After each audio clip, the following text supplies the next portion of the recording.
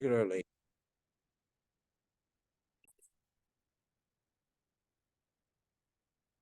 All right, welcome to the second day of Infinichi 2A. And we're going to do pretty much what we did yesterday, is that we're going to go through it, but I'm going to leave a little more time for you to explore. This is time for you to sense your energetics and explore your energy. So the first thing we're going to do is warm up and do the Shen and the Bagua. So let's do that. And I'm gonna, we're recording. Good. I'm gonna step back so you can see me. There you go. So we're gonna bounce. Waking up the body, gently bouncing.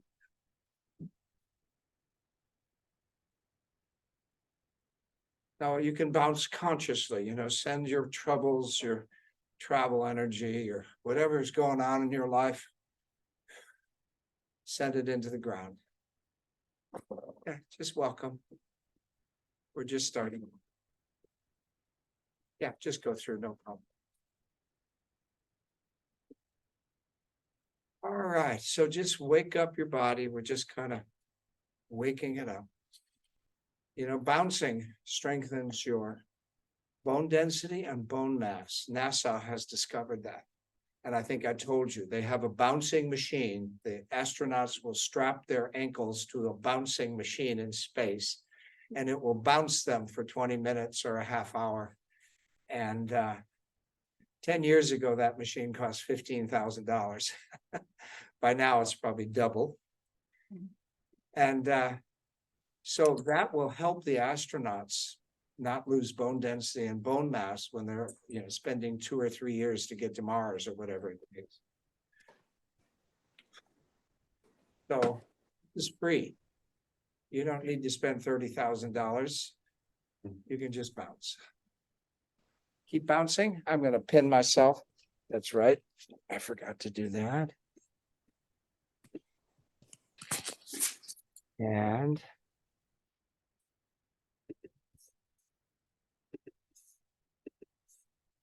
good. Keep bouncing. All right. Good. Good. So let's just return the chi. Oh, this is connecting heaven and earth.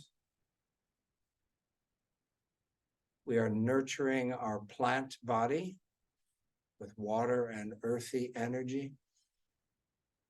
And we're bringing the light of the yang sun for growth. And centering that in our lower body. Do it at your own pace.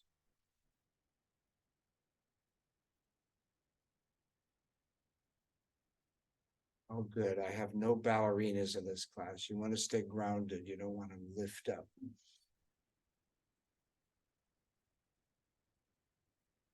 And you'll see me wiggle because my teachers told me I was too stiff. One more time. So he said I was doing it too stiff and he wanted me to wiggle and get loosened up. Good. So now we're going to, it's called shaking, but it's actually doing what you need. Remember, what do you need? That's it. What do you need?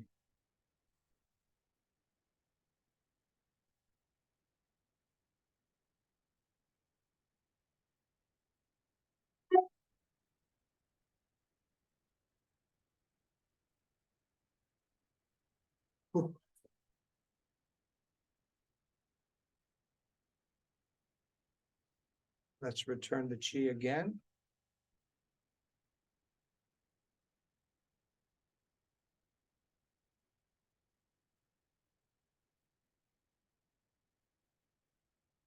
And let's brush, that amazing brushing that cleans out all 12 of our meridians.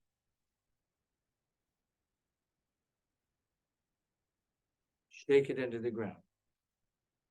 Up the inside, up the outside of our torso, palms facing each other and into the ground. Now, I worked on my wife this morning for a little bit of energy. So watch what I do to my head. I don't touch my head. I'm going to point to it. because I worked on someone energetically and I don't want to bring their dust up into my head. Good. Let's stand in Wuji, feet forward. Sit. Tuck your backside in. Lift up gently on the orifices on the underside of your body, ever so gently. We want to seal the lower gate. If you want a more intense experience, sit a little lower. It straightens your back automatically. Lift your shoulders, rotate them back, let your arms dangle. Chin in slightly. The underside of your tongue touching the roof of your mouth. Eyes partially open, glancing downward, and breathe. Touching your tongue to your mouth closes your upper gate. Now your microcosmic is continually flowing because you've closed the two gates.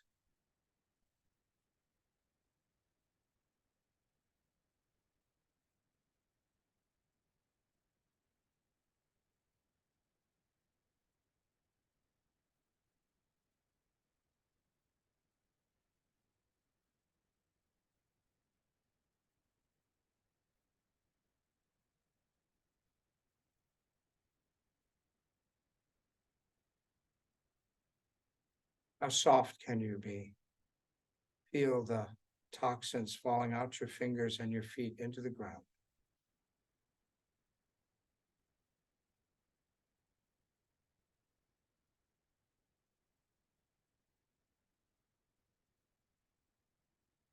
More and more tension falling into the ground.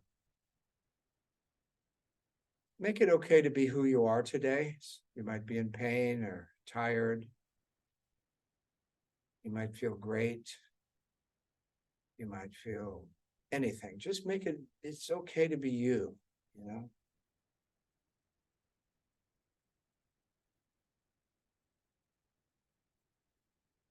It's just okay, you know? Spirit, open up to spirit. Let spirit guide you through the day. Ask spirit to teach you, guide you, protect you, and nurture you. And feel okay to be you, just today, whoever you are. Is your mind going crazy with 1,000 things? Good. Then be a loving, crazy person. Stop judging. That's just who you are today. And that's perfect. And we're going to try and balance it in this class.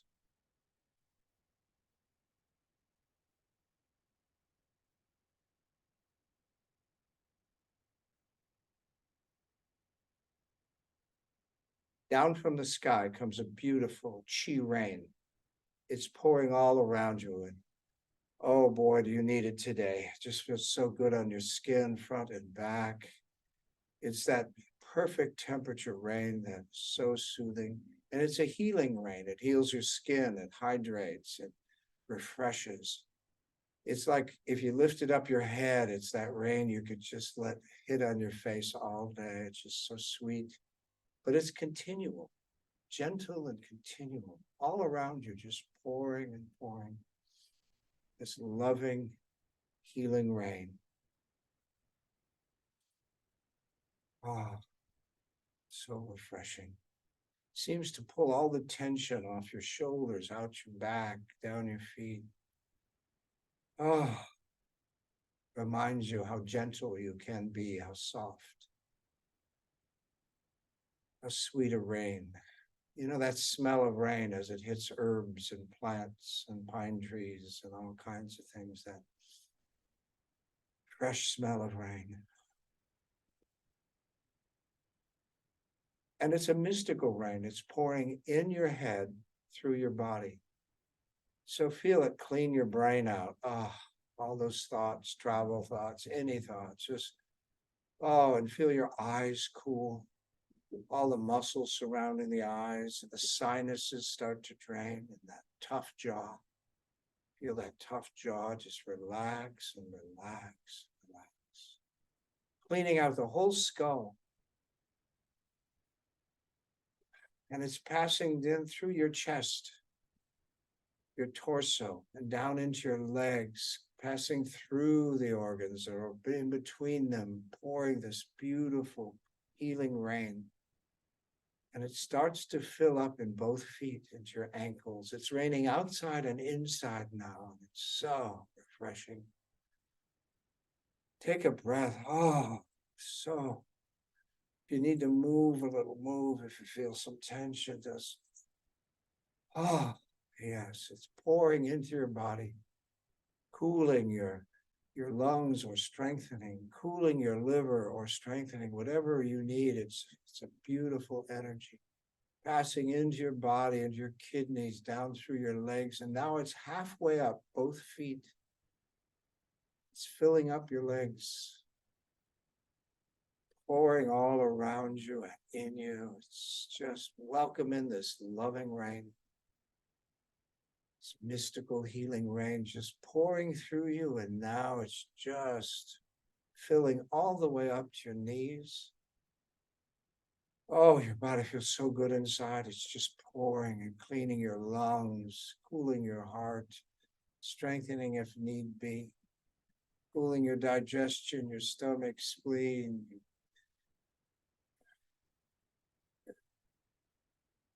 whole lower body.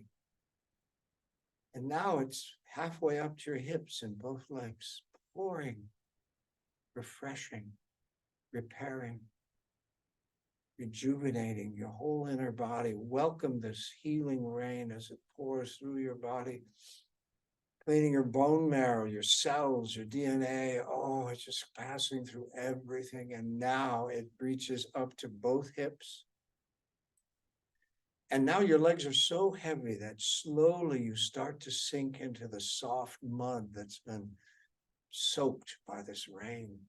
You sink 6 inches, a foot, just slowly sinking, so grounded in this wonderful wet earth, till you're 2 feet into the mud, so grounded, so safe, so connected.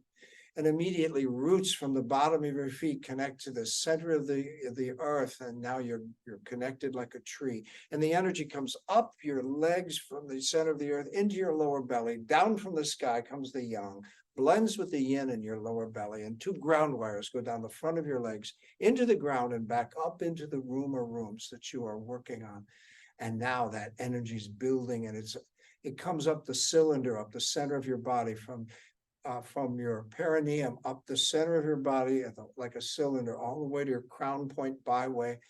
And now that energy's up your center, and it starts to spread out in all directions against your skin. And now you lift up your arms forward, you expand like a bubble into the room or rooms, and the chi comes up your legs, down from the sky, swirls up your spine and out your fingers. Stretch your fingers a little bit, open up those joints, and then breathe, get out of the way. The breath is the motive force, it's the pump. And if you're breathing continuously deep, don't force it, but just welcome it. And the chi's flowing continuously, not just on the exhale, because the breath is the pump. You know, when you pump an old pump, it takes you 12 pumps for the water to come out. So that's what's happening here. The breath is the pump, and the chi is flowing out like a river, out your fingers and down your legs, into the ground and back up. And we are filling this room or rooms with this healing energy, protecting ourselves, protecting the room, pushing out darkness from all the rooms, your apartment, your house, your workspace. Finding every nook and cranny and just bringing light, pushing out darkness, heaviness, old energies, previous tenants, the history of the property. We are claiming this space as our own. Sometimes spirits or energies in houses, apartments, workspaces, they have an energy from the past, and nobody's taken time to cleanse it. And we're just flowing like a river, getting out of the way, letting the yang and yang blend and come up all by itself as long as we are breathing. Now, if you see me, I like to pulse, but that's me. Some people like to stand there quietly. Now, how soft can your hands be? How soft can your body? You want to get to a place where that emptiness allows the chi to just flow through you.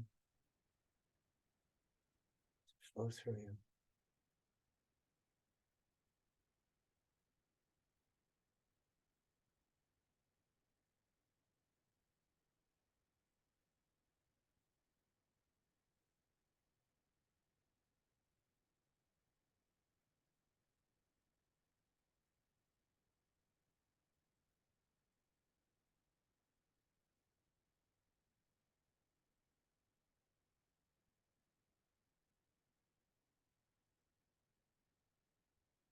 Yeah. Now we're going to do the Bagua ball. And while we're here, now focus the energy inward into your hands instead of out your fingers, out your palm of Lao Gong. So as you're breathing, make an energy ball in your hands. How soft can you be? And I want you to keep doing that. I'm going to just walk around.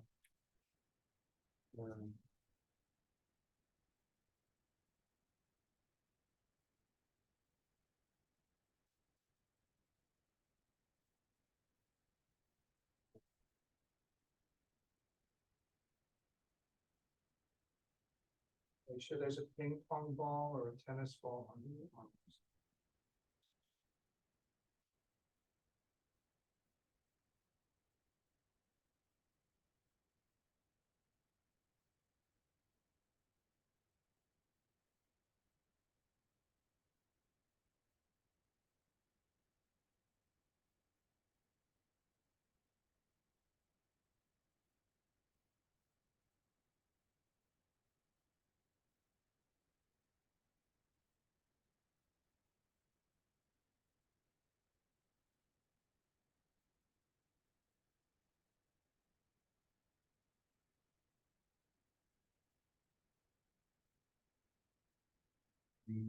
That's good.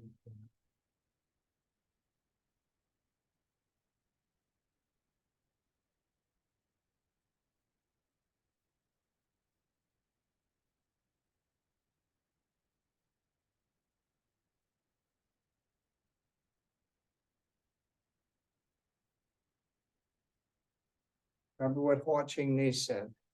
What's the difference between you and I? And I had no answer. He said, I can get softer and I don't leak. So we're lifting up from the bottom, tongue on the palate. We're not leaking.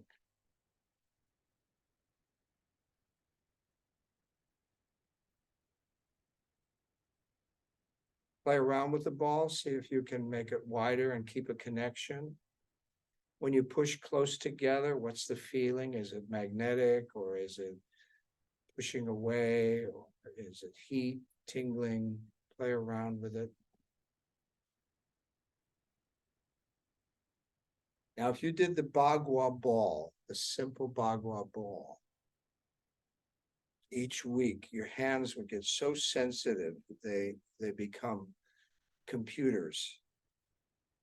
And when you feel the body, you gain more information. So this Bagua ball, if you were in a dojo in China or a healing center in China, you might do this every day for a half an hour for 6 months, trying to make your hands more sensitive to information. Now, we've built up an energy ball. I think you guys know what part of your body you'd like to have it in. And so just put that ball of energy somewhere in your body where you could use it and just hold it there and integrate. You could sit down if you wanted to put it on your knees. You know, you don't have to stay standing. So put that ball of energy on your body somewhere and let it integrate wherever you'd like it. You can put it in your kidneys in the back, put it in your liver, digestion, your lungs, your heart. Maybe you want your heart to be repaired, refreshed. Put a smile in your heart today. This isn't about learning. This is about love. This isn't Chinese PE. This isn't physical education from Chinese. It's love. We're going to love our body today. We're going to love other people's. And we're going to be a conduit for that mysterious chi, that wonderful, loving chi from Mother Earth, from the Tao. If you have a different name for it, that's fine.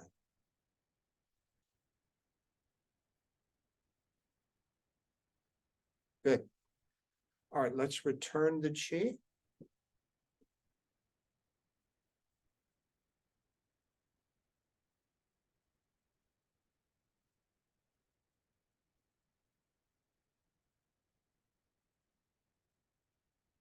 We're going to do 8 more of these. Try to do 10 at your own pace. Dr. Dow said if you did 10 of these every morning, your life would change for the better. You know, some people try to learn 19 Tai Chis and 18 Qigongs and 45 meditations. Watching, they said, if you could master breathing, you would enlighten. If you could just breathe right, you would enlighten.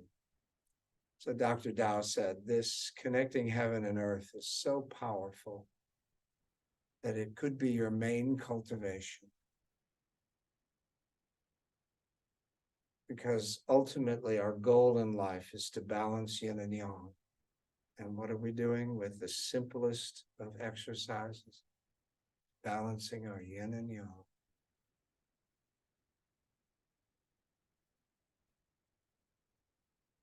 How soft can you be? Can you be a cloud doing this? Can you be the wind of your breath? Can you inhale like it's your breath?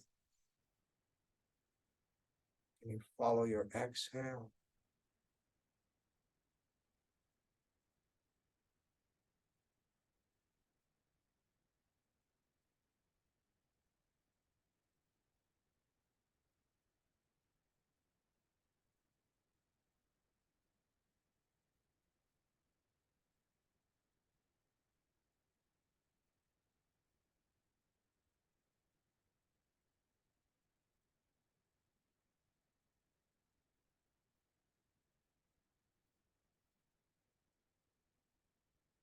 If you're counting, you can keep going. I lose count when I talk. So just stand there for a minute when you've done them or finished them. We're going to connect our third eye to the North Star. You don't have to know where North is, but if you do, it helps. But just connect your third eye to North Star. And we ask that today be a healing day.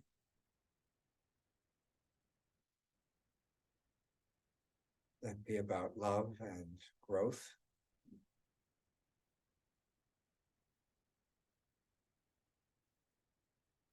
Put a smile in your heart. Sometimes we can take spirit too serious. And my favorite word is, some of you may know this film, The Blues Brothers. It's an old cult film. You might be too young to know it. But when I think I'm getting too serious, I say, I'm on a mission from God. That's a Chicago accent from the Blues Brothers. It's a very bawdy and funny film, but I love it. And it just keeps me light. I'm on a mission from God. And that kind of says it all. Good. All right. Come back to the room. Have a seat because we're going to talk briefly about some housekeeping, meaning I'm going to share my screen with you. And I want to find, yes. So here is the schedule for that I have proposed for the whole year. So just take a look at it. We're in the top one. It's in the sequence. I'm doing a self-healing Qigong instructor training May 7th on a Sunday. If someone is ready to approach certification in self-healing, it means you have to take in a course by a certified teacher, and on Zoom or in person. And if you know the form, you have to know the form. I'm not teaching the form. I'm watching your form and I'm giving you teaching instructions. if you're ready to get certified, then contact me. You actually pay me for that class directly, so I'll give you a Venmo or a Zelle or whatever. You can even mail me a check. I'll give you that information. Good. And then the second one, Qigong meditations for cancer support and prevention. That's another instructor training. If you've been taking my class on Mondays, Gayla, you're certified in that. Yeah, so she's gotten certified with me. So if you start taking my class on Mondays, now I'm going to start offering that class in the evening so that people can attend it and through the College of Tao, probably this summer. It's a great class to get certified in. It gets you in hospitals, Kaiser Permanente. It gets you in senior centers, that College of Tao paper. Now, I'm not an acupuncturist. And because I have the College of Tao, Qigong and meditation, self-healing Qigong, I go to Kaiser Permanente, I go to senior centers, Jewish community centers, and I'm able to teach there. I'm not a doctor. I'm lecturing in hospitals. I don't have to know the medicine. I'm lecturing balance and harmony. That goes with any disease. Okay, so I talk about epigenetics. So when you take the Qigong and meditation class, basically, you're learning how to approach cancer and explain how it works, and how it works is epigenetics. That famous book by Dr. Bruce Lipton, like the tea, The Biology of Belief. The book is too dry for me, so I like listening to him. I get the audio book. And it's still dry because he goes through the history of medicine. But at the end, oh my God, there's 4 big endings. You know, he proves for the first time that prayer-based medicine works, positive thinking works, that Qigong, meditation, Tai Chi works. Finally, Western medicine has caught up with what healers have been saying for centuries. I mean, it's so obvious. And they needed proof that being positive, they needed proof. Come on. So that's how I approach it. I don't try to tell them Qigong's going to heal them. I can't promise them. I can say, though, I promise you, I can't promise you that this is going to heal you, but I promise you that there are a lot of people out there who credit this with healing them. And that's enough. Read the book and you'll start to see that everyone wants a health plan, don't they? Well, guess what fear is? Fear is a death plan. It's a haunted house, and that doesn't end well. So, I mean, it's obvious that we want a health plan. Okay, so great.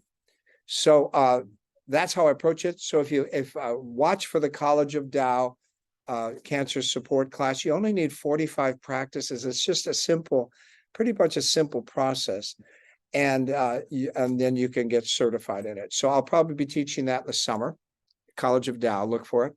So then let's look at the important one. People were saying, oh, they wanted it in August. Take a look at Infinichi 2B, July 9th and 16th. Some people, someone had some concerns. Are they here? Someone's missing. Anahita. Okay, I'll ask. Oh, Anahita. Yeah, July. What are your July dates that you are concerned about? I have July 9th and the 16th. Are you out of town or? Yeah, the 9th, yeah. I am the 9th, probably the 16th. When are you back? Late July would be better for me. Late July. Okay. For August. I could do probably the last Sunday in July and the first Sunday in August. Would everyone look at their calendar if they're thinking of taking the class? All right. Any problems on that? What class is this at? Continuing in 2B, if you want to take 2B, the next class. It'd be in August. It would be the last Sunday. And let me bring this up. the last Sunday in July, let me see here. Oh, that would work. Last Sunday. in July. The last Sunday is the 30th, and it would be the first week in August, which would be first week in August would be the 6th. Is that All right. during the week? No, it's a Sunday Zoom class Okay. or in person, just like this, in person or Zoom, if you couldn't. And it's only one day. 16th would work for me, but I can't do late. I was Okay, kind of hoping that because even though I couldn't come down for this one, I really wanted to come down from Chicago to one of these, but they would almost have to be 2 days in a row then. could people do a Saturday and Sunday? Or do they? I would definitely do a Saturday and a Sunday. All right, let me just look around here. Could people do a Saturday and In Sunday? that time of the year, Saturday and Sunday. I want to. Saturday. I'll be here. You could do Saturday and Sunday on Zoom? When you have Sunday, I have a month. Oh, it's a Monday, but you could do the Zoom. But I can. Yeah, you can, we can work it out. You mean for in-person Saturday? Okay. So you, Your original dates, the 9th and the 16th would work fine for me. okay, Late July through August, I can't. okay. All right, so I'm gonna have to just, in Zoom, does anyone have a preference in Zoom? I just wanna, Yeah, I like weekdays better than cheap hotels during the week. can you do a Saturday and Sunday? Everyone, could they? I could do a Saturday and Sunday. And So- remember, it's on Zoom. If you missed a day, you could replay it and work on someone. Remember? Yeah, okay. I could do a Saturday and Sunday, which would be more convenient. You know, there, I'm gonna have to keep Anahita. I'm gonna have to keep the original dates because I've already booked them and we have a conflict with other people. Mm. So talk to me afterwards. We can talk about the Zoom part of that. Okay, and see if it could work. What are the original dates, Ed? What? What are the original dates? So what about, let me just get this straight here. Let me go back to sharing my screen here. Okay, what about the Saturday?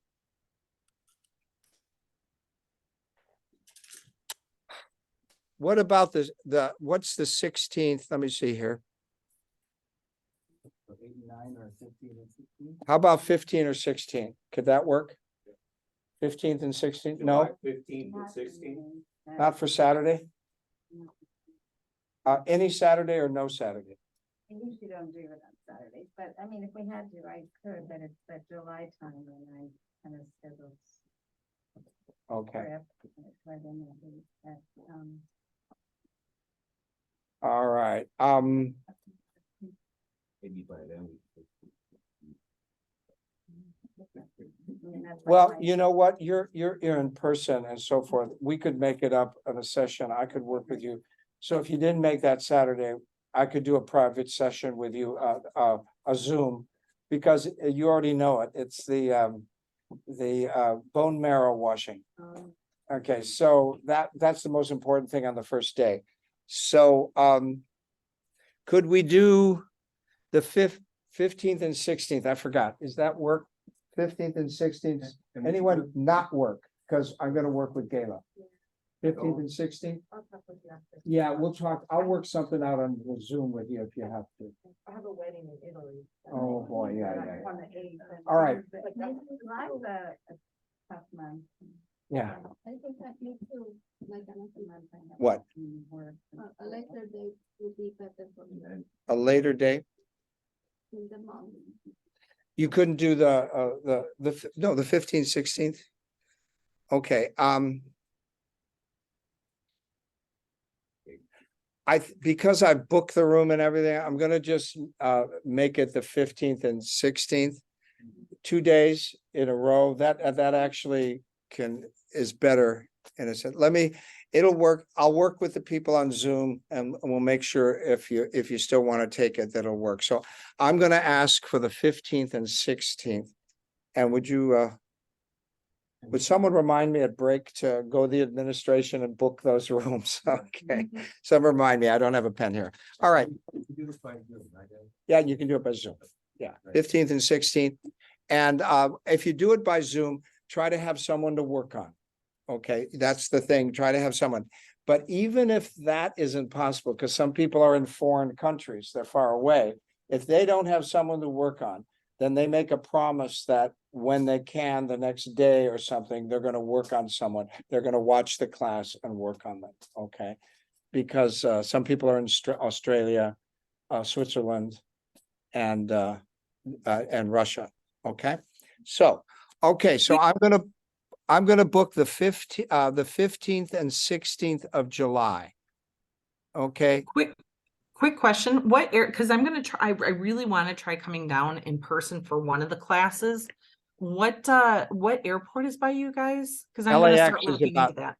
LAX is about, Los Angeles International is about 20 minutes of ride from here, but you know, there's traffic. If there's no traffic, it's 20 minutes, a half hour. Okay, is there any like hotels or anything like that right by you guys? Yeah, talk to me afterwards. There's a Sure. I'll get where people are staying even here, but there's one, I think, did someone say it's Sunburst? Did anyone stay there? We all, there was, all right, I'll get some names of where people stayed if they did, okay? And there's, Perfect, thank you so sometimes much. there's Airbnb is even better, sometimes.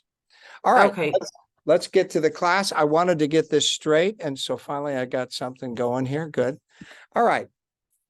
So, we're going to just do the same protocol, only this time I'm going to give you a little more space. So, I'm going to do differently is, Eric, would you come up here? I'm going to work on Eric and I'm going to talk through it. Eric really needs some work. And, okay, pair up. And if we're uneven, if there's a space for you, we will. If not, I'll just sit out this one. Okay, great. So pair up with a partner. All right. Well, you two were. Huh? Change up. If you want to change up, you can. If not, that's okay.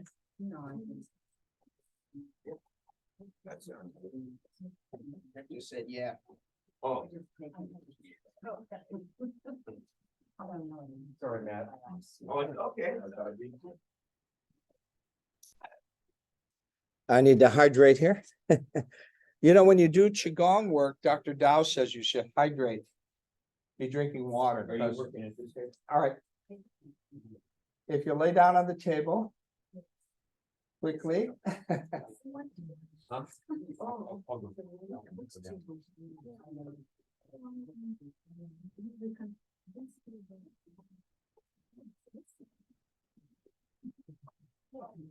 Okay, then, here. There you go, Vince. Yeah. You want to work? Vincent. Let's partner up, please. Let's change. Well, no, not you. It's optional. It's optional. Okay, well, let's not change. All right. So I just grab the wrist and I try to sense what's going on, just I get information and I can feel a lot of the energy. Eric was in a very traumatic experience here. So everyone has a partner, okay? So you're gonna go and she's gonna sit out. Okay, that's what I was saying. We're Okay. in case there wasn't the right partner. Good. Thank you. All right, so we're gonna reconnect with the Shen. We're gonna reconnect with the Shen.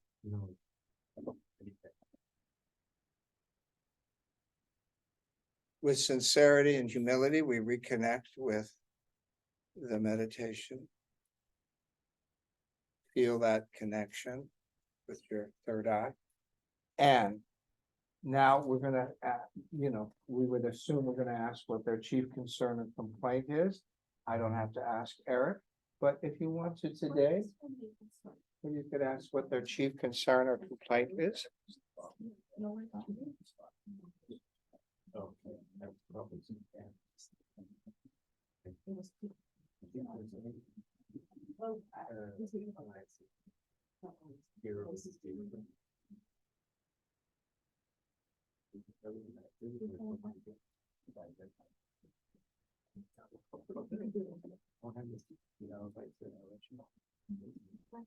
Okay. Now we're gonna root them. Remember the difference between rooting and centering or grounding. We're gonna root or ground them into the center of the earth. Rooting and grounding is the same word. All right. And then now we're going to palpate or just assess. You don't have to rock. We're just gonna assess.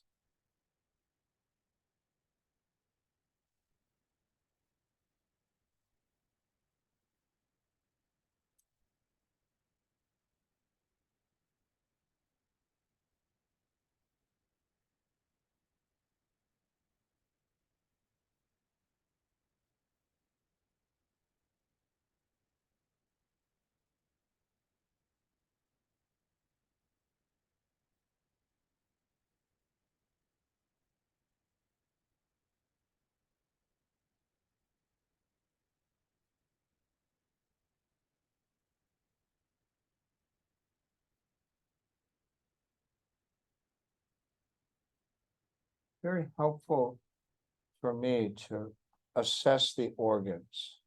And I do the tiger palm to make sure they're not concealing tiger claw.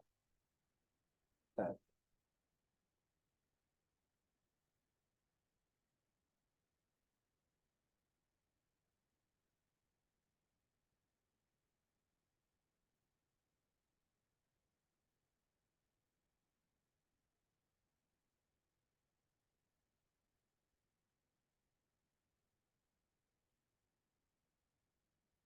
how soft can your hands be?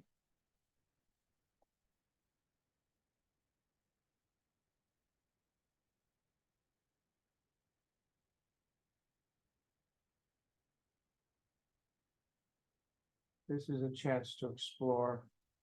You can ask the person later if you find some energy. You can say, did you have something going on here or there?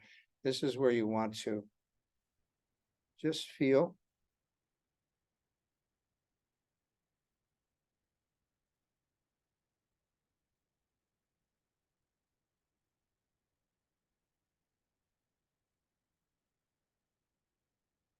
Eric, I'm gonna just levitate you a minute in this direction. I don't want to take the toxins off of you into someone else.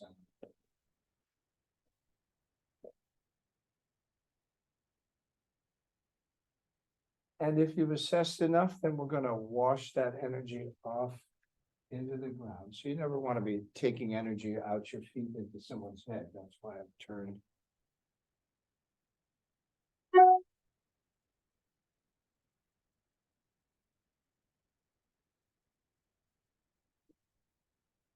Good, so we've taken off the surface energy.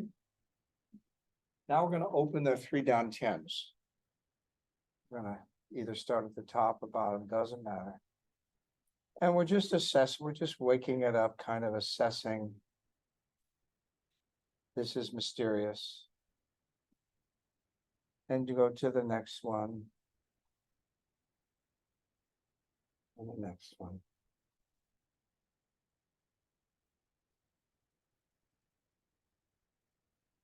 You can use 2 hands for this.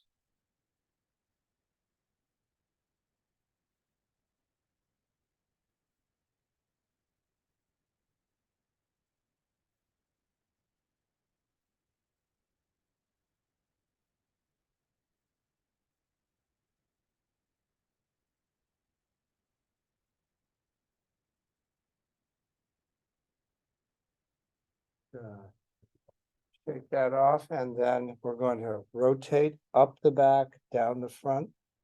Stay inside the whole thing. Don't go too fast. Just caught myself. I was leaning. You want to be comfortable. You don't want to lean.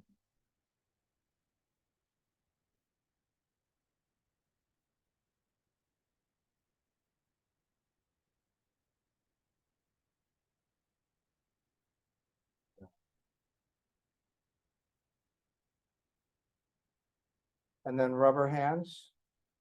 See your hand here and here, but do not bend.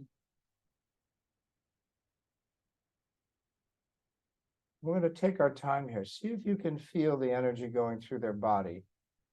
It'll be a sensation in both of your hands that your sensation might be different.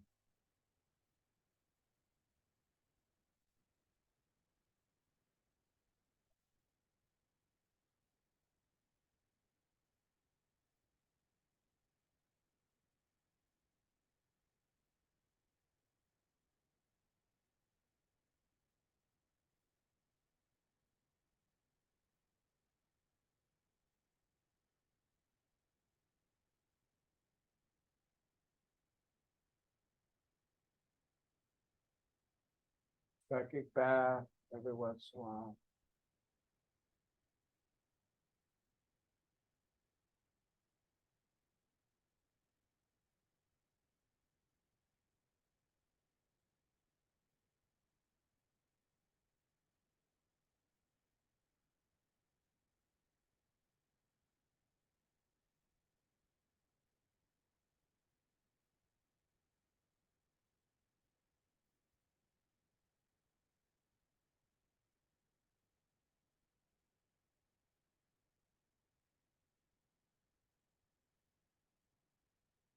Like a pole of energy, electricity going through their body from one hand to the other.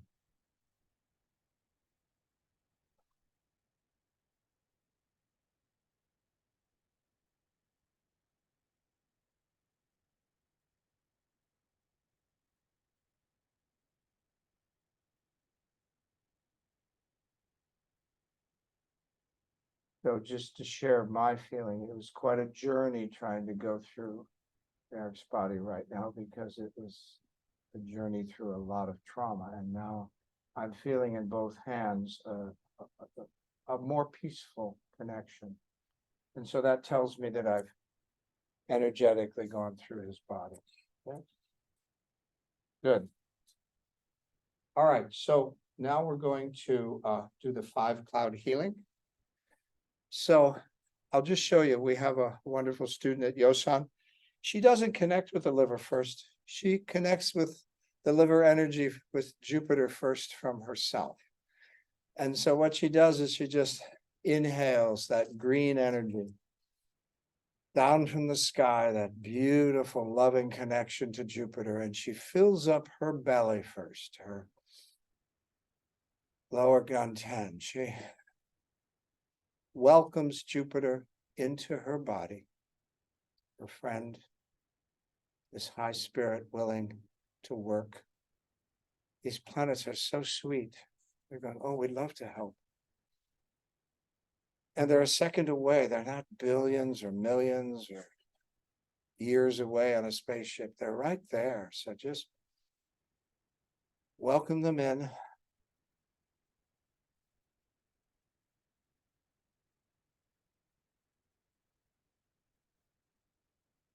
Feel that wonderful divine connection to Jupiter, the largest planet of the first 5. And we're going to work on the largest organ in the body. So then she'll put her hand on the liver and make a connection. And then she'll take that beautiful green love. Now I'm going to take dark green to cool the liver. And I might pull out any heat counterclockwise. And all the time we're imagining anything we miss is falling out the outside of the table into the ground.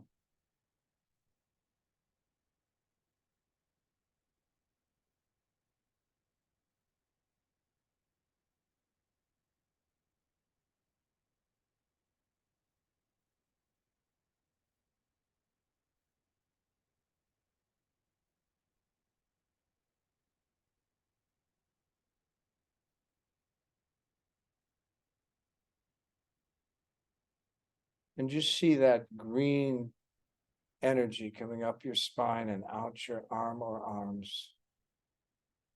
soaking into their whole liver gallbladder there. Glowing green, beautiful. And pushing out toxins into the ground, anger, frustration.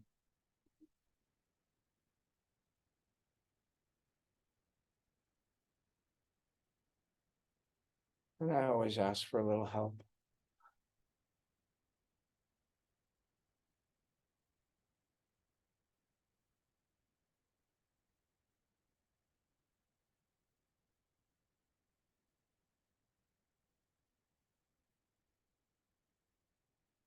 You know, that wonderful connection from Jupiter pouring into your head, down into your belly, and then up your spine, out your arms. Wow. For the rest of my life, I can call upon Jupiter to help me heal others and myself.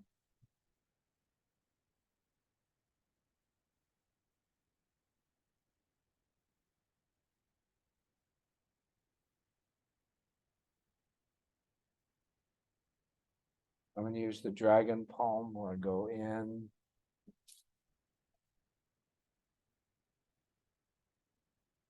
close, thumb out, counterclockwise.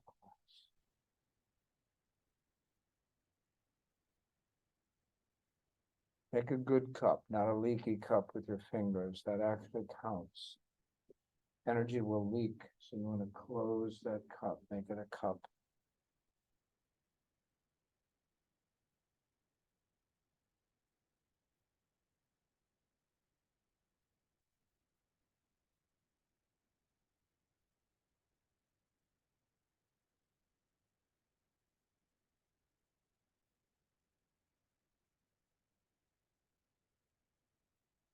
You can trace down the leg, out the big toe, any liver energy, the heat.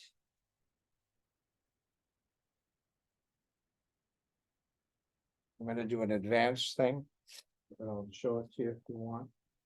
I'm going to make a chimney counterclockwise to drain some heat. I'm going to create it.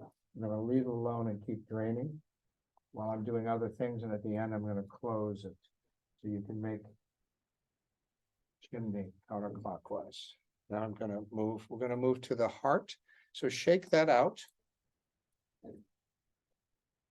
And let's come up to the heart or just stand on the side like that student, which I really like, first connecting. So down from the sky comes this pink or red energy, whatever shows up is perfect. Pouring into your head from Mars. Imagine that Mars is your best friend, just like Jupiter, and just pours into you. Millions and millions of years away in a spaceship, but it's right there for you because it cares. It is so happy to have you as its assistant because guess what its purpose is? It has lessons to help us on Earth. These planets are information. That's what astrology is. They are constantly downloading information and lessons and wisdom. So feel that pink or red energy filling up your lower belly, your lower dantian.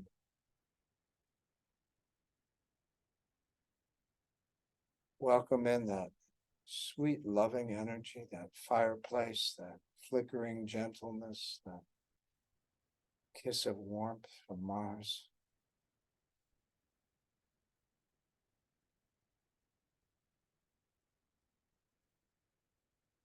Yeah, now you can place your hand on above their heart and just feel that beautiful energy coming up the spine and entering their heart.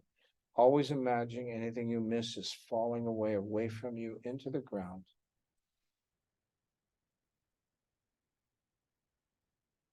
And I'm just getting out of the way, letting Mars do its thing. And I'm seeing a smile in Eric's heart.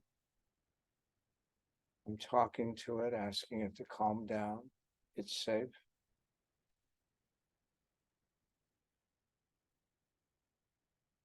I'm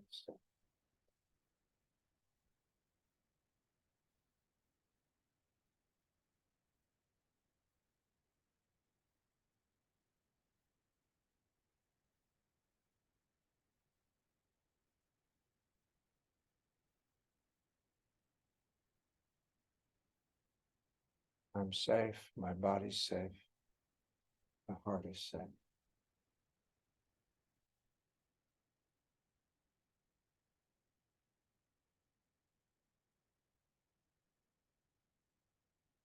Psychic bath every once in a while.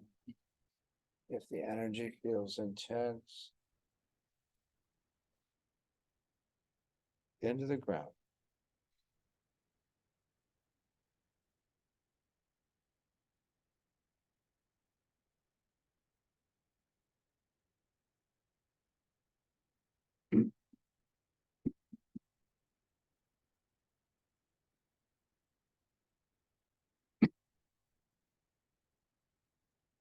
Not unusual for sneezes, coughs, burps, even people pass gas. This is a detox, and that's what happens.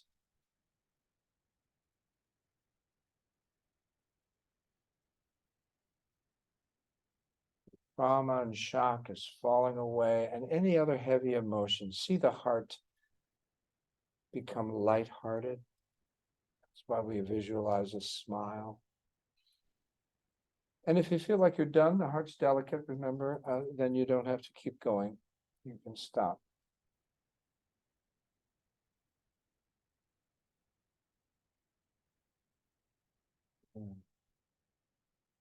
All right, let's now move down to digestion.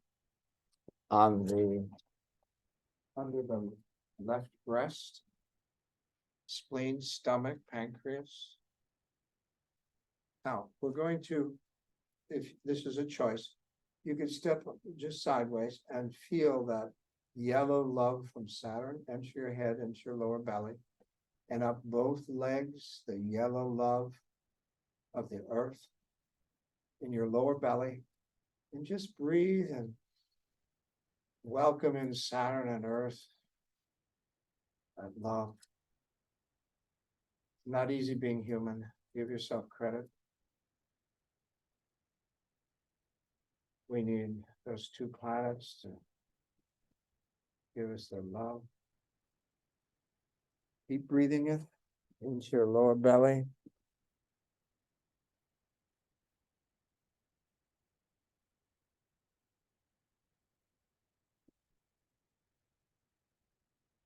I stepped away because I was hearing every little sound. I hadn't turned my hearing aid down. I was hearing every paper sound and every breath, and it was too much. So now we can come forward and put that yellow love into the digestive system. And off away from the table, we always have this conduit of healing where we send negative energy off the table away from us into the ground if we've missed something. And let that yellow love come up from your belly as it's pouring in from your feet and head, Earth and Saturn, filling up the digestion with an intuitive message that you can handle life. Tell your clients silently, you can handle life one task at a time. Take a breath. I can handle life one task at a time.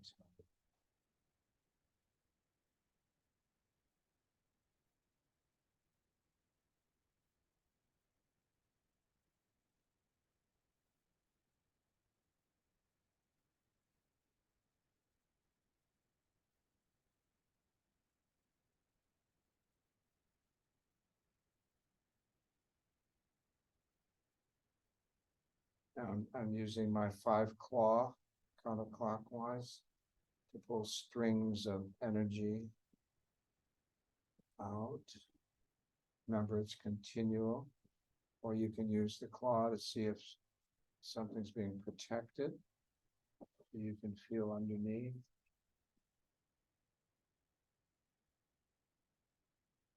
And I'm just gonna practice the dragon palm, going in clockwise, holding a good cup in the digestive, letting any energy fill up the cup, any dense.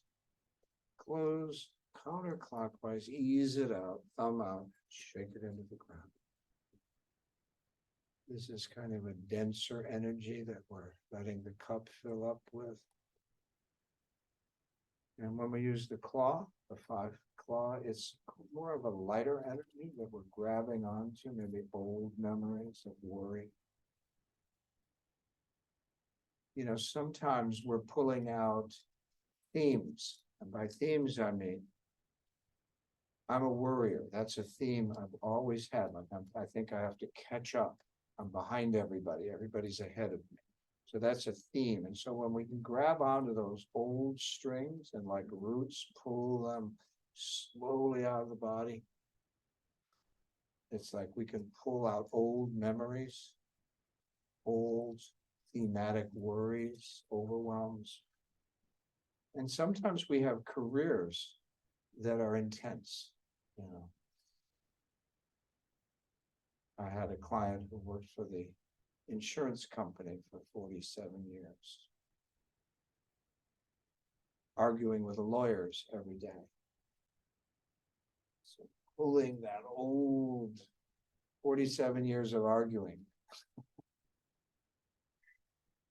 Those are old strings.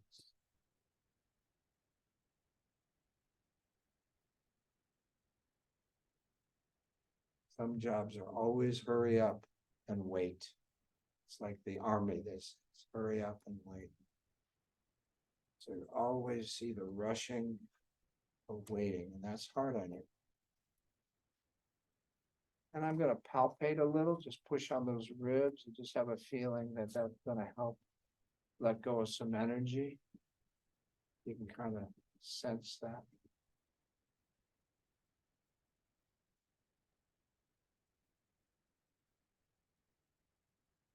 That beautiful yellow love.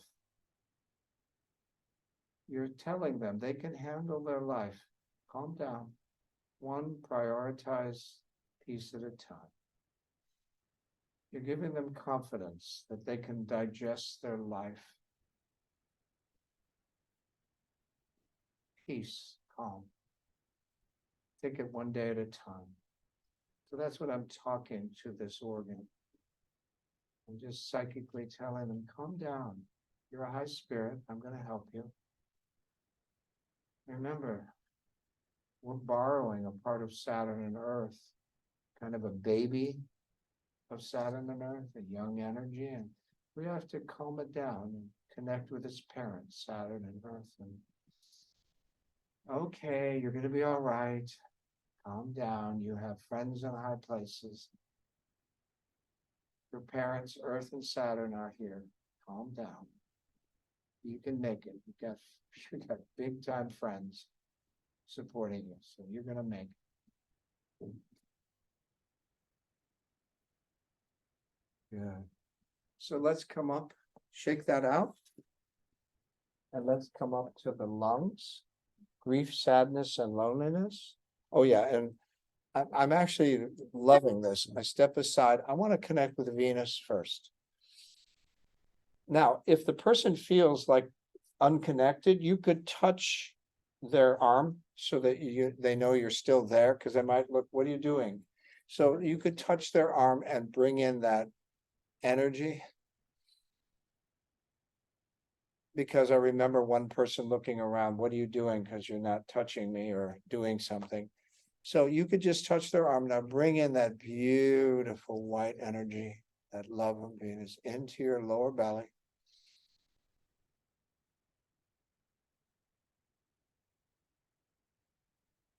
This sweet energy, this whole huge planet is kindly just saying, can I help you? You think? Of course. Wow. This high spirit will only help if you ask. It's not meant to interfere. And when you ask, it falls in, just breathes in. Oh my God, good, I get to help. Oh boy, I get to play with this human. They know I'm here. I've been here all along to help.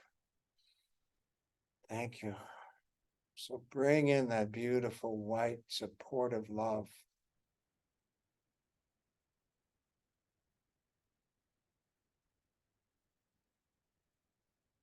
And then shake off your hand if you've been touching them.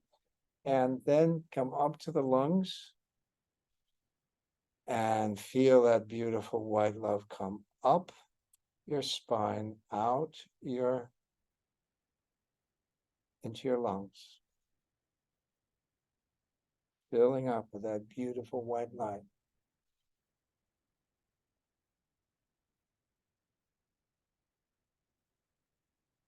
And always remember, across the table out is falling out any energy that we are missing. That's the beauty of this. We don't have to consciously know what's happening. Venus is going to push it into the ground for us. So grief, sad, loneliness, feel that.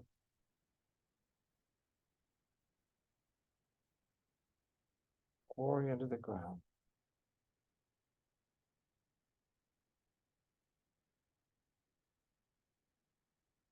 And there's thematic loneliness, isn't there? You can be married and be lonely. You can be praised. You can be famous and be lonely. How is that? Well, sometimes it's spiritual. Sometimes we miss the oneness and we think it's relationship, it's money. Sometimes our whole life we're sensing that we're missing that connection to spirit, that memory. So sometimes it's thematic and you can pull that old sadness, even spiritual sadness, right out the body. Sometimes you can be disappointed in relationships, they don't work. You can have COVID loneliness, single loneliness.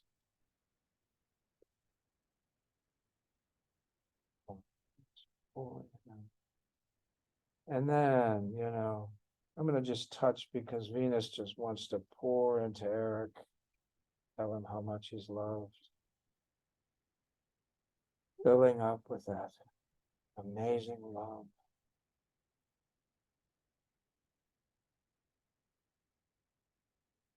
And anything unlike that is falling away.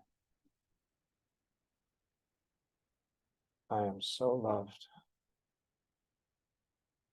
I am so loved. So I'm saying it out loud. I don't say it out loud 9 times out of 10, unless I'm working with another student who wants to hear it. I just say it to myself. And every once in a while, I give them an affirmation like, I am so loved. But I'm explaining what I'm working on right now. The past is over. It's feeling the past is over. I'm just going to share this. We're all going through a chrysalis right now, a cocoon-like chrysalis. The world is going to go, or attempt to go from a caterpillar. It's going in the wrong direction. It's stuck into a butterfly. That's the goal of high spirits. And guess what? Many of us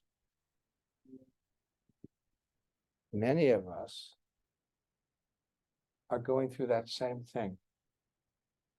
Some part of our life was a caterpillar.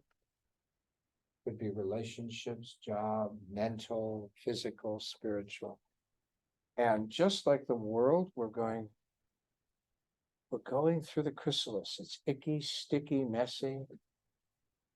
The caterpillar has to disintegrate.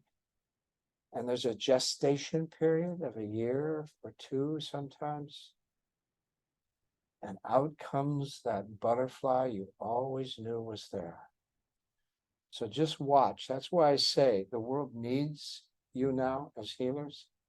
because they're gonna go through this transformation politically, physically, energetically. And there's a butterfly in there. It's just that it's gonna get a little icky and sticky and messy. And if you know that, then you can help others. Because you're not gonna panic. Okay, so step away, shake that out. And let's go down to the kidneys. And we work on those either from the front, or you can stick your arm in if you have a chair, but you can just do it from above. And I like to step away now and bring in that beautiful, powerful energy from Mercury into my head, into my lower belly, just filling up with that blue love from Mercury. We have such respect for Mercury, being able to keep its cool in the fiery belly of the sun almost. I mean, it is so close to the sun. So Mercury, that is my message. Please help me be cool when there's fire all around me, fiery emotions, fiery world. So feel that wisdom from Mercury, that deep wisdom, that it can be cool in the most intense situations. Welcome in that wisdom into it, that cooling blue, deep blue energy. Oh, boy, do we need it. And then connect with the kidneys. And up the spine, out the arms is that amazing kidney energy.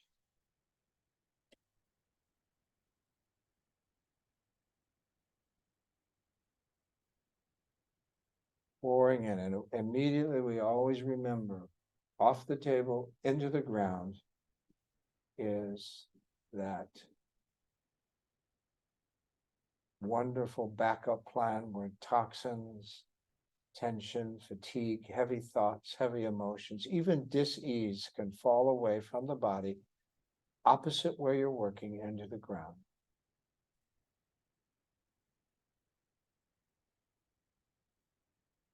Psychic bath, don't forget it.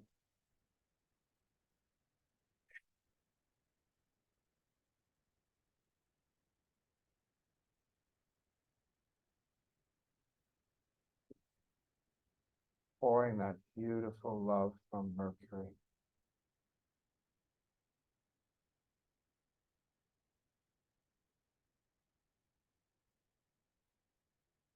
Mercury is so humble.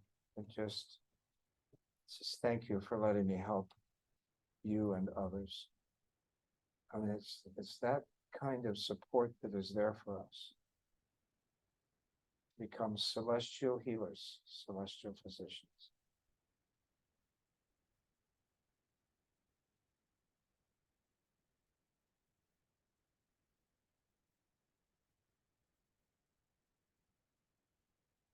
So I'm going to show you how to do this seated if you wanted to.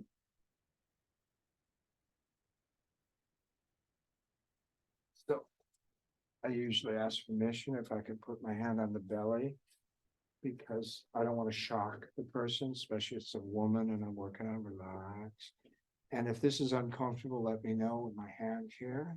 And I'm just going to put my hand on the belly button and my hand under. You can come look. Where the kidneys are is where the lower ribs are protecting it. So if your fingers are right where the lower ribs are, you're on the kidneys.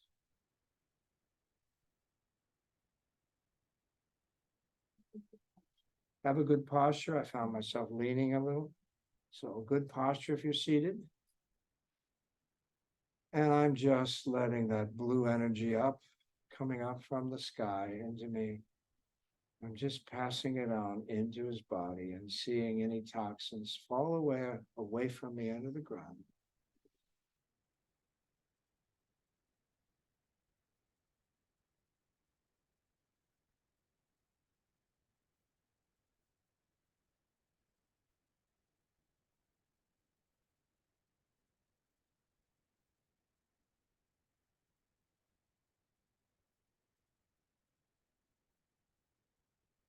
Here's where I try to get out of the way and just breathe.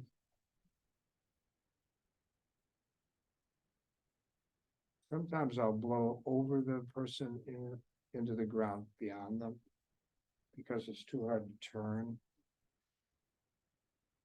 But I do see it going into the ground and not the corner or anything else. I see it go right over the body into the ground.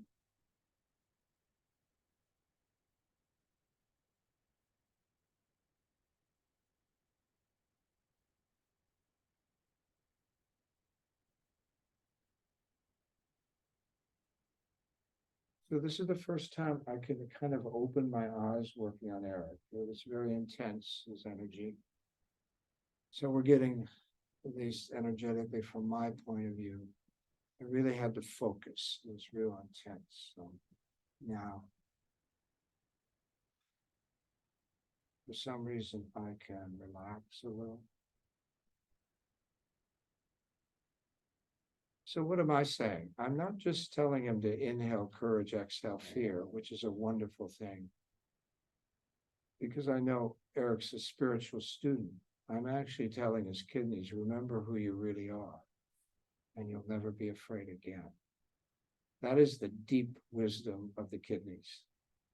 The surface wisdom is inhale courage, exhale fear. But the wisdom from Hua Qi Ni and the Ni family and the ancient teachers is if we all knew who we really are, we'd never be afraid again. So I'm trying to impart to Eric to remember that he's a divine light, that he is here for a purpose. And sometimes the universe gives us challenges. Fuel, manure accidents. Why? For fuel for a rose. Maybe there's a lesson. Maybe there's something that's going to come to Eric from this, some lifestyle change, some information, who knows? Only he will know. But this is a part of his lesson plan. So he can let go of any anger or shock or sadness and just say, oh, you know, when bad things happen to me, I say, I've got this lesson. You don't have to repeat this one. Okay, let me get the lesson this time. I don't want us to repeat it. Yeah. Please don't repeat this lesson. I promise you I'll get it. And maybe it's just an accident.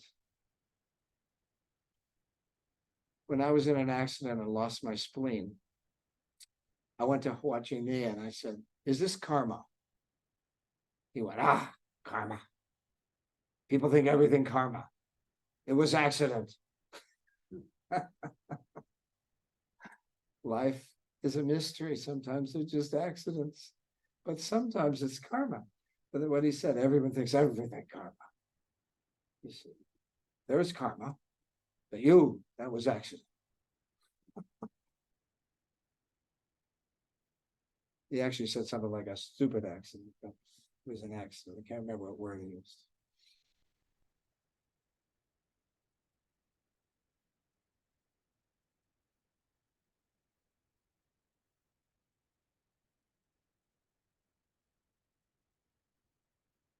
Remember, there's two parts to people. I know this is a cliche, but we really do have an adult part of us and a child part of us. And sometimes you want to calm the child down. I would tell someone in an accident to go home and hug a pillow and hug their little boy or little girl and have a good cry. Sometimes it's very helpful to let that part of you be expressed. So I say when you go through trauma, shocks, you cry and fly. You cry for an hour, have a pity party for one or a day. And then the adult takes over and you function. And then you get home and you cry. And that's the fastest way to heal sometimes, is to cry and fly. Because if you tough it out and don't acknowledge those feelings, it's disastrous. And if you cry all the time, it's disastrous.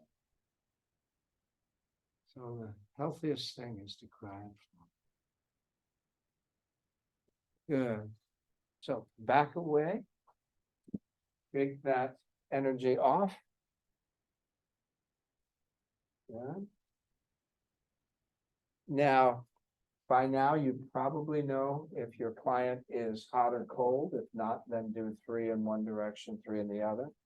Remember, if they're hot, you're gonna go up the front and down the back. If they're cool or cold, you're gonna go up the back and down the front.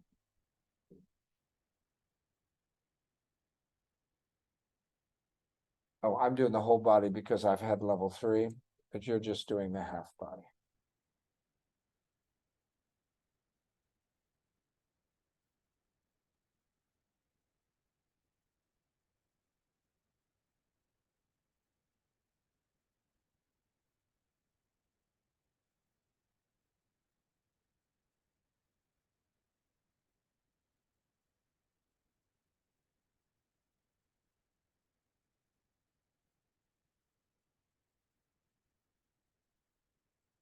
Finish whatever you're on. Good. Root the client. Now we're rooting, that's grounding into the center of the earth. We're seeing, we want them to be grounded.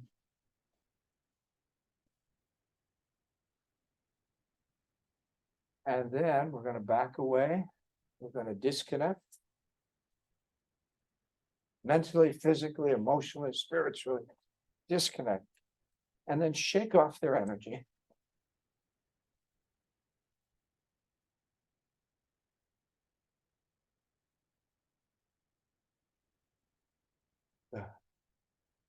And you can ask your client how they're doing. So how you doing? Good. And it's so much better, feel a little lighter. Very strong. Good, just enjoy that, just stay there for a minute. So I'm gonna go rinse and do things, so when you're finished, I'll come back and we'll come back. No, that's just. Yeah. Yeah. So that was pretty cool. You were actually like, you're halfway. Bam, right there. Sometimes you have to like, feel like there's a little obstacle course to get. You know, you were like, the work you've been doing, you're alive. Yeah. That's why I felt so strong because it was so easy. No, okay. But you knew how to. Straight. All the stuff. Yeah. Well, I have had level 3 and I haven't done 530. Yeah, that's nice. Wow, yeah, it was good. When you were connecting with the lungs. Okay.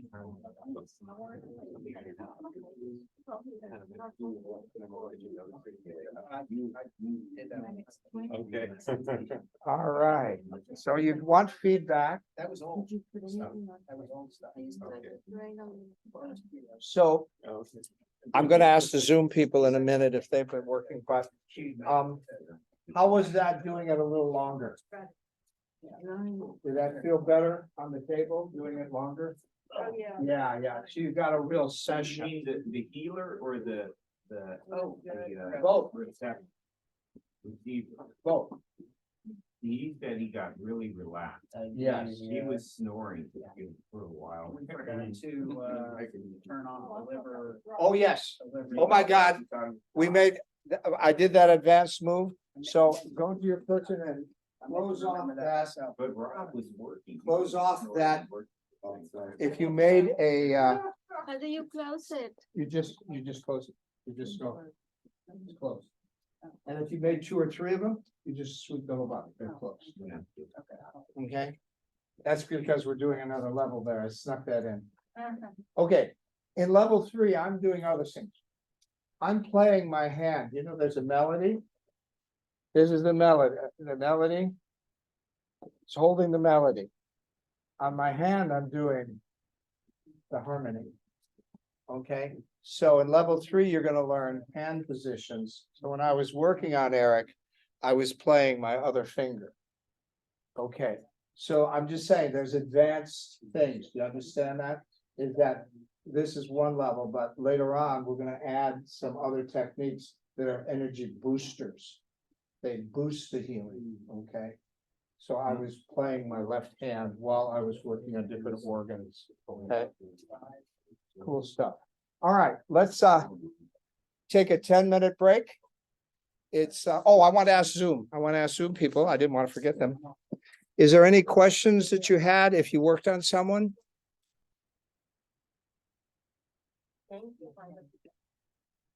Okay, no questions. Good. Let's take a 10-minute break, which is always 15, and I'll see you in a bit. Recording. So we're back. And good, we're in speaker view. You can see the class. I'm gonna lie down. Eric's gonna work on me and I'm gonna talk you through it. And we're gonna see how that works. So I'm gonna lay down. All right. So the first thing is you're gonna reconnect to the shed. You're gonna connect heaven and earth a couple times, 3 times, whatever. With humility and sincerity, you're connecting to the healing energy. I always like to connect throughout my day to the North Star in my third eye.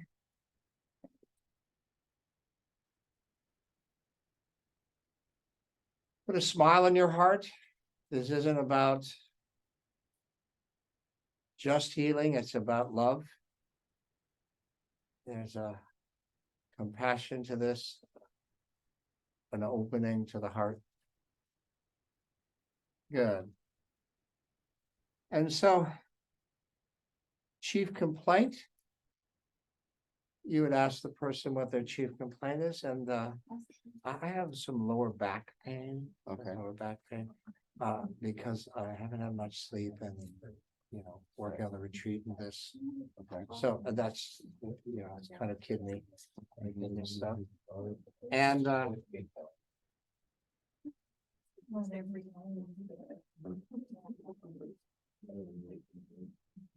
now, in the future, if someone were to mention that, let's say I have pain in my right leg because it's side effects from chemo and radiation, are you going to do the 5 cloud? Maybe not. So that's why it says in the book, 5 cloud meditation or freestyle, meaning that after we do the grounding and all of that stuff, Eric could go right to my leg. Let's say I'm the person who had side effects in the leg, and he could work on the leg, pulling the energy out, palpating. So in other words, you don't always have to do the 5 cloud meditation. You can go to a specific area and work, So, but for now, we're going to always do the 5 cloud so we know it. Okay, great. Yes. So when you work on that one specific area, can you just pull in the planner for that? Yes. Yes. And eventually you're going to have more tools. Right now you don't have a lot of tools for that, but, I might rock the leg a lot. I might palpate if it was something and side effects. I might squeeze the calf and pull the energy out. In other words, I'm trying to break up that edema or the pain. I might pull on the toes a little so that I want to open up the foot so that pain can leave. Okay, it's basically, and the mistake I made in the beginning was that I thought I had to do the 5 cloud and all that stuff. But if I focused a half hour on their problem, there was sometimes amazing results. And so that's why you have to have freestyle. In other words, if someone has sinus problems, you might not want to balance them. You might want to work on their head, pull out some of the sinus, palpate a little around, and then pull out the pain, see it drain, and we're gonna learn about what the points are in sinus. In level 3, you're gonna learn acupuncture points, pressure points for all of the 18 most common ailments. And so that'll help you with those specific ailments. Good. All right. So now you've connected with the Shen. You're going to ground your partner on the, or root them into the center of the earth from their lower dantian.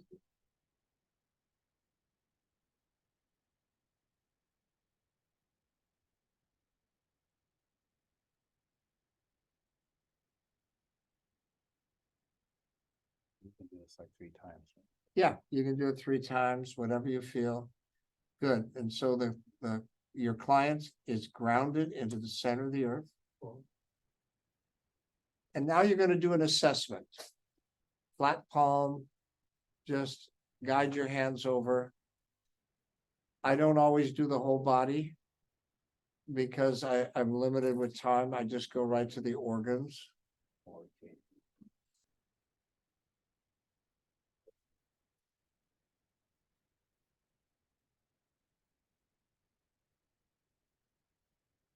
So do your assessment.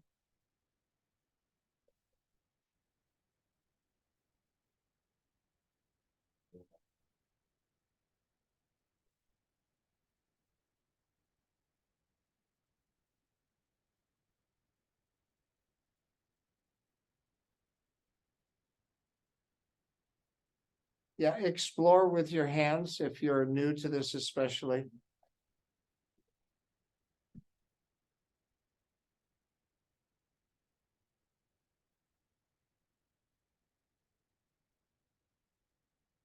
See what you feel as you go down there. You can explore the arms and legs. You want to start to just feel. If you notice something, remember to ask them about it at the end.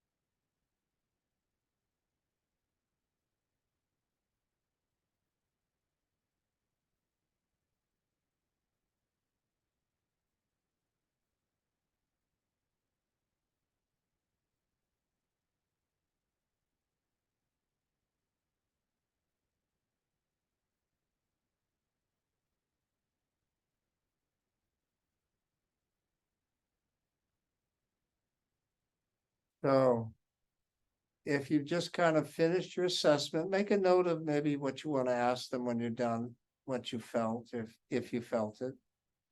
And then brush down their body. Do it about 3 times, brushing down their body.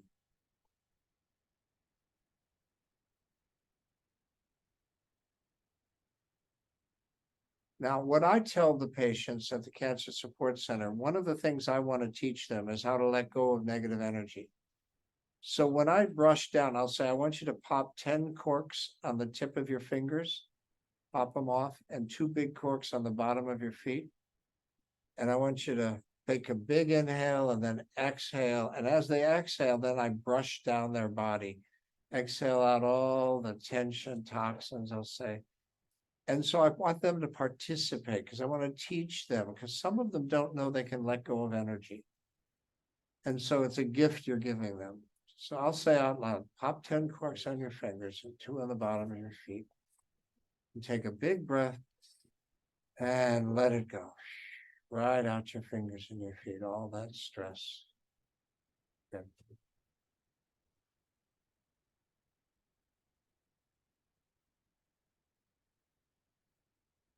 Good. So let's shake that off. In between each move, I always shake my hands off.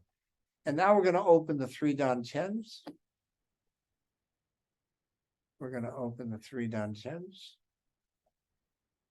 So put your flat palm over one of them, or 2 with 2 hands, or 3.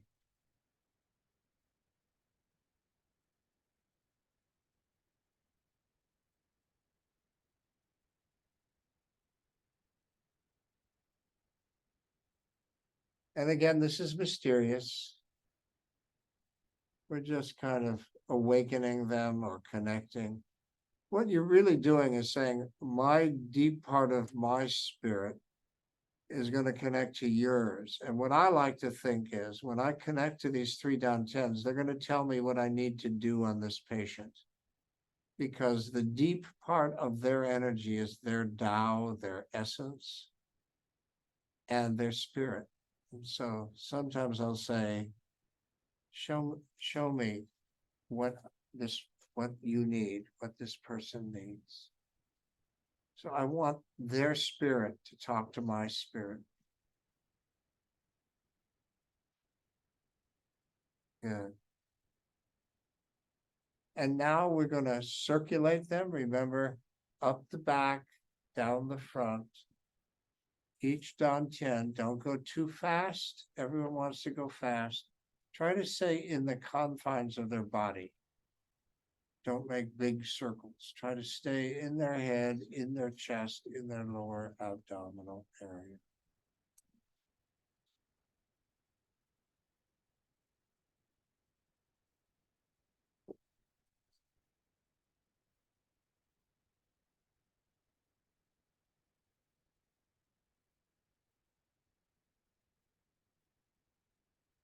When you finish that, rubber hands, we're going to imagine our hand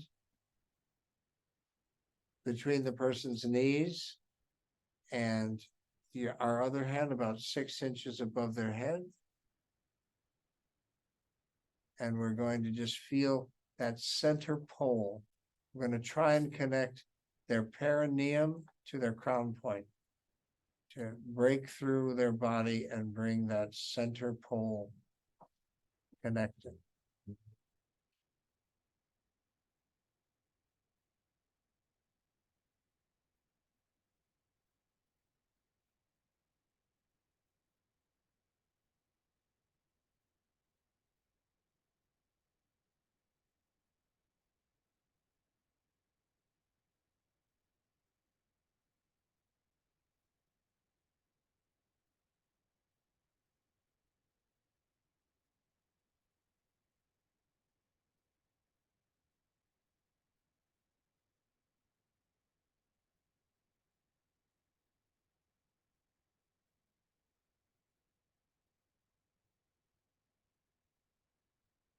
Good.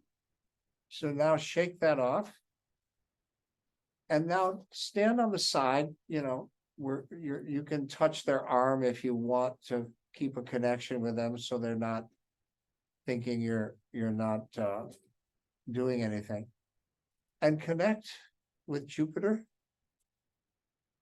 and let it pour down into your head, that beautiful green love, down into your lower belly, and pull it in.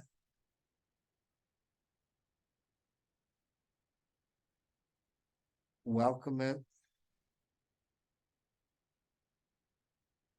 I'm so excited, or pleased rather, to help you, because there's this big energy in the sky that is accessible to everyone on the planet, and you're probably in the lower part of 1%. But even knows they can use Jupiter. Pull it in, welcome it in. I hope you realize how grateful you are to having Jupiter as your healing buddy. Wow, just shows up for you.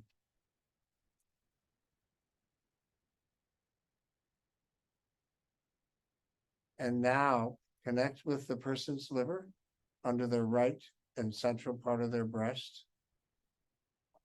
And that green love comes up your spine, out your arm or arms, into their liver gallbladder. And across the table, opposite you, falls out over all the liver, anger, toxins, everything.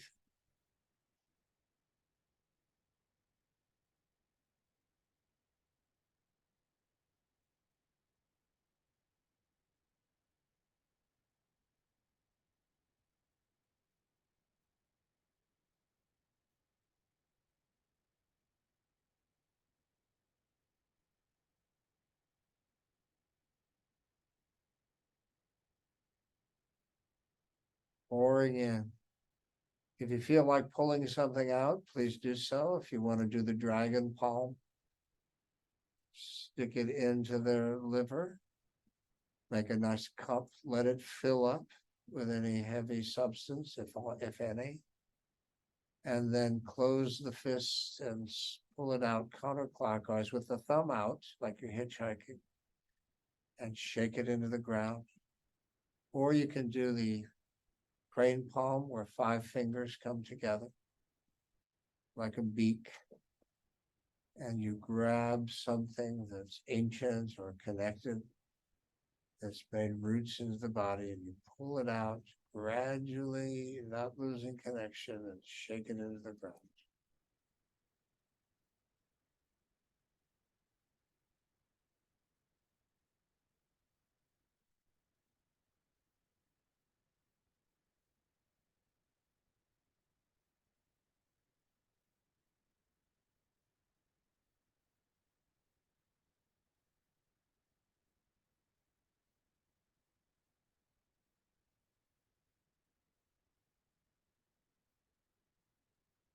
Good.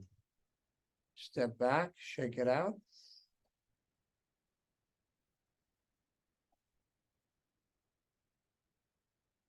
Go up to the heart. Remember, baby heart, we're going to be gentle. If you want to step sideways or still connect with them on the arm, it doesn't matter. You're going to pull in that pink energy or red into your head of Mars, pouring down into your lower belly there. Welcome in that divine energy. That strong and sweet energy called Mars. Remember the fireplace. In the fire is the yang of Mars, burning it. And outside in the room is the yin of Mars, that gentle, sweet energy filling up the room. Welcome in that powerful healing spirit of the heart. Put a smile in your heart. Put a smile in the client's heart. Smiling hearts live longer.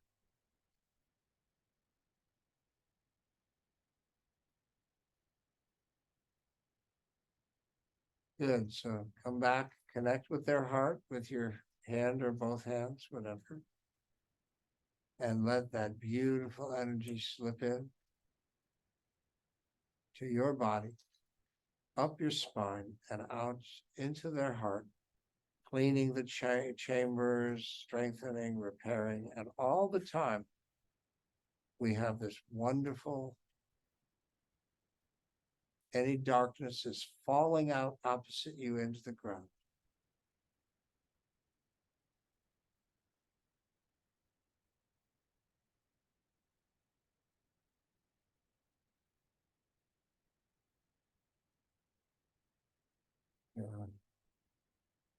Across away from your body is falling out trauma, shock, and all the emotions that can get trapped in the heart. The heart can take on everything. And so you can talk to their heart, you know. I see clear chambers. I see an open heart.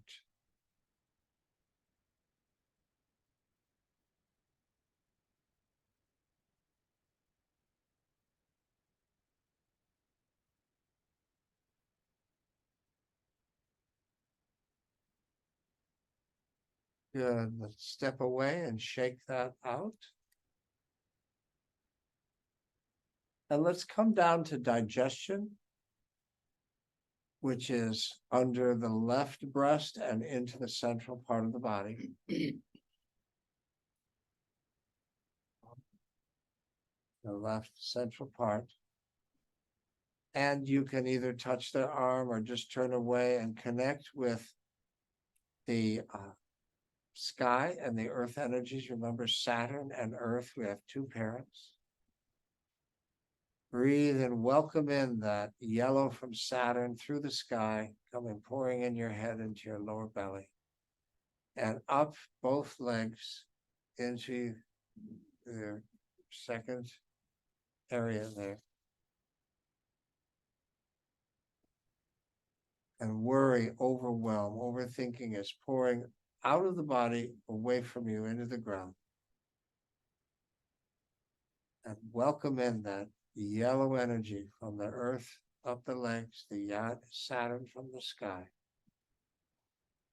And bring it up the spine, out the arm or arms, into their liver, stomach, spleen, pancreas.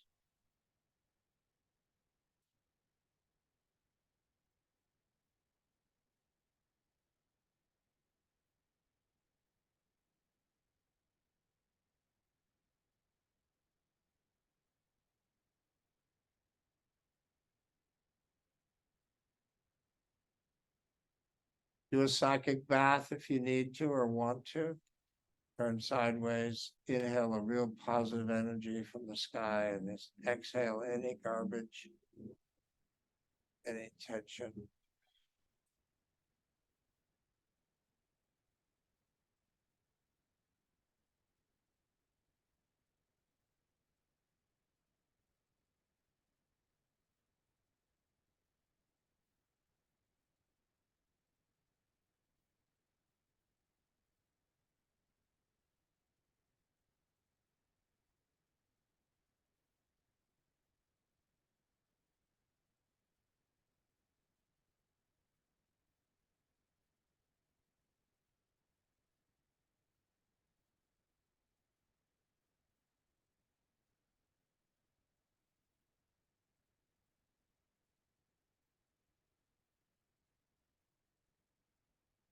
Good. Back away and shake it off.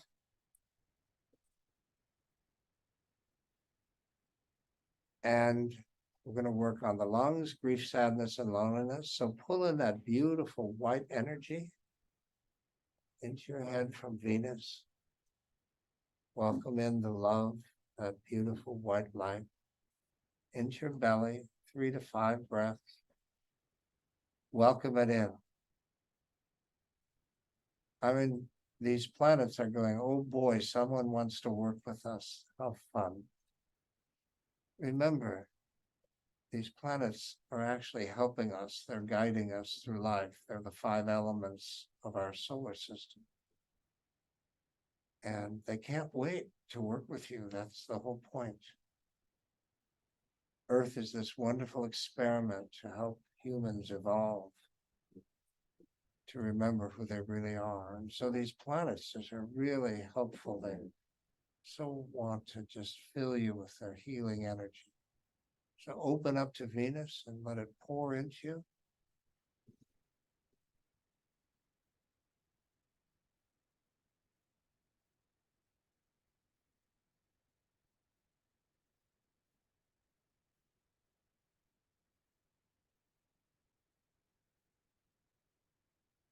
And then connect with their lungs. And remember, we're connecting not just with the lungs, their breasts, their lymph glands, the whole upper chest area.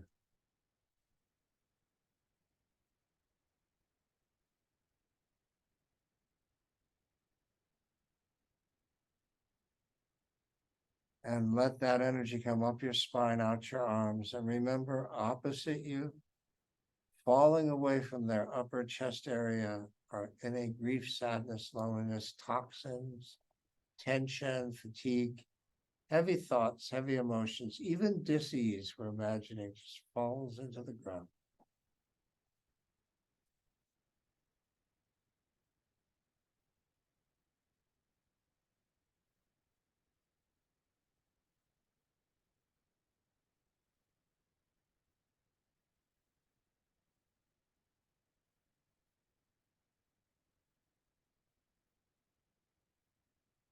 Ah, beautiful white energy pouring up your spine, out your arm or arms, into their lungs.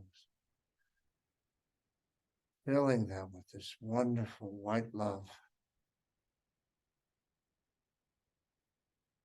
And all the heaviness, the years of smoking, if you smoked, or old flus, old pneumonias, to see all that old energy falling out the ground into the center of the earth.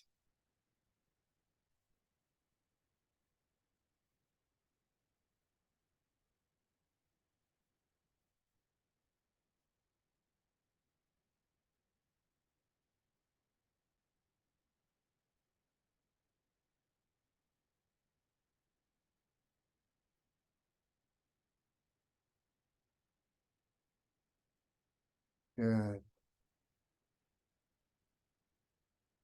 Just step away and shake that off. And either touch their arm or just stand there and pull in that beautiful blue energy from Mercury, that powerful spirit, downloading through your head into your lower dantian. So powerful.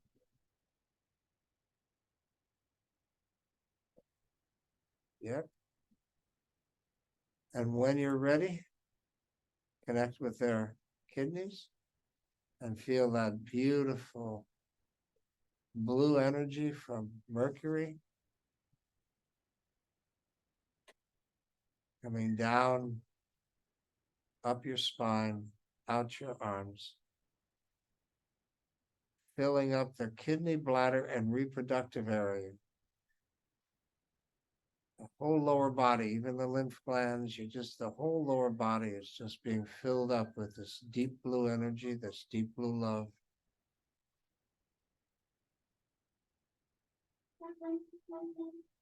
Pouring in. And out the opposite part of the body, whichever side you're on, is pouring out the toxins, tension, fatigue, heavy thoughts, heavy emotions, even dis-ease, pouring out across your body into the ground. And I always see fear leaving. Fear is so important to our wellness, our whole life force. Inhale courage, exhale fear. Courage is a breath away. I might say that to a client. Inhale courage, exhale fear.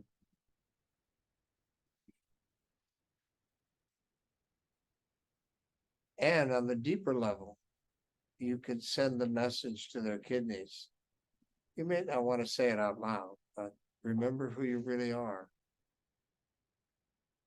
And so you're actually asking the person psychically, you're not saying it out loud unless it feels appropriate. You're saying, I want you to wake up to who you really are. And then you'd never be afraid again.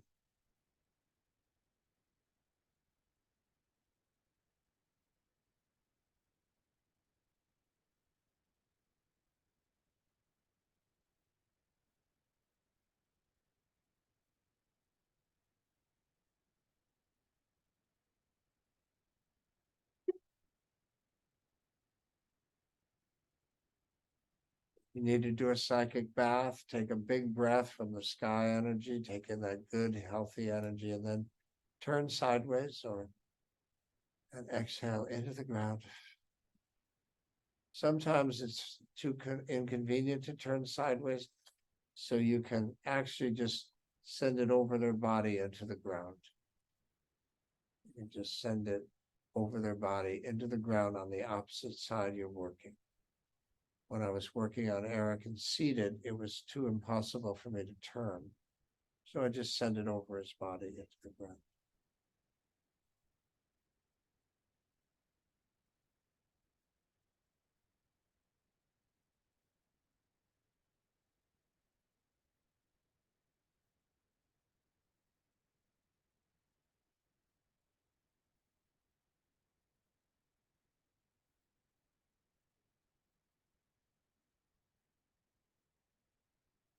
Good. Step away and shake that off.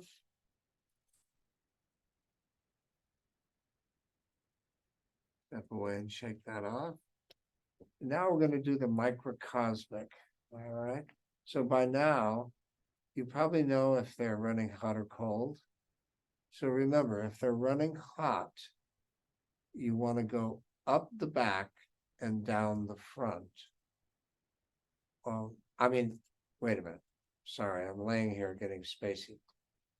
If they need yang energy, if they're running cold or weak, you go up the back and down the front. If they're cool, they need to be cooled, you go up the front and down the back. So it's just simple. And if you don't know, then do 3 in one direction and 3 in the other.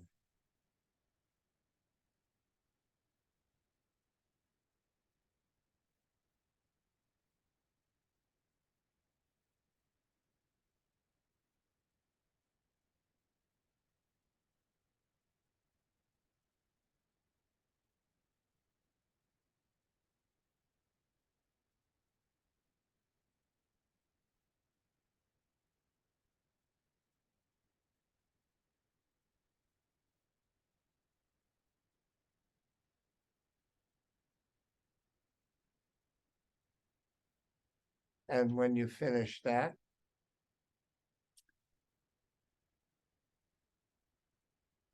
you're going to root them or ground them into the center of the earth.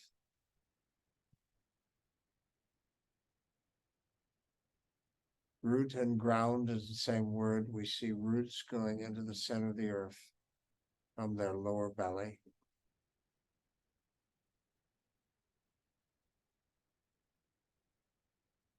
And step back. Disconnect from them.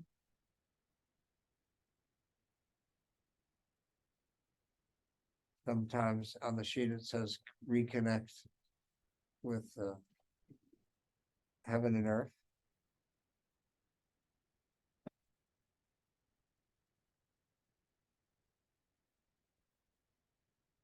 And then bounce, shake off their energy.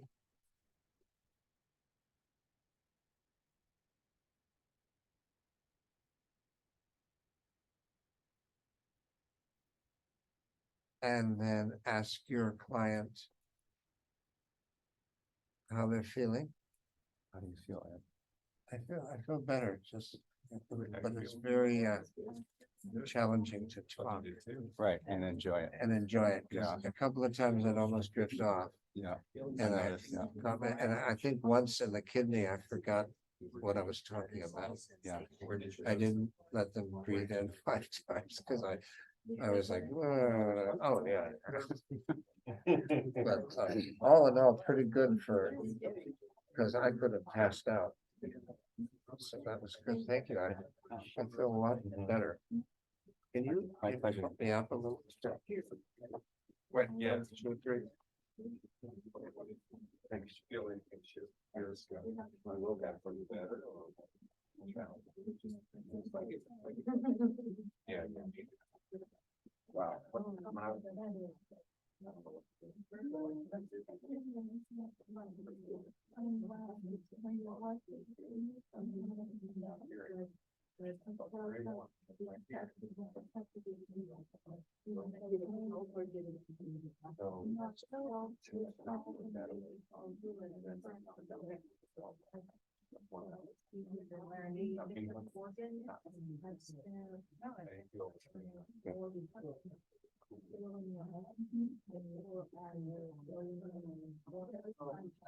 Okay.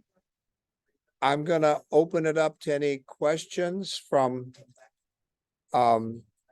Zoom. If you have any, just break in and talk if you have any questions. Okay. Everyone? And do you have any questions? Anything? Okay, come over here and ask. When you were saying you pop the cork with your finger, is that just? Yes. That? I'll explain On your that. feet too. I like to engage the person who's coming to work on me. Would you lie down here? real quick? Yeah, just real quick, I'll show you. So, I don't want them to think I'm doing voodoo on them. And I mean that respectively. I did not know there's positive voodoo. So I'm just using that as a metaphor. But I shouldn't say that. There actually is, I didn't know that voodoo is actually a healing. There's positive voodoo and negative. It's like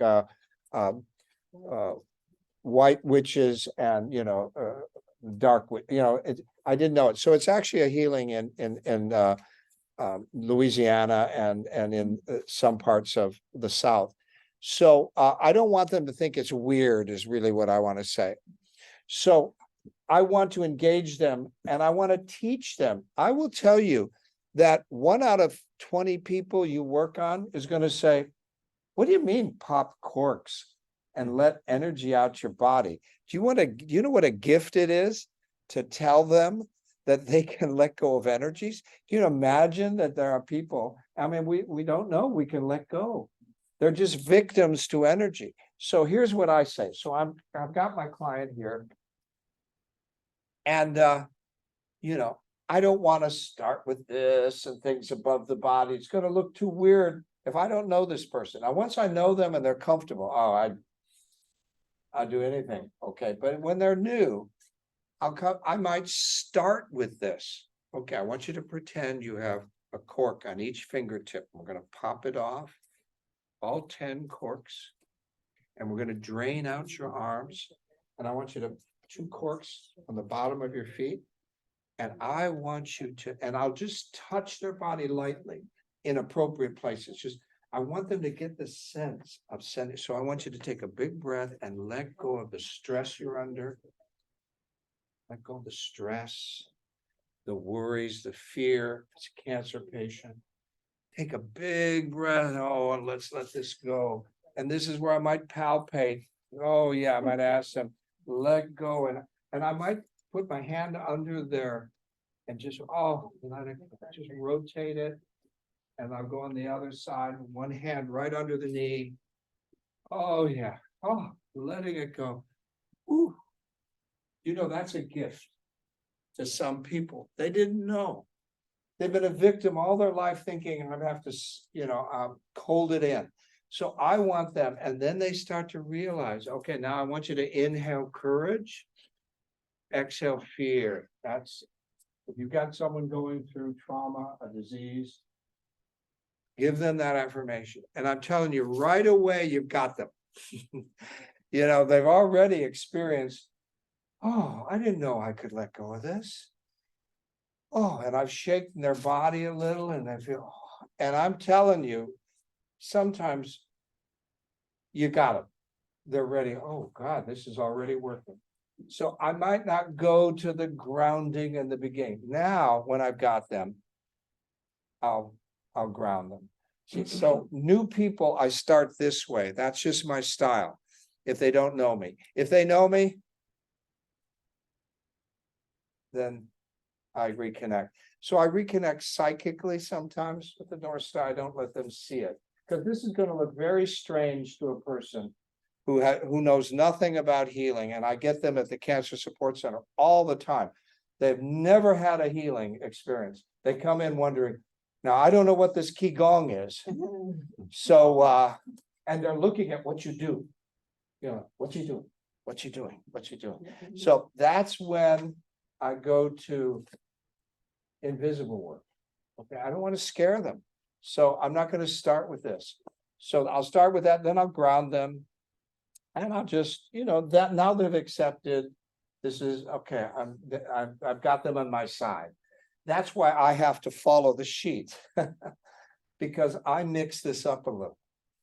If I have a new person, I want them, hey, it's just me.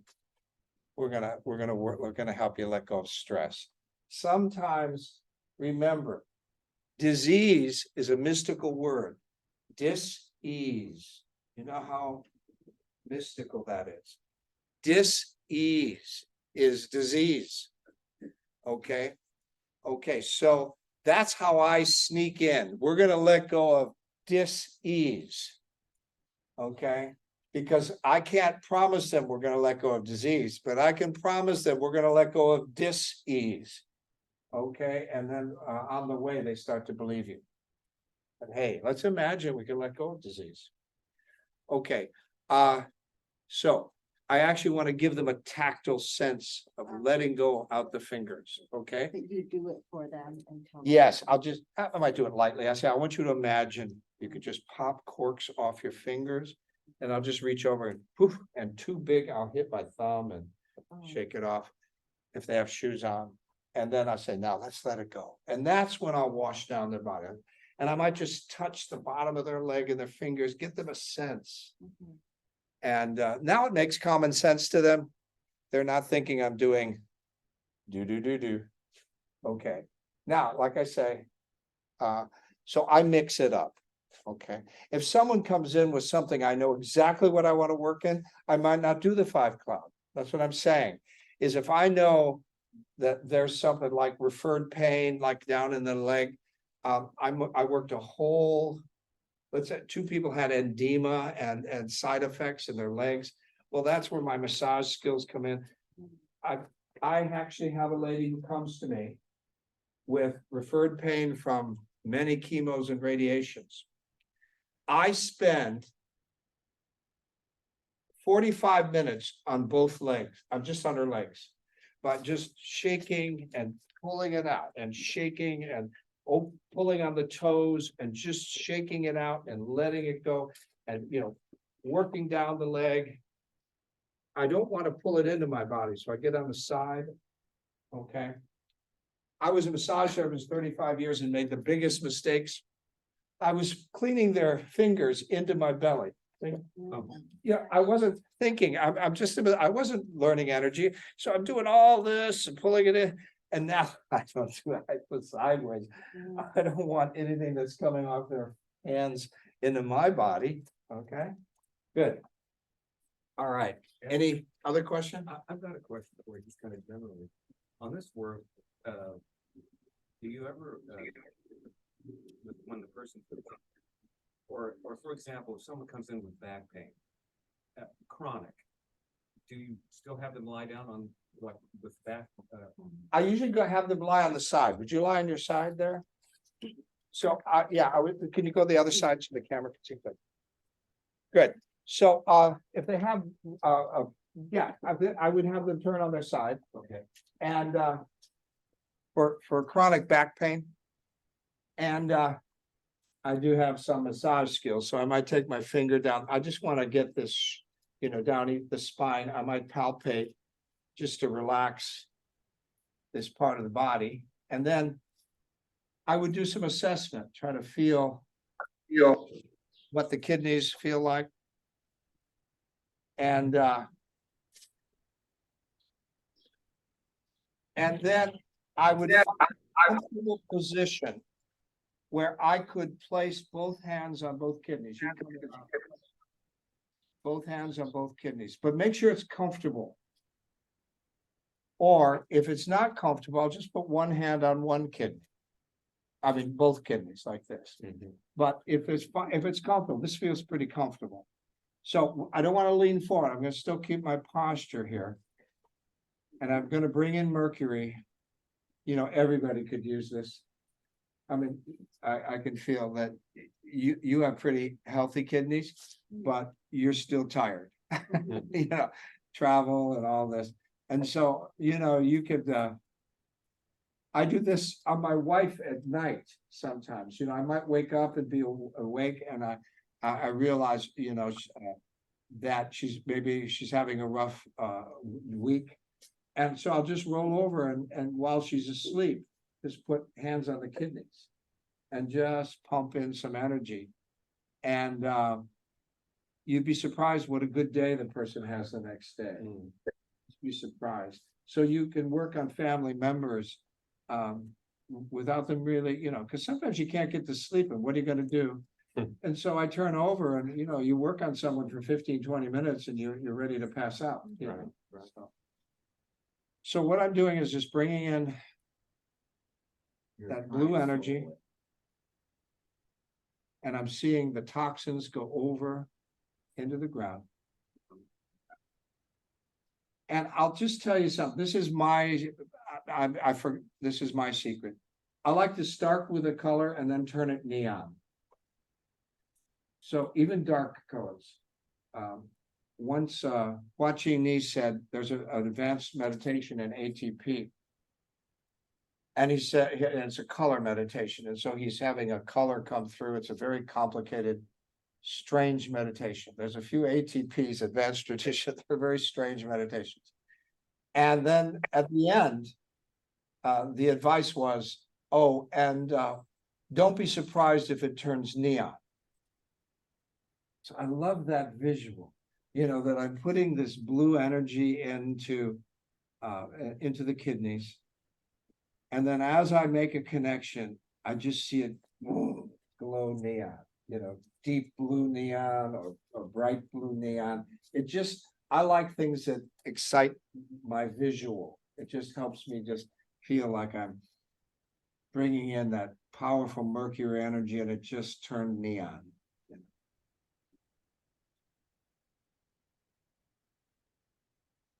And the nice thing that comes with experience is I'm not invested. I don't know I mean, really, you know, because I used to teach this class, and if I worked on somebody, I'd think, oh, I hope it works. For the class's sake, I don't, that's what's nice, is eventually you know that you put energy in, the results, you're not, you know, they might, like I said, they might not even know you healed them, like my mother-in-law. So I'm not invested in that. That's where you want to get to. You get to through certainty. Hey, I put energy in, the results, you know, are going to be whatever is, you know. Excuse me, Edward. Yes. Any questions? Yes, I have a question. So my husband has been having a problem with his back. Every time he gets stressed out, his back gets blocked. You know, when you can't move. Do I Yeah. do the same what you just did? Yes, you could, but also recognize that, you know, chiropractic is chiropractic is really changed a lot. I'm throwing keys to my wife. She's working on the retreat. So chiropractic used to think that they were healers, or they were healing the back, and now chiropractic has changed to all they can do is open the back up, keep it moving. And so sometimes, you know, I have a plan. If I'm not feeling good, my first plan is to get a massage. And if I'm still not feeling good, I go to a chiropractor. And if I'm still not feeling good, I go to an acupuncturist. And last resort, I go to a Western doctor. Yeah. Okay. Yeah. Yeah. Okay. So sometimes chiropractic can really be helpful because sometimes it's a combination of kidney weakness and needs some structural adjustment. So I'm just saying, yes, it can help, but sometimes chiropractic is wonderful. You know, they actually believe that if they can keep that, remember, you're as old as your spine is flexible. So getting occasional chiropractic to keep your spine flexible. You think you're flexible, but sometimes the lower back is bending and the upper back is bending and the middle is stiff. So you think you're flexible. So I was thinking I was flexible in Qigong, doing Qigong a lot. And then the chiropractor said, well, yeah, you're bending here and here, but that midsection. And so you can think about that. It's not always just the kidney. Sometimes it's structural. Okay. Okay. Thanks. Thank you. All right. Any other questions? Yes. Why do you send it up the spine into the Okay. Why do we take the energy up the spine? There are natural energy gates and pathways. Natural energy gates and pathways. I keep looking into the computer, which has my head down, and I should look into the camera. So the natural, it just is. In other words, why do we take food in from the mouth and not the ears? Okay, I mean, I'm not making a joke, but it is what it is. That's what it is. So the energy actually can be taken in from the feet and the head. This is an energy gate. The bottom of the feet, kidney 1, is a great energy gate. There aren't a lot of great energy gates in your body, okay? So this one comes up the legs, this comes down through here. Now, when it comes here, what's the best way to get it to a very good energy gate, right? Your hand. The only way to really get that energy is not to pass it through your organs and out. Where's it going to go? No, you take it up the spine, because that's a great energy gate. Energy comes up the spine to the shoulders and out both arms into this wonderful energy gate. So what it is it's just a pathway. It's the best pathway to get chi out Lao Gong, your wonderful energy gate. Remember, if you see pictures, ancient pictures of sages and Jesus and Buddha, sometimes their hands are glowing. All of our hands are glowing. You just don't know it. You know, if we had a psychic in here, he'd say, "Oh, wow, all of your hands are glowing." You know, your third eye is glowing. The mouth is a wonderful inhaler and exhaler. It's a great energy gate. Okay. Our sexual organs are energy gates. That's how we exchange energy. Okay, so those are energy gates. But the best healing one is really the hands. Now, if you're enlightened, in other words, you're an advanced healer, you have a wonderful energy gate with your mouth. You can breathe life into a dead tree from your breath. In other words, there are things you can do once you have the access to powerful, subtle energy. Is so you could see a dead tree and you could take one breath and just send your essence into that tree, and by spring it would blossom. Okay, so but that's advanced. Okay, that's advanced. We wanted out our hands because we can deal with that. But once you get advanced, there's a lot of things you can do with energy gates that are very special. Okay. All right. Any other questions? Yes, it's okay to be switching hands, sometimes the left, sometimes the right. Yes, you can switch hands, healing hands. Yes, you can switch hands. Like I say, I started out for 10 years being a right-handed healer. I started to add my left hand, and now sometimes I do two hands and sometimes one. It just doesn't matter. It just doesn't matter. You can be a one-handed healer or a two-handed healer. Okay, good. Anything else? Well, at what point do you do those things, circles like this kind of thing? At what point during the process of the session? Okay, remember I taught you you could make circles and harmonize organs? We're not there yet because we haven't gotten to freestyle. In 2B, I'm going to let you go and we'll give you some I'm going to let you experiment on your intuition. That's what it is. But right now we're learning the protocol. I have to say, I do the 5 cloud protocol when I don't know what to do on the person. Okay. And halfway through, then I know what to do on them. So I might do the 5 cloud and go, oh my God, this is what needs work. I just want you to know, I love Infinichi. We say, here's the protocol. And the first day we let you go, oh, you're allowed to freestyle. I love that, because if I give you a structured protocol and you get stuck on it, you're not going to open to your intuition. You're not going to learn. So at the Cancer Support Center, if someone comes in crazy emotional, 9 things going on, that's when I do the 5 cloud protocol. And sometimes I don't finish it. I'll get, oh my God, their spleen. Oh my God, I got to work on the spleen. And that's when, so I love the fact that we give you what you could do. And then we say, and you can freestyle, you know. Now, it's easier when you have more techniques to freestyle, but I just want to give you permission to say, oh, well, wait a minute, I felt something over here when I did my assessment. I'm going to go work on that. Okay. But I have to tell you, the 5 cloud is amazing. So don't underestimate it. It's just that you have freedom. Yes. I do have a question. Okay, so, you're having to gather the energy from, say, Jupiter, for example, you bring it down to your low dot 10.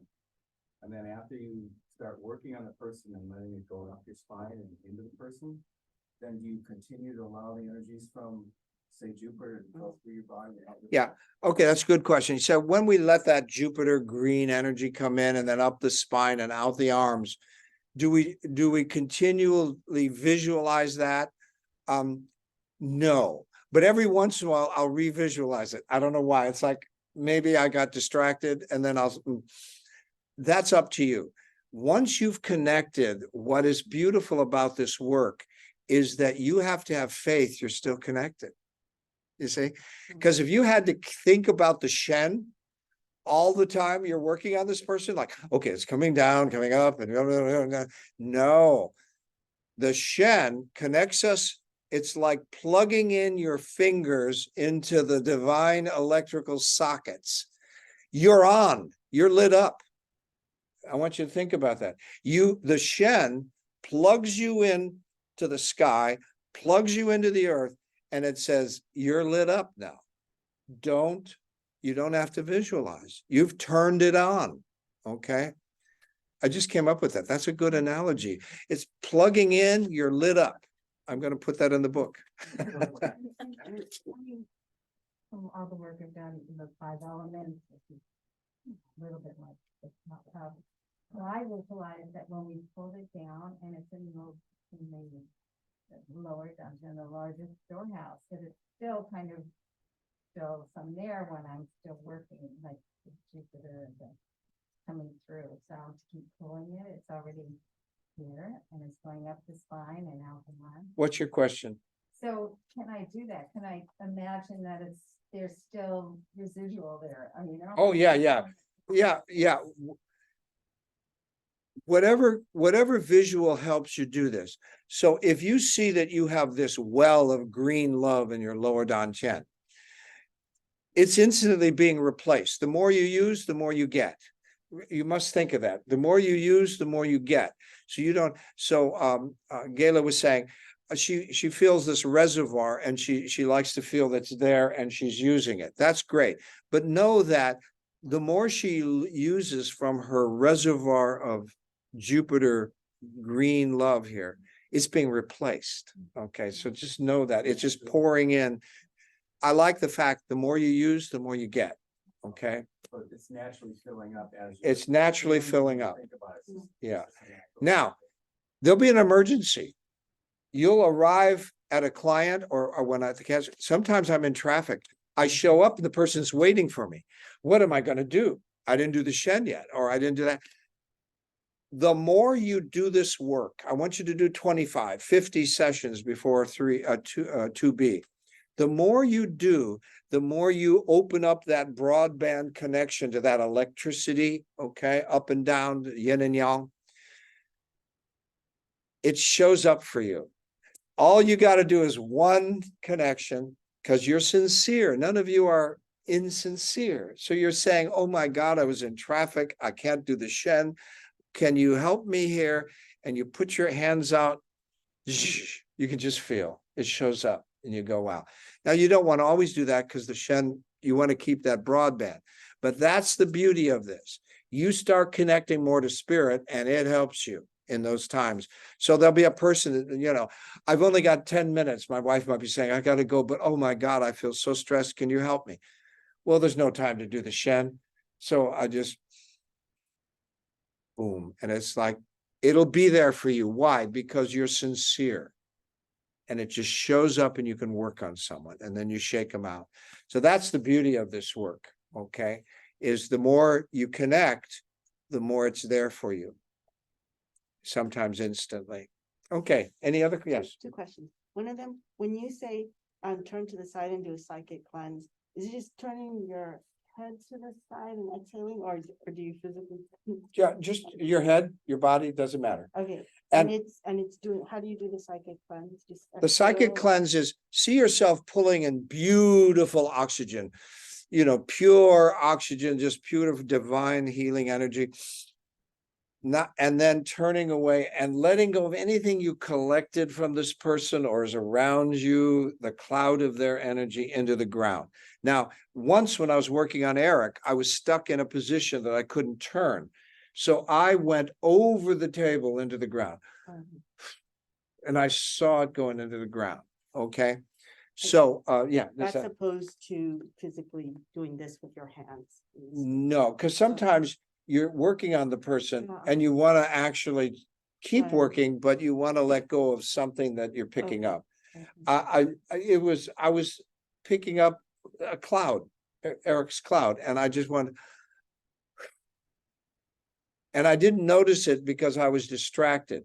One of the problems is when you're teaching and working on someone, you're actually opening yourself to being a little more vulnerable because I'm not concentrating. So it took me a while to realize, oh my God, I'm in Eric's cloud. Why did it take me so long? Well, because I'm not concentrating on Eric all the time. I was teaching, teaching, and suddenly I realized going back and forth, whoa, okay. And I had to let go of his cloud, and then it helped me. But can we physically shake it off? You could shake it off. Yeah, you could shake it off. You don't have to exhale. Yeah. And then the other thing was, like, if I felt a lot of heat on this person, but it was at the point where you were saying, or, put your hand over, put energy in, but should I? If you I thought felt maybe heat, you just should start put- pulling it out. Yeah, that's what I did. So I Yeah, started good. I was putting it in and then I thought, oh, let me pull out. Yes. And then I put it in. Good. I hope you heard that question is while I was telling everyone to put the green energy in, she was feeling a lot of heat and she felt she should pull it out. Of course, pull it out. That, in other words, I'm giving you the general protocol, but if you feel something, pull it out or send it down the leg. Remember, we can send it out the leg, that heat. And Okay. then you can like replenish. Then it you can and replenish put and some good restore energy. and do it. So there's a principle in TCM, traditional Chinese medicine. There's a principle that sometimes when you're putting a color into an organ and trying to cool it, it starts on fire again. It's kind of like you can feel that you're doing some work and then, oh, there's some fire again. And then you pull it out. So you might be putting a color in and taking fire out and pulling. What you're doing is balancing. You're giving them an herb treatment right on the spot, and that's the beauty. Because if you go to an acupuncturist, they'll give you herbs. And a week later, they can change the herb formula, right? But right on the spot, you can be working on their organ and go, oh, now it's hot. Now I can, and so you're regulating instantly. And that's why I say color is an herb treatment. Okay. I didn't know color was to cool it. I thought Dark- anytime you're putting it in. no, you're warming it. Dark colors are cooling. Oh. Bright colors are warming or strengthening. Okay. So that's one of the theories we want to work on is so. And some people say, well, what's a dark yellow? It's a rich yellow. It's a deep, rich yellow. And then what's a bright yellow? Oh, that's when it gets, like the sun. But that dark yellow, it's a rich gold. Gold would be a darker yellow. A deep gold color. And the neon that you were saying, envision neon Is warm, just that's- bright yellow, strengthening. straight in. So dark blue, and then bright blue. Remember, you have two kidneys, so you could actually put a balance of yin and yang in their kidneys. White, what is the yang of white? Bright white. What is the yin? The full moon, cooling, beautiful moon. See that full moon? That has a yin cooling element to it, okay? A yin cooling element to it. Now in 2B, we're going to go over the 5 clouds. Remember, you can imagine, we haven't gotten to that because we're learning the protocol, but 2B, we're going to bring the moon into their lower dantian and cool it with a full moon. Or we can bring a bright a bright white light, you know, so we can play with those colors and actually becomes a healing modality. It becomes a healing modality. Okay. So the color of red is obvious, pink or red. The color green, a deep green, you know, I think everyone knows a deep green, and then a bright green, just a really bright green. So one is cooling, one is strengthening or warming. And sometimes you got to go back and forth. That's what I say. It's a balance of intuition. Okay. Any other questions? If the person, Go ahead. if the person believe us, what better, have distinction or touch? Okay, good question. Should you touch the person or stay above the person? If you stay above the person, you're going to pick up less energy. But I'm a tactile guy. I'm a massage therapist. I learn from touch. When I touch a person's body, I learn. So I'm not one of those people that stays constantly above. If I touch their body, I'm getting information. Okay. But in getting information, I got to really shake more than other people. Okay. So you can be above their body and never have to touch them. And you will pick up less energy. You will pick up less of their energy not touching them. But like I say, I like that connection of rocking. I personally, but then I have to really cleanse. Okay. That's a good question. Yeah. It's your choice. Dr. Mao says, well, you don't have to touch him, Ed. And I go, I don't, but I like that connection. So that's just me.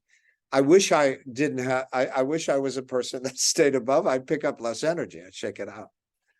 Yeah. This is acupuncture without needles. And this is, you know, you could consider this massage without touching. You know? All right. Anything other questions? These are great questions. Do you thank the planets? Yes. Do you thank the planets? I always do. I always do. It's going to get real personal. Like I say, in the beginning, you think you're pulling that energy in. And after a while, you realize that even though the planets are continually nurturing you, your liver is connected to Jupiter. And so the minute you ask for that energy, your liver just goes, oh boy. And it gets personal that all of these organs are in your body. Now, I'm going to give you something esoteric, but it's not. It's basic. When I say that the planets are not 1 million years away or 5 years on a spaceship, the 5 planets closest to the sun represent the 5 elements. Now, I'm going to say something really weird here. Every part of life has those 5 elements. Every cell in your body has 5 elements. Every oxygen molecule has 5 elements. Every massage table is combined with 5 elements. The space between us, the atoms, are 5 elements. So Jupiter is not just Jupiter. It's the 5 elements that are in everything. So we're pulling in the wood element. Jupiter's the wood element. We're pulling in that wood element from the universe. It's not just, it's like in everything, 5 elements is a foundation of life. I'll tell you something. There is a meditation in ATP, Advanced Traditional Practice. If you ever become a mentor or want to become a teacher, you can take some advanced traditional practices in the College of Tao. There's one meditation where you can travel the 5 elements. So what I want you to see is it's not just pulling in Jupiter wood. 5 elements is, if we could see the 5 elements, there'd be a matrix of lines, green, red, yellow, everywhere. And we're all connected to the 5 elements. It's just a swirl of energy that permeates us and threaded through the universe. So you can grab one of those elements and use it. Let's say someone is in a coma. We can take one of those elements and go out and find their spirit and see if they want to stay or move on, and we can come back. So these elements are pathways. So we're not even, and like I say, this is so ethereal but basic. We are permeations of the 5 elements. So it isn't the planets that represent the 5 elements. The 5 elements are the universe, and they go beyond into the stars and every part of us. So when I say you open up to Jupiter, you're opening up to the wood energy that permeates everything. And Jupiter happens to be a high spirit that we use as a conduit, but we're pulling in the wood from here, we're pulling in from the earth, we're putting the trees, the air has 5 elements. So I want you to see that eventually you stop thinking that you're pulling in from somewhere, and you're just pulling in from the wood of the universe, the green of the universe, the fire of the universe. It's not just a planet. And so I don't know, I know that sounds kind of out there, but I want you to start to see that there's something bigger going on. It's I don't want you to focus on Jupiter is wood. No, it's just a part of the wood that permeates everything. It's a part of the fire that permeates everything. It's a part of the earth energy. It's a part of the water energy that permeates throughout into the ends of the universe. These are wonderful energies that create us, and we can access them. And so got a little off, but I got way out there. I always think my goal sometimes is to go beyond your belief system, open a door. So you don't have, I went out there. So let's have a 10-minute break real quick, and we'll come back and do one more session on person, and then we'll have lunch. Okay, let's take 10 minutes.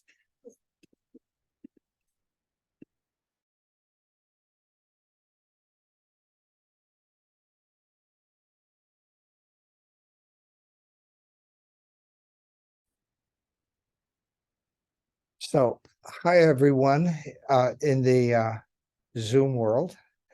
We're on a field trip. We're visiting the shrine here at Yosan University, and I wanted to share this with you, and I'll just talk a little bit about it.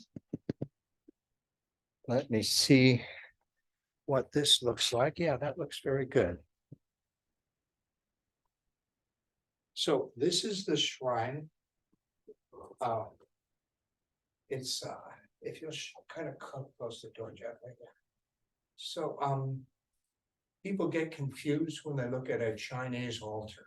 It looks like they're worshiping a bunch of gods. The whole purpose of an altar is to remind you that you're the altar. So what is an altar? These 3 are your 3 dantians, actually, could be considered.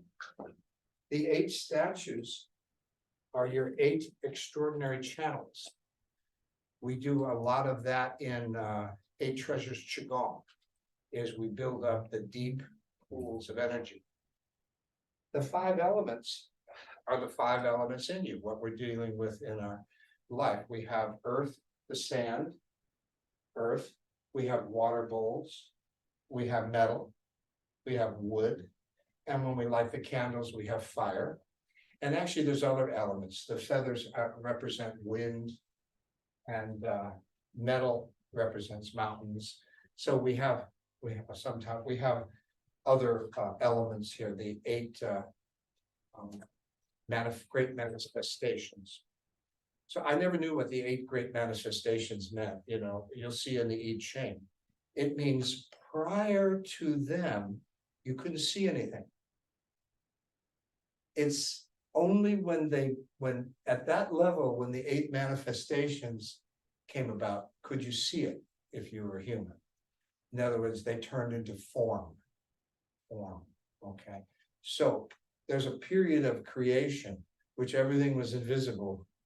And then the manifestations of wind, mountain, earth, fire showed up. And then they were actual form. Okay, and so, on the bottom of the altar, I don't think the Zoom people can see too much, maybe I can bet it good. At the bottom of the altar, Ni has brought different parts of all of his altars back through Taiwan and China. We don't know, he's never told us which part is which. So, I kind of thought that old wood was part of China. It looks really ancient, those sticks part. And then I have a feeling that the jade statues from Taiwan, but it could be reversed. And so he's bringing an energy. He wants to bring that energy that's been built up in his family to this altar. Now I'm going to share something that's going to go way out there. Remember I said that occasionally I want to go beyond your belief system. This altar used to be on 2nd Street in Santa Monica. We had to transfer it and they moved here. Ni came down to 2nd Street and he had us clear things out. We were moving things. But he said right at the end, the only thing that was there was the table, and he said, don't move the earth, sand, don't move the earth. So that was strange. Is now everybody out. Now, I was never a good student. I peeked. There was a door in the back. I always wanted to see what he was doing. So I peeked. And he traced some stuff and chanted something in front of the earth energy. That was the only thing on the altar. Then he said, okay, everybody, you can take the sand and the altar now. So we moved it here. So he said, set up the table and put the earth on the table. That's all, not the altar. He said, you wait out here. When it everyone, well, he did. And he did the chanting and tracing something on the sand. So afterwards, then he said, now you can set up the altar.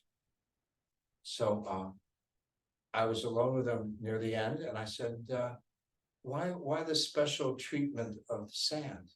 He says, Santa Monica, earth unstable. I did not want to activate the earth with the subtle energy of our altar. I mean, wow. So, I mean, he had to protect this or de-energize it, move it, and then energize it again. So there's a subtle energy to an altar that can build over time. That's really what I'm saying. And so as this altar builds over time, so that's what you want in your house. It can be a candle and a picture. It can be, and some of you may your portal to spirit may be Jesus, Buddha, but always have an altar, because I'll pass my altar and I'll be running, I'm a human doer instead of a human being that day. And I'll see the altar and I'll say, just take a pause. I forgot. I'm just, I'm crazed. My mind's on spin drive. And it causes me to remember who I am.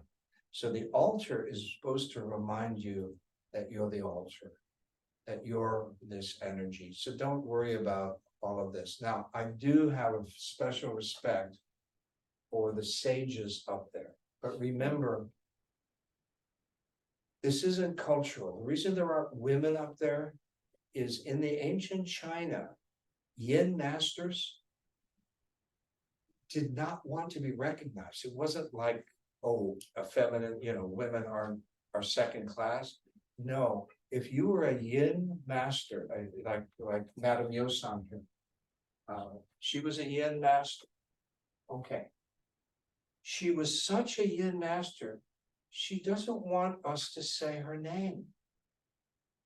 That kind of humility is beyond our thinking now in our culture right now. Can you imagine? So she supported Yosan.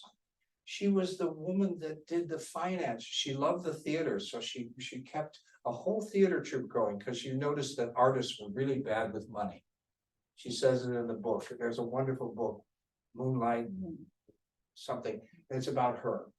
And she loved the theater, but she said, we're not going to have a theater unless someone takes care of their books. So she took care of them. But for years, we'd ask what her name was. Never told, never told. Finally, Mao said, you know, it's not cultural. She never would want her name mentioned. So I don't know, that invisible supportive energy. She'd gotten beyond form. She'd gotten beyond recognition. She was here to support. So that's why in the ancient times, they'll say, so who was the teacher of Lao Tzu? Mother Chern. We know her name, but we know very little about her. She was the energy behind. Who was the teacher of the Yellow Emperor that enlightened? Well, the Dragon Lady, or the Red Dragon Lady. And that's all we know. That they're just invisible people who supported feminine energy, that supported the world. So anyway, but there are some books now coming out on some of, you know, people are trying to do research on that the feminine masters, because behind it, in ancient times, it was a matriarchal system. So here it's a matriarchal system, and we don't know the matriarchs, that because that was not what a master would be. So kind of interesting energy, not understood well in our culture now, that wants to be seen, you know, and understood, and the rights. Now there's there's some truth to some of that, but that just know that there was a place and time where that kind of virtue was beyond our thinking, just beyond our thinking. They're just supported. It's a supporting energy. Okay, so we usually bow, but that's up to you, because some of you may be at different religions. How we bow, we put our fingers into our heart, straight like this, and touch our thumbs. Now, I was raised Catholic, so the Catholic used to pray like this, but when you got cool in high school, you kind of drop it down like this, This is how we prayed, because we didn't want to in high school do this, we cool like this. So one time I went up to Hua Qing Ni, and I was supposed to bow, and I saw these people doing this, but I was still, it's too formal. And I dropped this up, watching he grabbed my hands, stuck it in my heart, touched my thumbs again. And I thought, this must be important. And then we both bowed.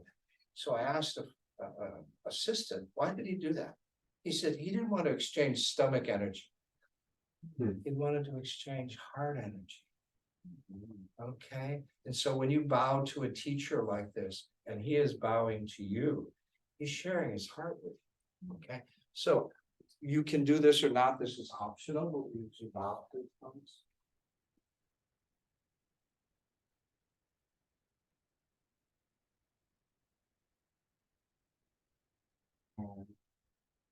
I always like to thank them for all of this information we're learning today. This came from, but those sages, I look at them and I say, please don't give up on me, because I can't imagine what they accomplished. How did they do it? Knowing all of our faults and our attachments to things, and attachments to life and desires and food and drink and all that. And I look at them and they transcended that. And so I always say, don't give up on me. I want to get there, but anyway. Okay. So let's quietly leave. And we're going to go back to the room. And then you can ask any questions if you want. Yes, these are. Yes, you can. You can take a picture.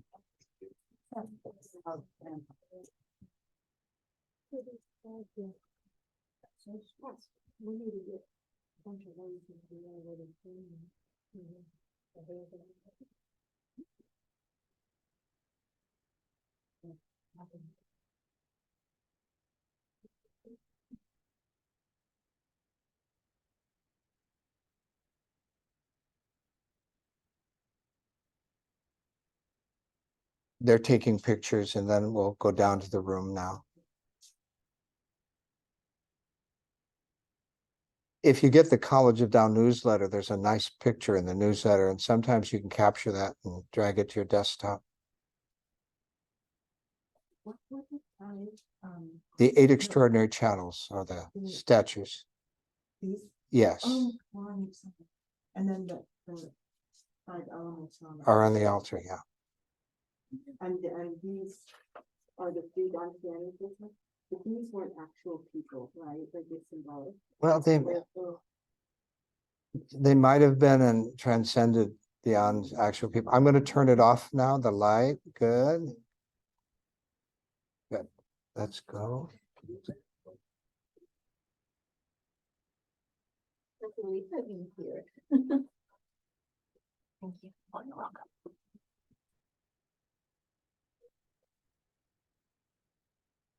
We're walking through Yosan University, we'll be back.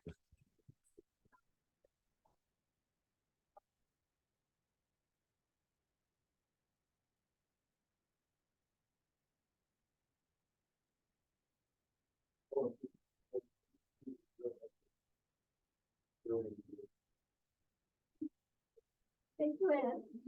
Oh, good.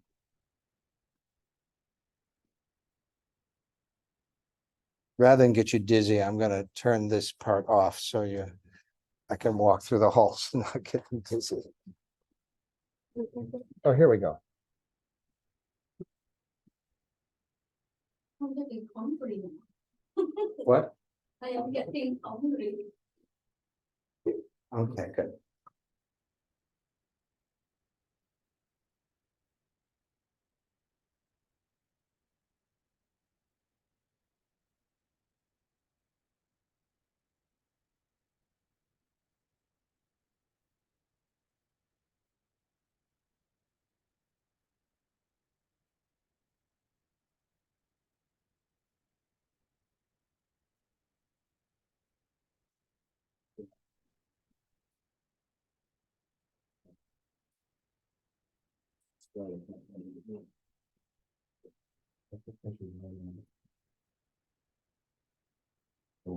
I'm a janitor. I work in 4 places. Yeah. Three, well, I used to work in 4, now I work in 3.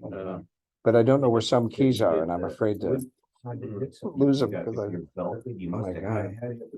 There's so much energy coming from the back of the seat. Oh, there. Yeah, just the whole car. Yeah. My dog was in the car. It goes back up to me. Oh, you know, that's like me. Oh, well, dogs, and I hope There they're we right. go. No, but they didn't have to. And can you open that other door so we get a little air, about a foot? Good. I think we are. Well, I've been in so many accidents that on 100 people, there wouldn't be enough digits counted. Okay, I'm gonna connect up our good camera here. Accident.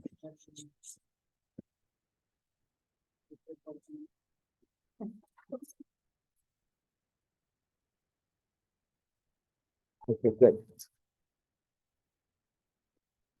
All right.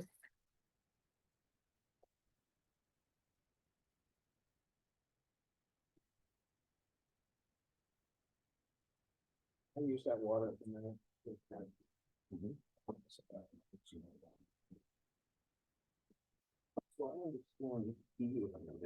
No, I think it's a supply problem with China. That happened with COVID or things similar, you know.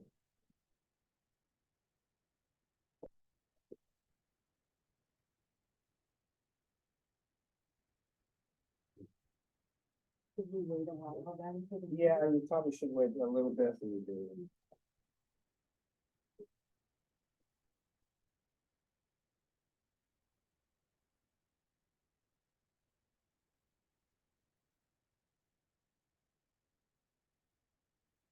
Good.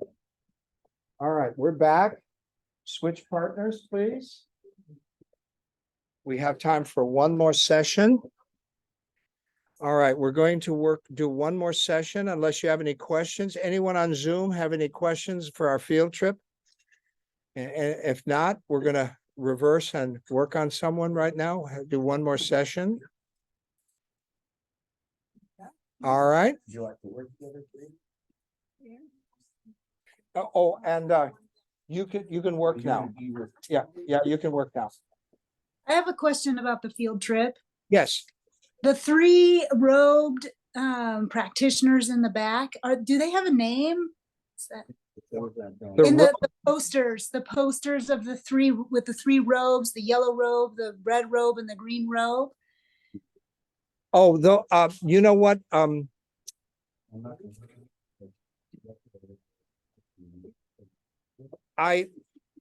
Each has they're the three crystal purities. They're the Three three crystal purities. And I don't have them off the top of my head because I'm in a different mode, but they're in, I can look up my book and send them to you. They're considered the crystal purities. Some people consider, and that someone asked a question, are they real people? Some consider one of them Lao Tzu, Mm-hmm. that he evolved into one of those crystal purities. But that's kind of a legend that one of them is Lao Tzu. So if you look at the three books that Hua Qingni said make a nice altar, one of them is Lao Tzu. Okay. Yeah, and one of them is the Tao, the subtle universal law, and the other is the inner universe. I can't Yeah. remember. Right. And so the fact that one of them is Lao Tzu kind of gives you a hint that perhaps he's one of the three crystal purities. Now, that's an Edism. I consider them the three Dantians because that's just my evolution. It just feels right to me that they're inside us. But it seems that every element of the microcosm, macrocosm seems to be true. In other words, everything we look outward actually is inward. And so this makes more sense to me that everything on that altar is inward. Now, there were two, could you listen, everyone? There were two guards I didn't show on the picture. They had swords and they looked angry. That's your immune system. That's your, so every altar wants these warriors on the outside, and that's like protection. So if we looked at it as our body, that alters us, but we also need that immune system guarding us, that boundary. And so some people say, God, what are those angry guys with swords on the outside of the altar, a far room? That's really protection from the energies. And I always say that we should look at our country. You know, so many people, we get students who are very, they have good hearts, but they don't look at the country as a body. Your country, your body is a country. And so just like your body needs an immune system, your country needs one. And so I always tell them, you should really honor your military. Now, you can argue that some people might misuse it, or that's another issue. But boy, you better celebrate your immune system. That's your country's. If we didn't have a military, we would be overrun by one of three countries in 2 years. We would be speaking another language. Okay, trust me, it'd be 2 or 3 years. So we have to honor our immune system. We also have to honor our borders. I always say, I get idealistic students who say, and this isn't political, you really have to honor your borders. You do not want pathogens to enter your skin or your mouth. Your border to a country is your immune system. And so you really have to honor that in a certain way. That and so I had a very active student say, I don't believe in that. I think we should have open borders. I said, do you lock your door at night?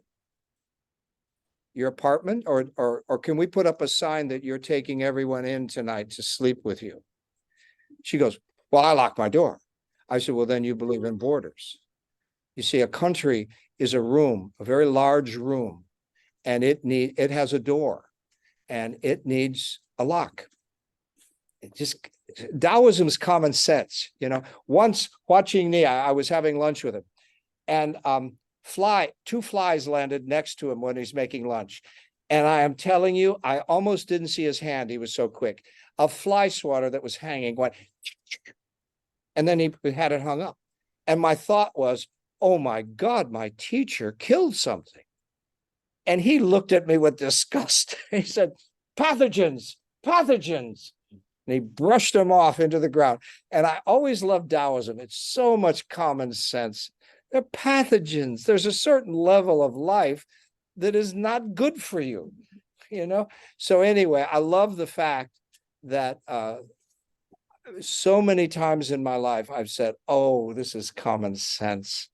Common sense. We've lost it. Common sense. Okay, so I've got to choose my better camera because I'm in my bad camera here. There we go. Good. There we go. And they wanted the lights on and back, out and back because they're working on people, but I was afraid it looked like a church basement in here. So I let them turn the lights out and back. So it looks dark, but it isn't. One last question is, are we having lunch break between 12 and 1? Yes, we are, in a half hour. Thank So you. we're gonna have a short session, but all right, let's get on here. Oh, sure. Is there no one to work on you? No. All right, you got partners? Yeah. All right, go. Get them on the table. I'll work on you. All right. You have a partner? He does not. You two are working? Oh, good. Great. All right. I'm gonna talk you through it. Who doesn't have a partner?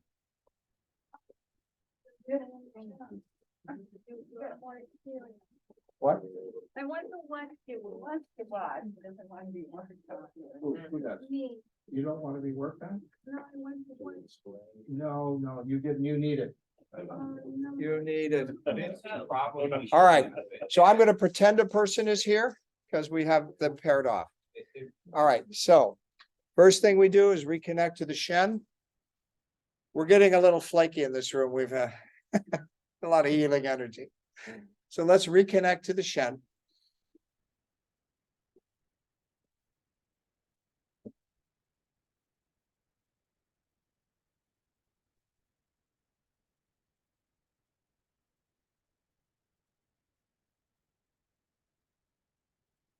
All right, so the first thing we're gonna do is we are going to, I'm gonna take my shoes off here.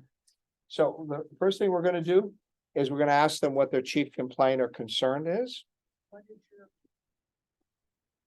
And the person on my table says they feel invisible in life. So I'm gonna give you form.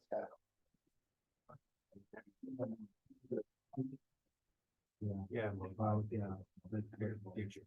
One of the main things.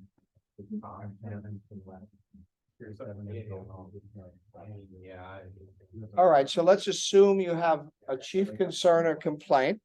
And then we're going to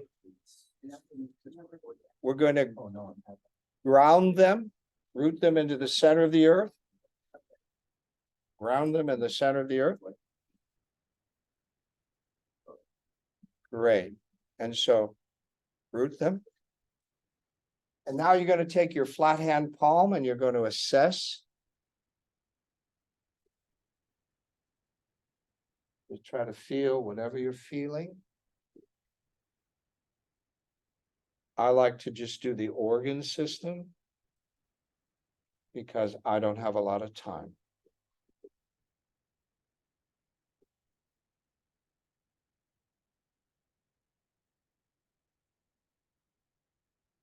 I'm going to walk around, look, soft hand, real soft hand, and you want to be a little high.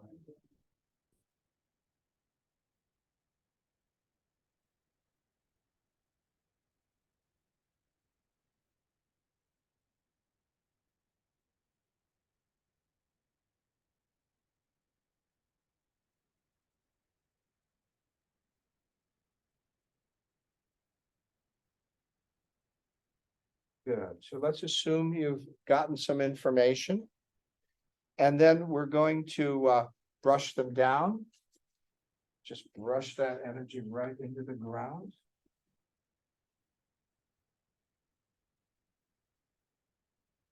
Couple, 3 times. You could do the fingertips and the feet, but that you could do that another time. Good. And now we're going to open the 3 dantians.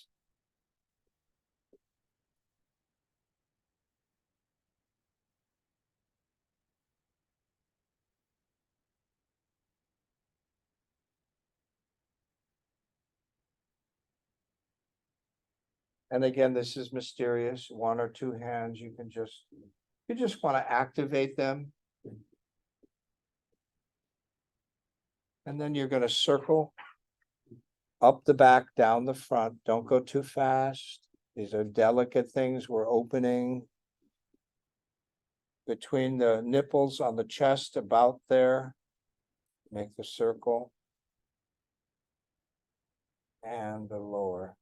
Up the back, down the front. I'm assuming this person's head is up here.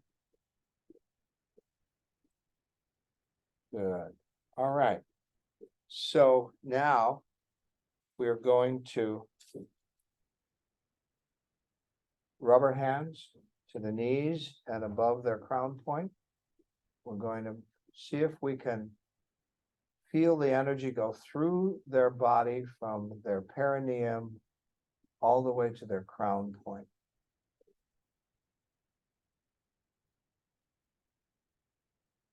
And you have to do this long enough to experience it. And then when you do it long enough to experience it on a number of people, you start to realize what it actually is that I'm trying to communicate. I'm going to walk around. Just want to make sure you're not leaning, that you're imagining that your hand is way up here and way up there, good, and that you're just comfortable, good. Good, good, comfortable.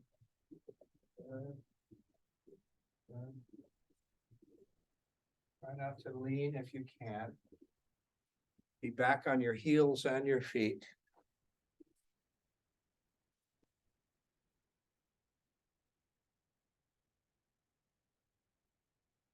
And let's assume you've made a connection. And then you can shake off your hands. And now we're going to do the 5 cloud. So the first one, the liver under the right breast and into the central part of the body. I make a connection, then I bring in that energy, that beautiful green energy from Jupiter. I usually start with a dark green. Most livers are overactive, they're on fire, but some aren't. So if the color changes, that's perfect. And welcome in that energy. Remember, it's not just Jupiter, you're welcoming in the wood energy of life, the pathway of life, that green love of the universe.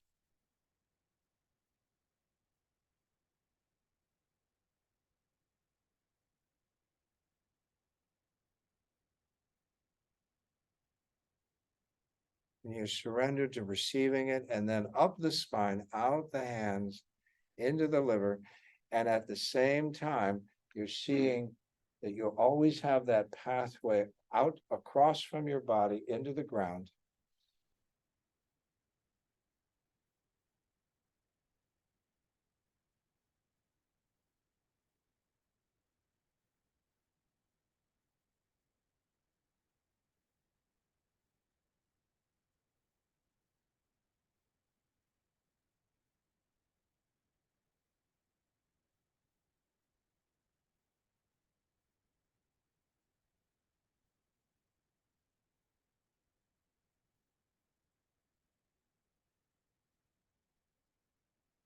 See anger, frustration leaving. If you feel like you need to pull out some heat, then counterclockwise, pull it out. If you feel that it's a heavier energy, you can slip the dragon palm in, make a cup. Feel any heaviness, dense, cloudy, or liquid, globular, whatever sensation you have, and then close the hand and pull it out counterclockwise and shake it into the ground.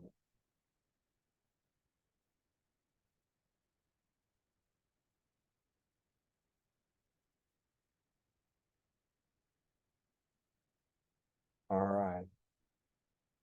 And just put that green love, good. And step back, shake that out.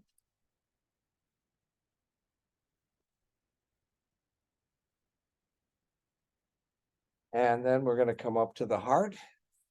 And I like to imagine that beautiful fiery energy of the universe that is symbolized in Mars just pouring into me. Oh yeah, pouring into me.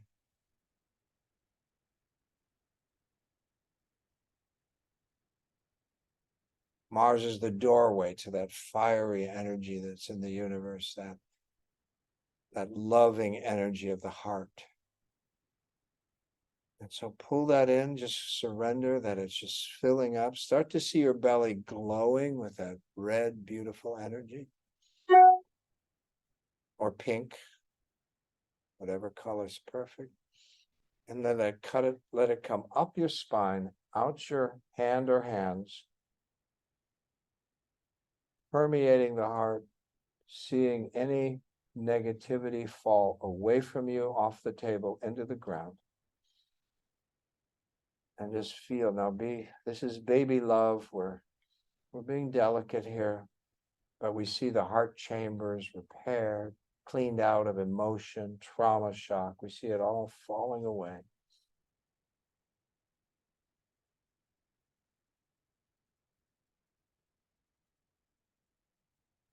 Sometimes I like to silently say to the person, you came here to love and be loved. Nothing stops that. So open up to loving and being loved.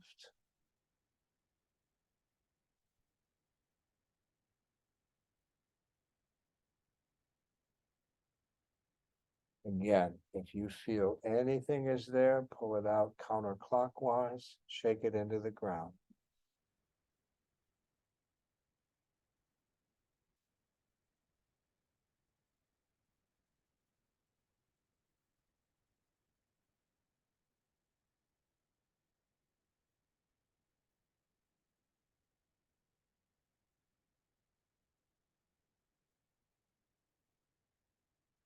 Yeah.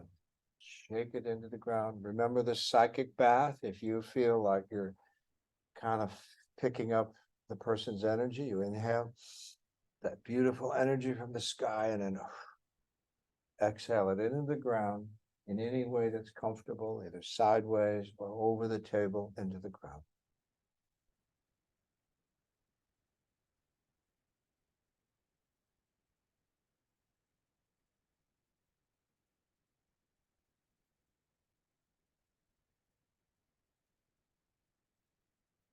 Now, if you feel you've done working on it, trust your intuition, then just back away and wait and to move on. Because sometimes the heart's telling you that's enough.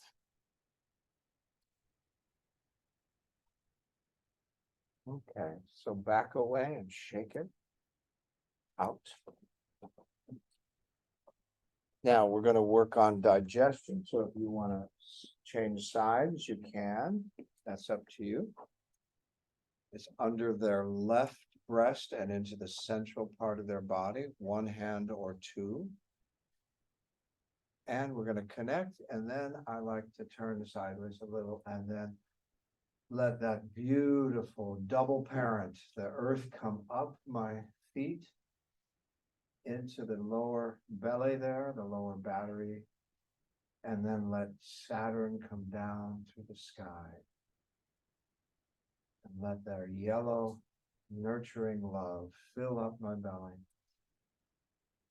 With each breath, you could see your belly getting brighter and brighter, turning almost a neon yellow. If that works for you, fine.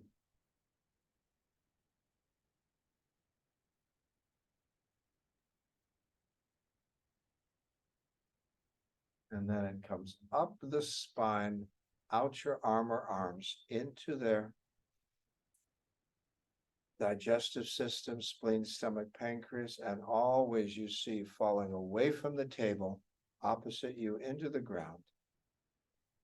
Anything you've missed, toxins, tension, fatigue, heavy thoughts, heavy emotions, even dis-ease. I sometimes add side effects to that. That's a nice little thing to have memorized because it tells them almost everything. You know, let go of toxins, tension, fatigue, heavy thoughts, heavy emotions, side effects, even dis-ease. See it leaving the ground. I've added side effects because of my cancer work.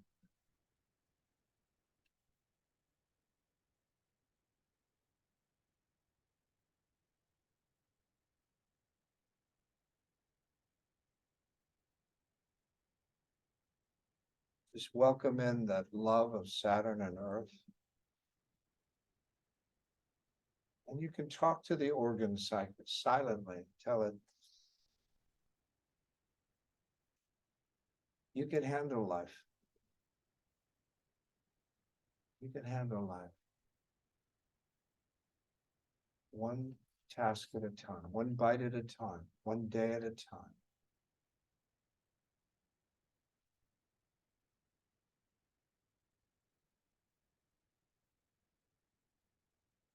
Now you see my hand pulsing sometimes. I like to pulse. I'm kind of a mover. You know, some people can heal standing still, but I kind of pulse. I don't, that's just my style. And you're going to find your own style. You feel like pulling out energy, pull it out.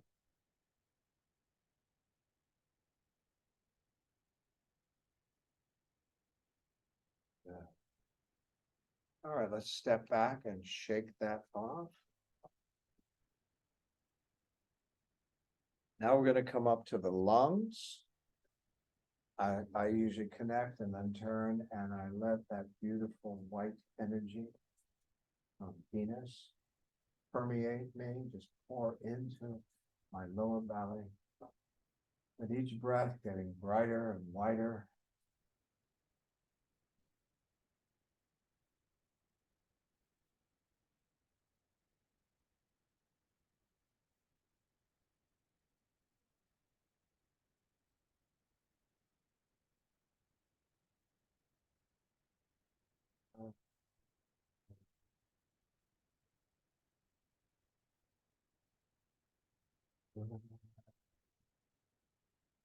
Softening.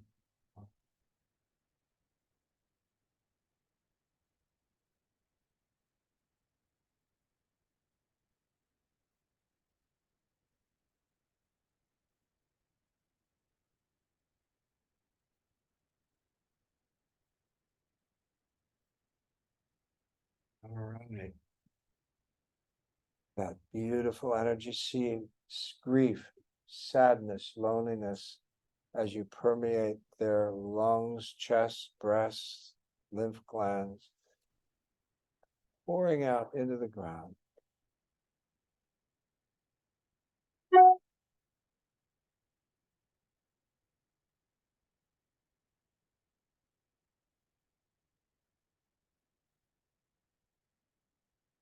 Psychic bath if you need it. Into the ground.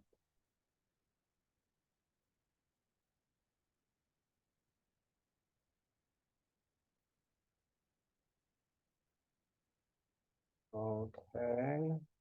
Step back away and shake that off. Shake that off. Good, and let's come down to the kidneys, which is the belly button, or you could sit and, but just mostly stand today. Let's put it into the belly button. Put your connect to the belly button, and then down from the sky comes the beautiful dark blue liquid light pouring into your head from Mercury. That very powerful planet that can keep cool under fire. And it pours into you, filling you with its deep blue medicine of love. Building up a reservoir, a lake in your body of that blue love.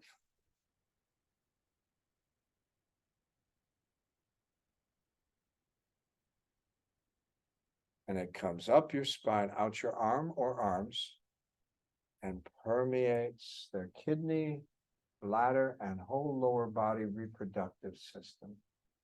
And always seeing a across your body into the ground. Toxins, tension, fatigue, heavy thoughts, heavy emotions, side effects, or dis-ease falling out of the body. And if you feel like it needs anything, you can pull it out counterclockwise. Or just put in that blue nurturing love. Filling up there. If the color changes, then they need a bright love. Maybe they need one kidney to be bright blue and the other to be dark blue.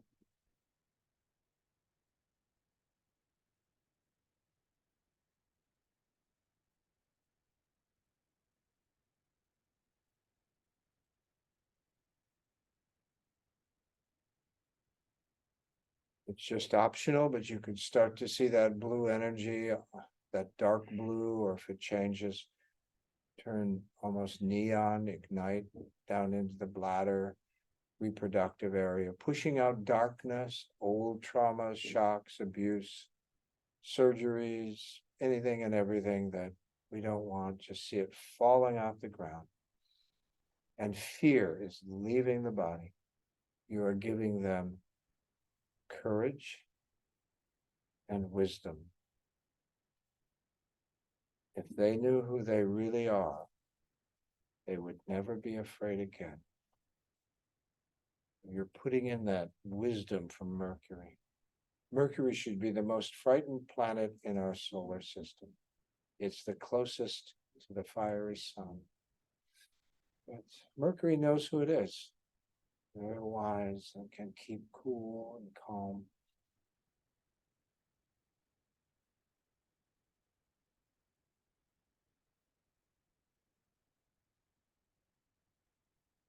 Good. Step back, shake that off. Now, by now, you probably know whether they're running hot or cold, and if not, you're going to go through one way, through the other.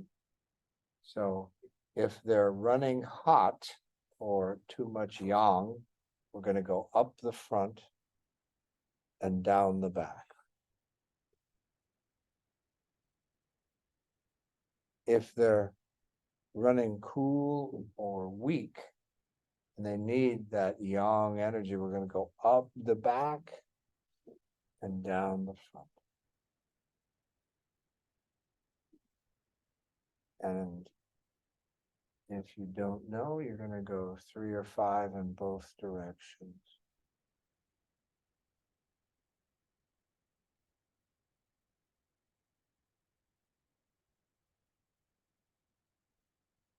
Good. Finish that part. And then you're going to root the person, root or ground. So you're going to send roots into the center of the earth, out their back, into the ground, or point to their dantian. And you're actually telling the universe you're grounded. Your intention is powerful. You say you're grounded. It's your intention. Good. And you're going to step back, disconnect, mind, body, and spirit. And then shake off their energy. Just let it go. Now, many times, this is where I let them rest. And I'll tell you, just stay here. And I go rinse and go to the bathroom, wash my face. But for class purposes, just ask them how they're doing.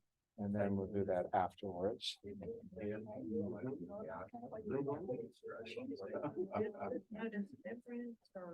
think you're still rubbing your. It was, I know it's very nice. When you buy this. Wow. Work yesterday. Oh, really? Yeah. Yeah. You don't want to be shot. Well, I was back. What? We said lunch break. I said, yeah. Yeah. like two things going on at the same time. One seems to be excessive and so basically trying to take out. Others Let's save that seem to be question. trying to build up. Save your question for everybody. Okay. Yeah, because I want them to hear the question. How did it feel? So feedback is so important. You know, I felt this, I felt that. It's so important. It's how you build up your language. It was good.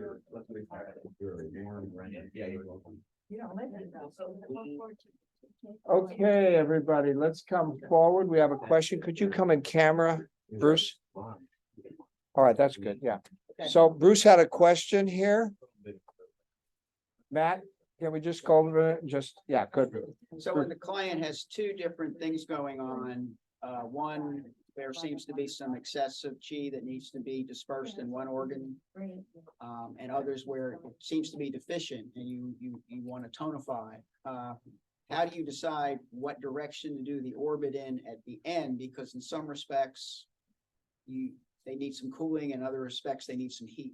You just do both? Okay, so give me a specific. What? Okay, you had Give me an organ. excess liver and deficient or weak heart and spleen. Okay. In your assessment, hopefully you would have felt that. I did, yeah. So you probably wouldn't do the 5-element then. You would then go right to strengthening the deficient, pulling out the excess, Mhm. and then sometimes I'll do the 5-element quickly at the end. I mean, not real quick, but you know what I mean, to kind of put the order. Remember, we're going in the constructive, creative order. You are going to be healthy if your energy is going in this direction. Liver, heart, wait, liver here. I'm looking at Zoom. Liver, heart, stomach, spleen, lungs, kidney, liver, heart. This is the order. If you get this in the order, you're probably healthy. It's when one organ starts to not work together. So you would find that in the, and say, God, this is deficient, this is excess. So you might say, well, I'm just going to strengthen this organ, go over here, take away the excess, balance them. And then your final thing might be liver, heart, telling them, hey, let's work together now. Let's balance each other. So that could be one approach. Okay, does that help? And then when you get to doing the orbit at the end, how would you decide which direction to go in? You always go, I don't care what organ you start on, you always go in the same. I'm talking about the orbit. Oh, the orbit. I don't worry about that because then you would do 3 one way and 3 the other. Well, that's what I did. I just wanted Yeah, to be sure that's what was right. spirit. Okay. I always say, your spirit, you got to handle this. Just, you know, you really want to see spirit as a buffer. And on level 3, we're going to give you an advanced meditation in which the chi does the healing. If you don't know what to do, there's a, you know, so there's even a level that you want to get to where you hope the chi, you know, you actually want cosmic chi, a highest level of chi, in which that's why I think this works, as well as medical qigong, where people learn, is that we're trying to cultivate a chi that knows better than you what this person needs. So the more you do the Shen, and the more you build up your broadband doing the Shen, what happens is something kind of opens up in your body, a bigger broadband. And then we're going to give you in level 3, a booster working with the left hand that will boost the energy output. And then a goal to try and cultivate this cosmic connection. And that's where sometimes I don't know what to do. I've got a disease I've never heard of. I've got the mom died, that this, and that's where I go, I'm going to turn this over to cosmic chi. Even on the highest level, if you have a connection to spirit, you could just hold that connection to spirit, and the spirit would do the healing. So I have some people that are stage 4 cancer. Okay. What am I going to do? That's really complicated. Let's say it's in their bones and bone marrow and all this stuff. So sometimes I'm giving you something advanced. Sometimes I'll just connect with them, connect with spirit, and go, Joe Tenying Yuan Lai. Sharing Pu Watkins. And what am I chanting? I'm asking the highest ninth heaven to bring its healing energy in. And this request is heard like thunder throughout the entire universe. And so I don't keep chanting it because I end up, it ends up to be rote. I chant it and listen to what I've just said. And I'll give you that meditation of level 3. Some of you already know it from ITMI, but so it's Joten. So I asked Dr. Mao, I said, Dr. Mao, in my really hardcore cases, I find myself just chanting. And he said, Ed, if you've got a connection to spirit, why don't you let spirit do the healing? Oh, good. Because sometimes it's too complicated. I'm in a stage 4 bone marrow metastasized, and I've actually had people sit up from that and go, oh God, I feel so much lighter. I feel so much better. And it's like, I'm turning it over on a higher level. So I want you to say that healing gradually goes from information to just opening up. That's why we want to cultivate. We want to meditate. We want to open up that broadband. We want to do Tai Chi, Qigong, because that allows you a greater access to the higher energies and let them do the healing. Now, I don't do that all the time. It's when I get that sense. What is the best thing I could do for this person? Turn it over to spirit.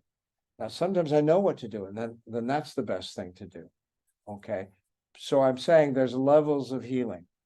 And the neat thing is, if you keep going and cultivating, Dr. Mao says, healing's a lot simpler the more you cultivate. Okay. The more you open your broadband, you don't have to worry as much about information. It's a direct connection. Okay. Good. So that's what's coming in level 3, these boosts, these connections to that, and also more techniques. And 2B, we're gonna the 5 cloud, we're gonna add some acupressure points. Is it noon yet? I can't see. It is. All right. Let's have any questions on Zoom first before we go to lunch. No. Okay. Have a great lunch. Be back in an hour, okay? Because we want to get some more healing in. All right. Have a great lunch. Bye-bye. Does anyone have any questions? Sometimes after lunch, you get a question that there wasn't answered. Well, people were talking about where you would practice if you didn't have a massage table. Oh, okay. If you don't have a massage table, how do you practice? You can sit on a chair and they can lay on a couch and you could pretty much do everything. Okay. They could lay on the side of the bed and you could work on them on the side of the bed, and then they could move to the other side if you wanted, or they could sit in a chair and you could work on them sitting in the chair. They'd sit, you could work on the organs. That's the way. In massage, sometimes I discovered that pregnancy massages, those pillows and stuff, they never work because they never fit everyone's body. So I came up with my own protocol where the woman would lie on one side of her bed and I could work on that side. She could lie on the other side of the bed. I would make a break. I'd say, would you switch? I'd go into the other room. Then she'd come back and she'd have a sheet. And I would then work on the other side, because I could reach it, she's on the bed. And then I would leave the room and I'd say, I want you to sit in the chair sitting in the chair sideways, holding two big pillows. So she would have a halter robe on and hold two pillows, and oh, I could get at their back. And yet it was comfortable. They were leaving. So I came up with a way that because the massage table never worked. So I had about 9 clients I took all the way through pregnancy. And so you can work, even do massage without a table, as long as, they're comfortable. So, yeah, because if you could sit in the chair. So Marie, would you come forward, bring your chair? It's BYOC. Bring your own chair. So she could sit right here. Okay, and I want you to sit this direction, regular, you can be comfortable. Okay. And so I want you to sit back, just be real comfortable. And I could put my chair here. And I could do just about everything that I did. Opening the 3 down 10s, circling, whatever, up the back, up the back, up the back. I could do the perineum. I could do the microcosmic. I could stand and do the microcosmic.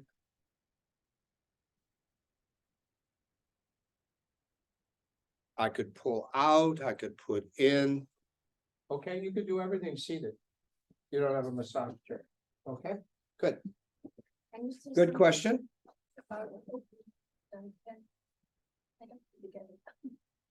Yeah, don't think about opening the 3 down 10. I mean, it is, you're activated, you're opening it. I'll just tell you my version, Ed's version. Okay, Edism.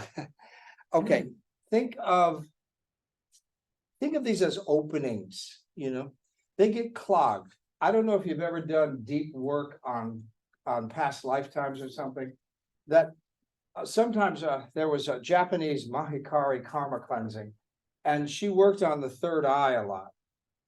And she was very accurate. I did not know I had American Indian karma. And I thought I didn't. I mean, I thought, what's she talking about? She's working on my 3rd eye, she's talking about American Indians and everything. The next time I go on vacation to Palm Springs, there's an Indian reservation. I take a hike up this pathway. I almost step on 3 rattlesnakes. No one else is seeing these rattlesnakes.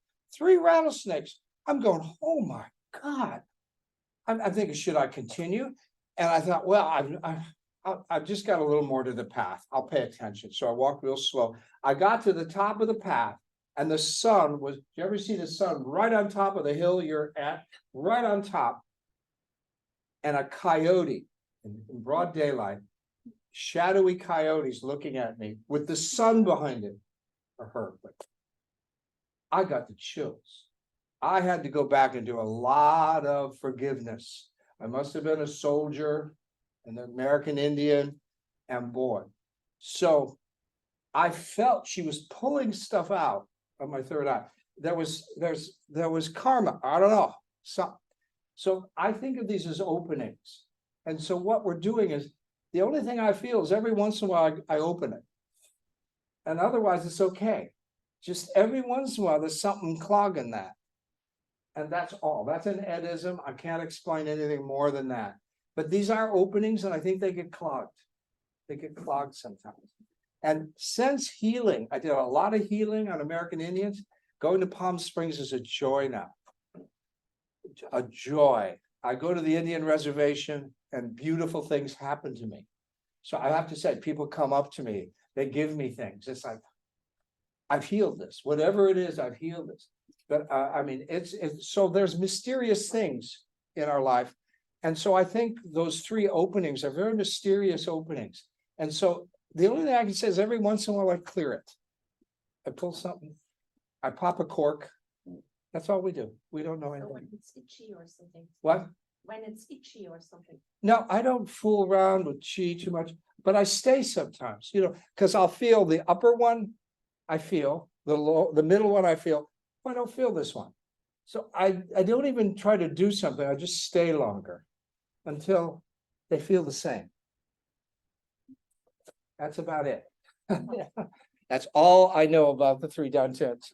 Yes, When you touch the orange, you touch this area or you touch any part of the orange? well, that's just me. If you want to, I get information by putting my hand right here. I like with Eric when he was there. I said, how you doing? He said, not so good, and I could feel he's not doing so good. He was, to me, he was vibrating. Okay, and at the end, he was vibrating less, and so I knew, oh, well, we took it down. That's all. So I get information. But you might get information by touching the shoulder, okay? You might get information without even touching them, yeah. Some people are psychic. The hardest language, I think I've told you, is the language that you don't get anything from your hands. You know. Okay, one of the best healer, Alana, oh my God, she was a great healer who took the class. And she came up after the 3rd class she took and said, I don't feel anything. And I thought, that's ridiculous. She's such a good healer. Everyone said she was such. She says, I've been embarrassed to tell you, I don't feel anything. So I told her to scan this person's body. So I said, just like you're an electric scan at an airport, I want you to scan this person's body. Tell me about her. She told, well, she has this, I feel left elbow, an old sports injury in the knee. The student went, oh my gosh, that's a hard language, isn't it? Do you know the only way you get confidence of that language? What is the only way? Feedback. You get enough feedback that you start knowing, you know. That's the only way. Oh, I felt that. So she kept on, every once in a while saying, is there something going on with your knee? Yes. Is there something are you having your cycle now? Yes. Oh, she knows something. She doesn't feel it. And that's a tough language to live with. And okay. Is how many people we work every day? When are we? How many people should we work on in a day? That's up to you. I would never work on someone who's really ill if you're weak.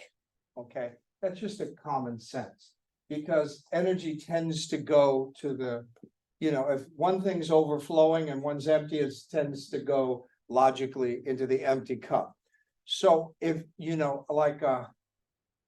I just don't work on people who really are sick if I'm really low energy. I cancel or reschedule, something like that. But you could work on 2 people, 3, if you felt good. Well, when we practice, You could work on, if you worked on the same person, give them a break, have some tea, give them a break, let them relax, let them integrate the first session. And then you could go deeper on the second session, couldn't you? So you see, there could be a deeper healing, but don't go back to back. It might be too much for them. Let them integrate, take a little walk, let them integrate, drink some water. Now, as healers, I want you to be drinking water. Okay, or hydrating. Dr. Dow says that when energy passes through you, it builds up a friction. It builds up a little heat. Because there's energy passing through you.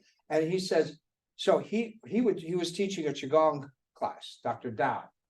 And he had a big bottle of water. And after through it, he's drinking that water. He wants to cool his body down because energy's passing through. So when I first learned this, and I went to the cancer center, I was working on 6 or 8 people. And sometimes I'd have a shower in the morning, that's my routine. But I'd come home in the early afternoon and I'd have a shower. And then I was having a shower at night. I said, Arnold, am I showering too much? He says, no, you're working on people. You're cleaning your aura. And he says, and you're building up some heat. And you're also doing a few massages here and there. And that builds up a little heat. Remember, nakedness builds up heat, whether you're a saint. It's just in the eyes, it's in the body. So it builds up some normal heat. And he said, so you're just cooling yourself. Just come home, cooling yourself, drinking a lot of water. So think about that. Drink a lot of water. Yes. If you're working with one person, how often do you do that? Well, ideally, ideally, 2 or 3 times a week would be wonderful for the person. If you had the time, but some people can only get someone for one day. And so they need to build up their practice by working on them, taking a break, working on them. You know, some people don't have the luxury of being in a place where they can get a lot of people. Okay, good. All right, any questions from Zoom? The Zoom world? Any questions? And if not, we're going to jump right in. All right, so let's, yes, do you have a question, Erica? No, no, you're ready to go. All right, let's pair up, please.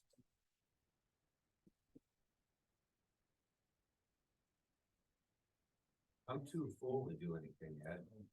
All right, I gotta sit one out, all right. digest it. Vincent, you want to come up here? Okay. No, I wasn't. Well, All right, put your head at this end. that's all right. All right. All right, so what are we first gonna do? We're gonna connect with the Shen. Can I have everyone's attention? Let's lay down. All right, someone lay down. Good. I have a request. Watch out when you're brushing, don't brush general, brush down. Don't brush into the walls or the person next to you. Pay attention, because I saw some of that and I didn't stop it because I was doing things. So you don't want to just brush it away. You brush it down, because when I brush it away, it's gonna hit Matt. All right? No, Matt doesn't want that. Okay, good. Let's connect to the Shen.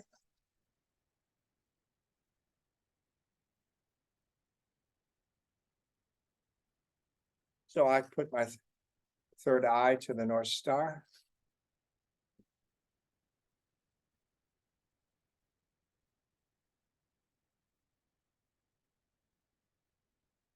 And with humility and sincerity, I connect to the Shen meditation of the yin of my feet coming up and the yang blending.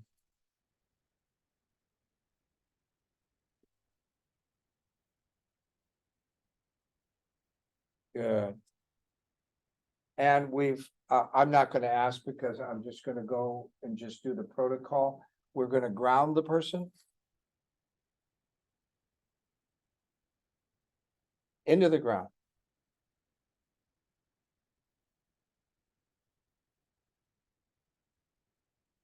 Good. All right.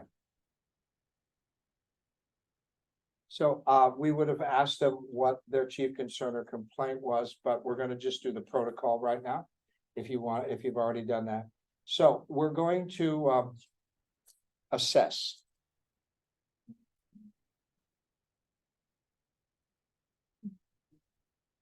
Now I go right to the organs, but you can do the whole body.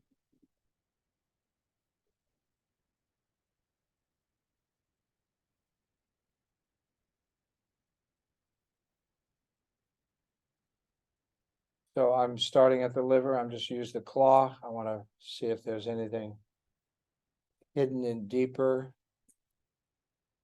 And then I go to the heart.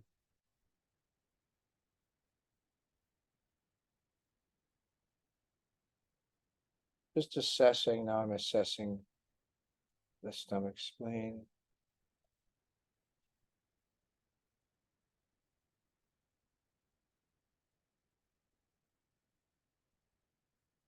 I'm assessing the lungs.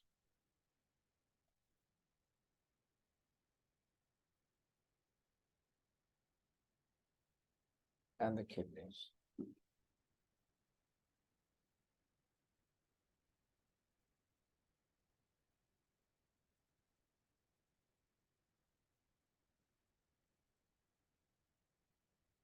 I would just like to put my hand on the wrist. I just want to feel what's going on here.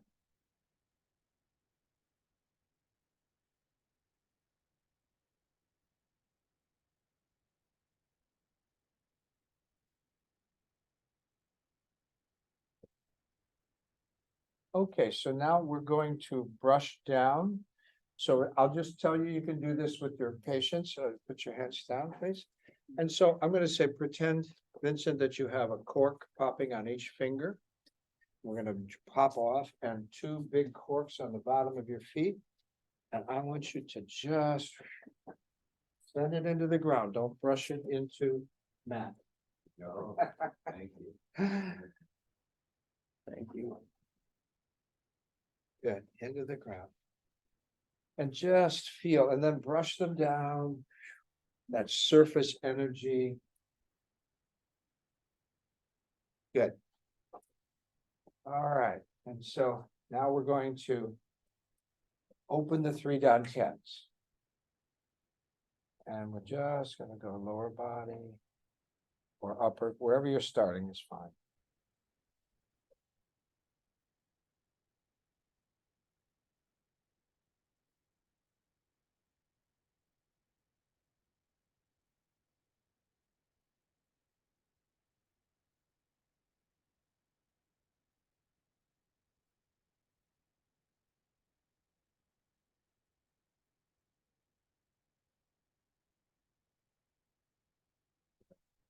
Now we're gonna circulate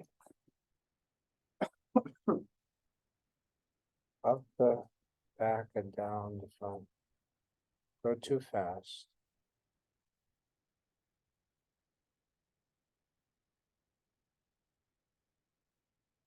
Between the breasts in the center of their body.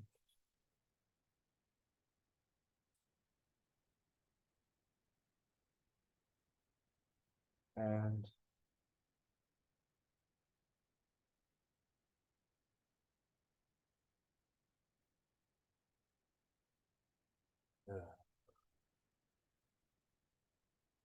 now we're gonna do rubber hands. Imagine 6 inches above their head, between their knees. And we're trying to put the energy up their center pole of their body.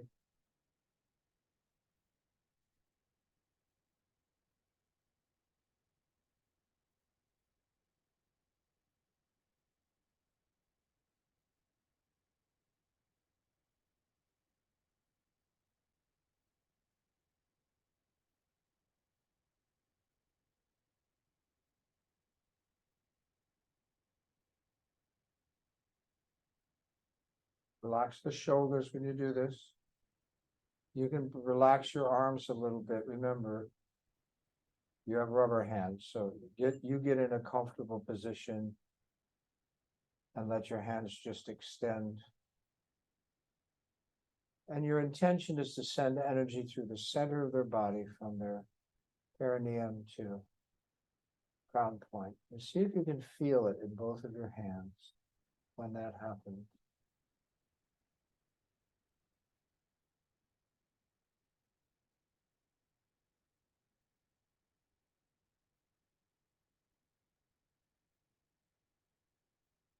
And shake that off. Let's assume that happened. You can practice longer on that on your own. And let's go to the 5 cloud healing. Now I'm going to give you a little more time in the healing. I want you to explore it, get used to putting the energy in. Okay. So I'm going to start with the liver. I connect with the liver and then I pull in that liver energy from Jupiter. Pulling in my head. Ask for help.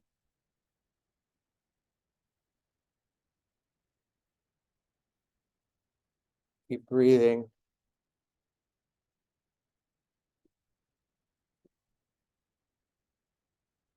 Light bothering your eyes? Yeah.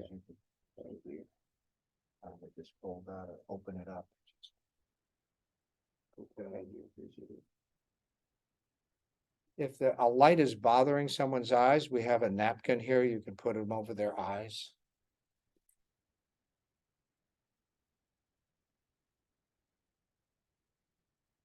Remember the psychic bath, I call it? Into the ground. And now let that green energy, if you haven't already, come up your spine and into their liver. and always see going off their body into the ground. A beautiful backup plan where toxins, tension, fatigue, heavy thoughts, heavy emotions, side effects, even dis-ease can fall off into the ground. So I'm going to ask him to just put his hands down a little so that I can directly get into the liver.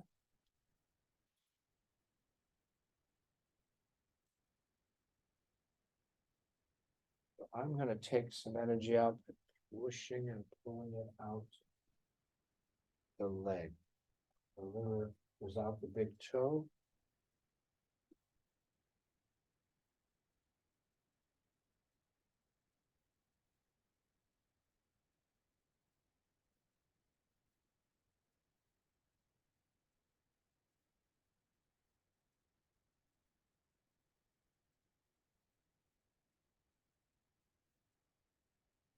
I'm going to do a little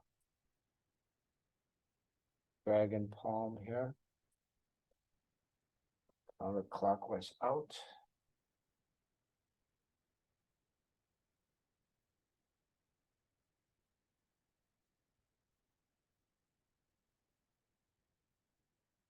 I'm going to make a little chimney and let that heat go out, but I have to remember to close it when we're done.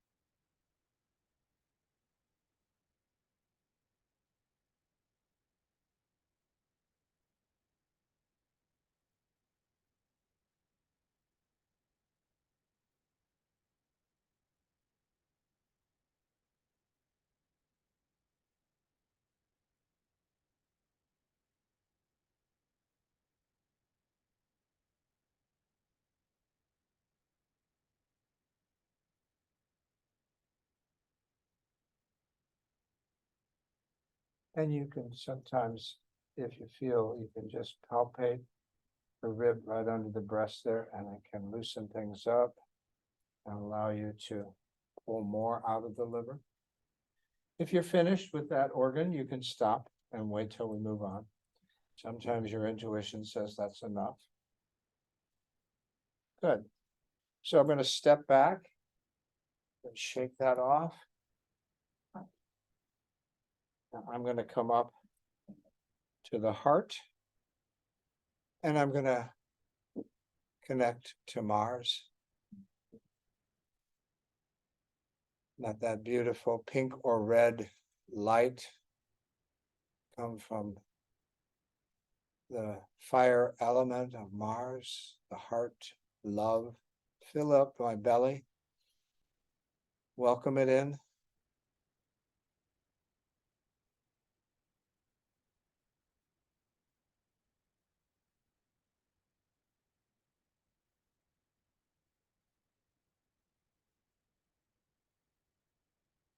Put a smile in the person's heart. And let that beautiful pink or red energy come up the spine, out the arms or arm, and away from you on the opposite side of the table is any toxins, tension, fatigue, heavy thoughts, heavy emotions, side effects, even disease, out, falling on the opposite side.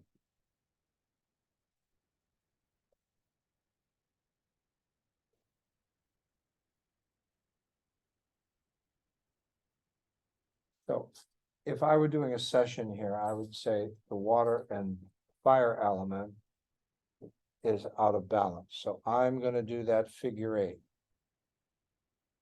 which is going to bring the cooling energy from the kidneys up to the heart, cooling the heart.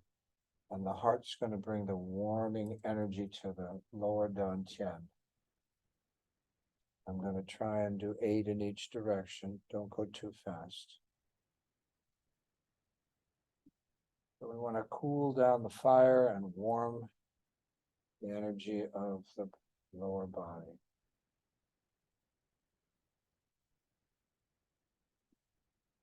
You know, sometimes when I'm getting sick, my belly's cold, but my upper part of my body's hot. That's a very good symptom for you doing this on yourself. That means you've got a chill in your lower body, your kidneys. Yeah, and you really need to bring some of that fire down into the lower body. So talking, I've lost count, so I'm going to assume I've done 8 in one direction and I'm going to go the other.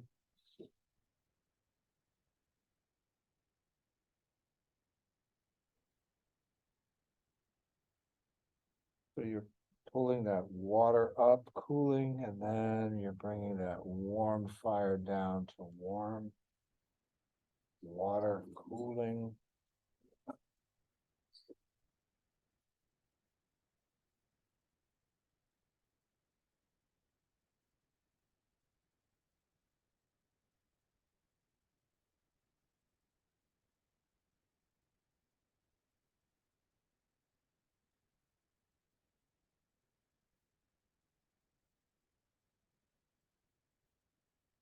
Good. Shake that off.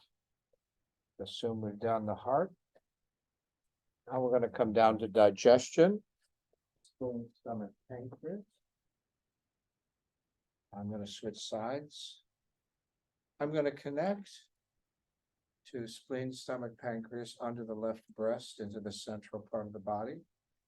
And I'm going to pull in the 2 parents, Saturn from the sky, that yellow love, into my lower belly, and Earth up both of my feet into the belly. A beautiful nurturing love from Saturn and Earth just fills up my belly, getting brighter and brighter, nurturing, filling you up.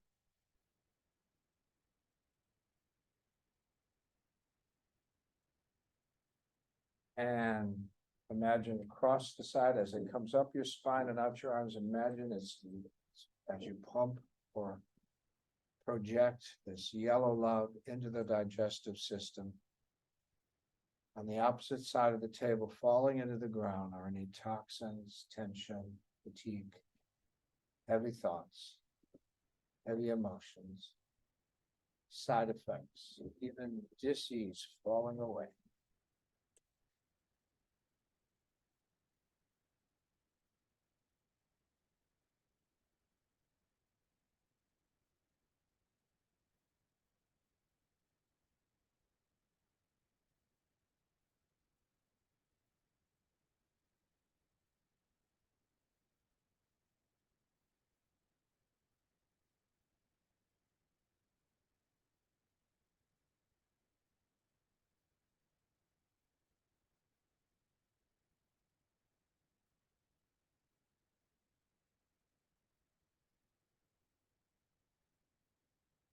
Psychic bath if you feel like it.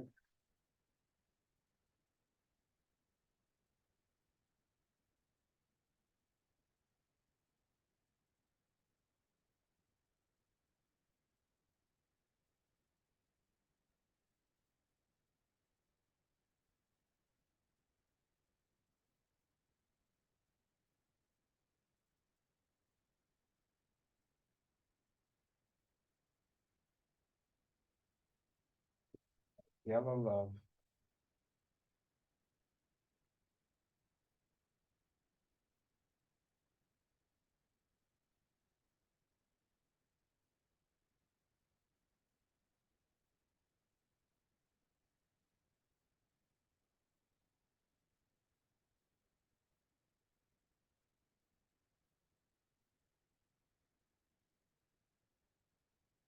And what are we trying to do here? We're trying to send a message that they, you can digest, that your client can digest their life. one healthy step at a time. Worry, overwhelm, overthinking is the digestive system. We want to give them confidence. They can digest their life. One healthy step at a time.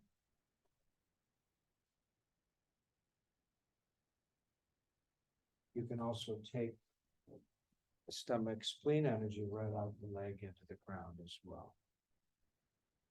So I might grab with the 5-pointed beak and then boost it with a push.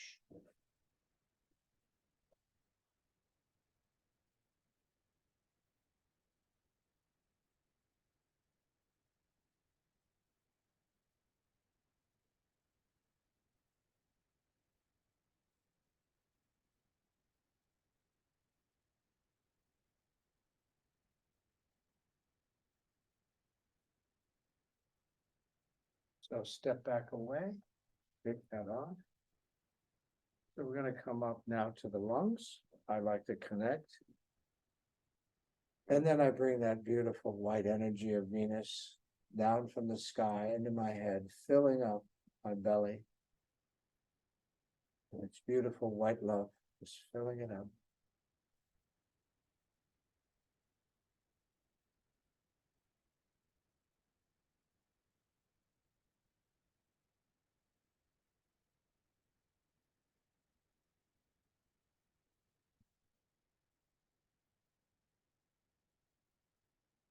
And that love comes up your spine, out your arm or arms, into their lungs. As we see grief, sadness, loneliness falling on the other side into the ground. As we project this white love into their lungs. And from the opposite side of the table keeps falling away. Toxins, tension, fatigue, heavy thoughts, heavy emotions, side effects, and dis-ease.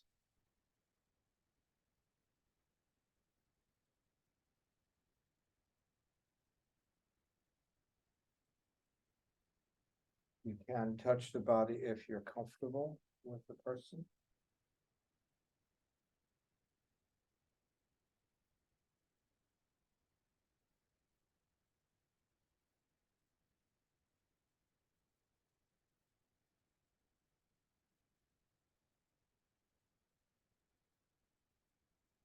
I'm seeing any darkness, heaviness, toxins falling out the body.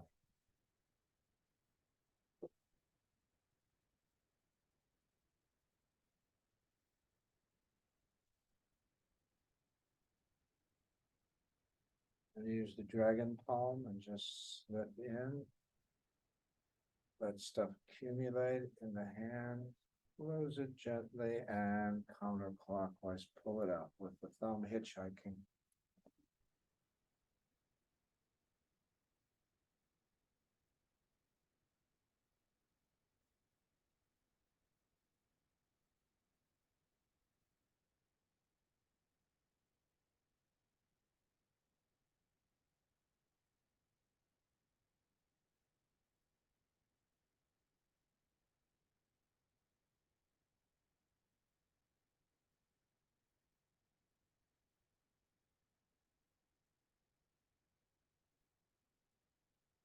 Step away, shake that out.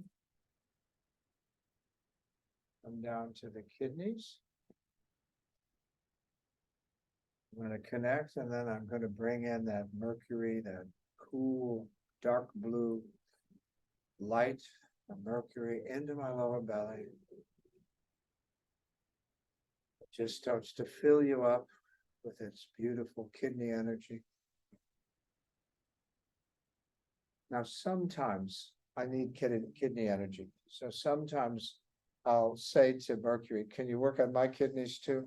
Don't ever do that. I've actually got a message that it automatically works on your kidney by you serving. So by asking it, this isn't quite the same thing. So let it pass through. When you heal someone, help someone heal their kidneys, they're helping heal you.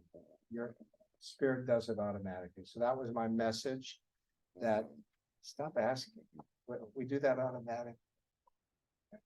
So it's automatic. The more you heal others, the more you heal yourself. Just happens. You think spirit's going to pass through you and not do something. It goes, oh, this is a nice person. Let me fix them too. So don't ask. It just happens. And it confuses the energy because you're working on you want to be working on them. Let spirit do the multitasking. Don't split your focus. Now we're working on the whole lower body, reproductive, the whole bladder.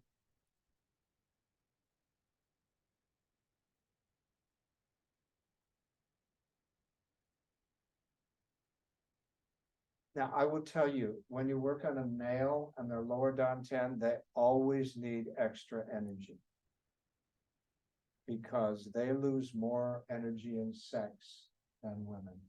So automatically, like Arnold would automatically, first thing you do is go to my lower down 10 and spend about 10 minutes. It's just automatic. You need to replenish lower body energy. Women get very lucky in that sense. Well, lucky. They have childbirth and menstruation. Come on. But so they only lose their energy in childbirth and menstruation, but they lose a big chunk in child. So they need it replenished every month in their cycle. So Mother Nature allows them not to lose energy for 2 orgasms. They get if they have 2 orgasms, they don't lose their own energy, not much. But men lose a huge amount every time they release their energy. And so it's automatic, every time you work on a man, you gotta pump the lower down 10.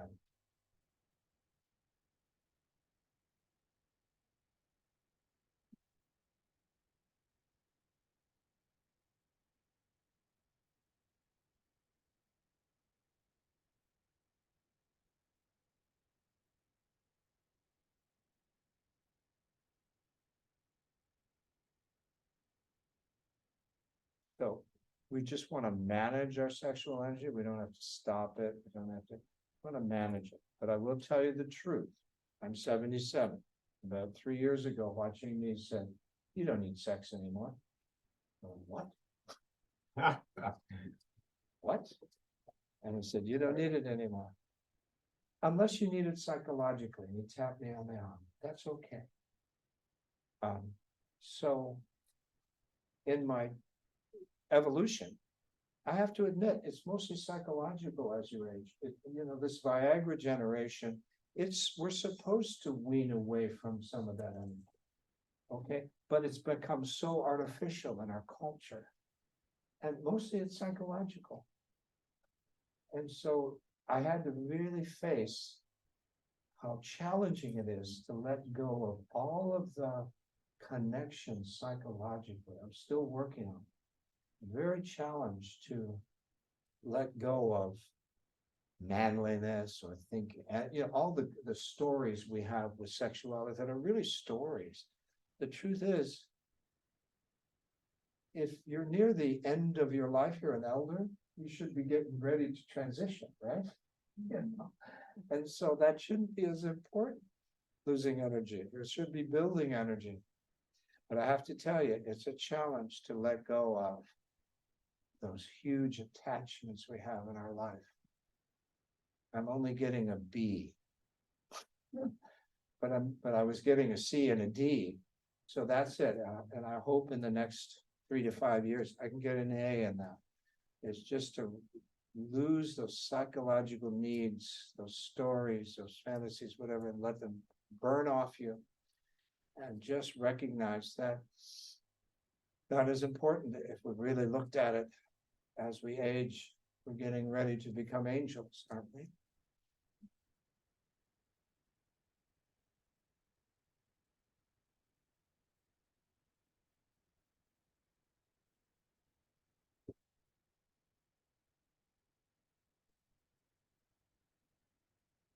And when you fill up the lower down 10 of men, you can feel them calm down because some of their nervousness is that their chi is low.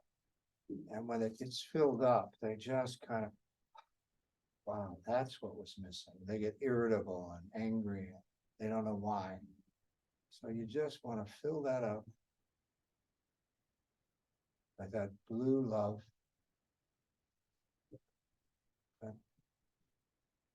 And then step back, shake that off, and disconnect. I just say disconnect. We don't have to hear it, but sometimes I do. I felt like I needed to disconnect there. What? Oh, yeah, I know. I just felt I had to disconnect. Oh, okay. So I did it and I realized, oh, I'm teaching a class. If you feel like disconnecting in the middle of it, you disconnect. Okay, I just felt I needed to disconnect. Okay, good. So now we're going to, by now we kind of know if they're hot or cold. If they're running hot, we're going to go up the front and down the back. If they're running weak or cool, we're going to go up the back and down the front. Okay.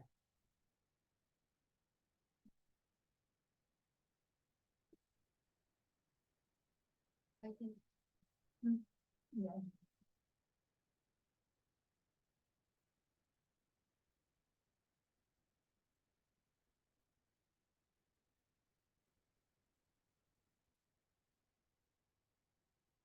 Okay, and so we're going to root the client, ground them. See their roots going into the center of the earth.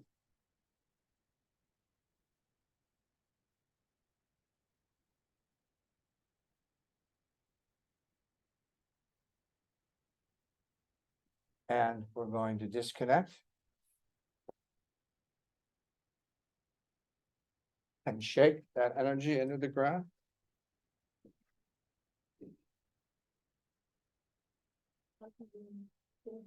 Yes, and take, if you made any, stay down for just a second.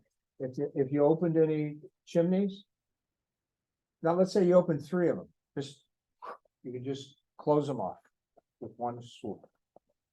I actually had Arnold work on someone and he made 5 chimneys. You can see he was letting a lot of heat out and then he just went, close them off, okay? So, ask them how they feel. How do you feel? Pretty good, thank you. Oh, good, Appreciate it. good. Really. All right, you're good. I need to Keep sleep. balance. What? I don't sleep enough. I think I told you, Yeah. in the think next you're- like 4 to 5 days, I'll probably be back Yeah. to sleeping like between like 6 hours a night. It's around 5.5, 6 hours. Good. Like this. Okay, you're just, it'll get better. Just hang in there, one step at a time, okay? All right, thank you, Ed. I Sure. appreciate it. Yeah. All right, get that feedback.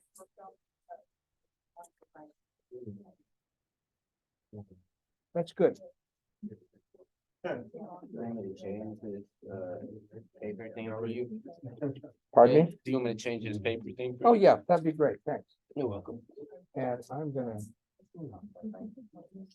This is, or I'll put this. in now my the pocket. tea should be, but let's wait for the tea. I wanna make sure. Oh, that's my question online. Yeah, I wanna get questions online. Tired, but more relaxed.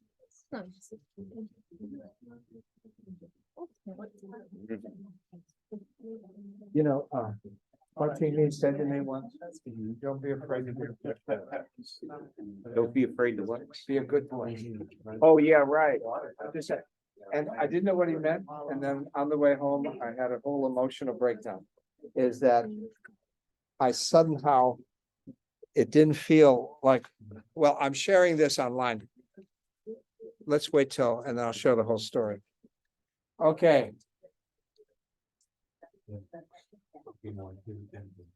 Finish the feedback. Good.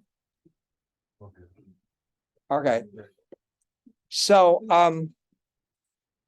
once, watching me, my very first teacher, he, was my acupuncturist. He was my acupuncturist. And one day, you know, his English wasn't very good, so it would be choppy. He said, "Don't be afraid to be a good boy." And I hate platitudes. I hate platitudes. My first thought was, what the heck does that mean? I get in the car, oh, great, just say no, or I hate, you know, oh, turn the other cheek. I hate platitudes. They give me nothing. So I'm driving home and what is that, you know? And then I realized that there were things in my life, a divorce, and some things happened and this, and that somewhere in my mind, I thought, well, I was kicked out of the church. I was kicked out of my family for the divorce. I was living in Hollywood, which is, you know, the armpit of the universe.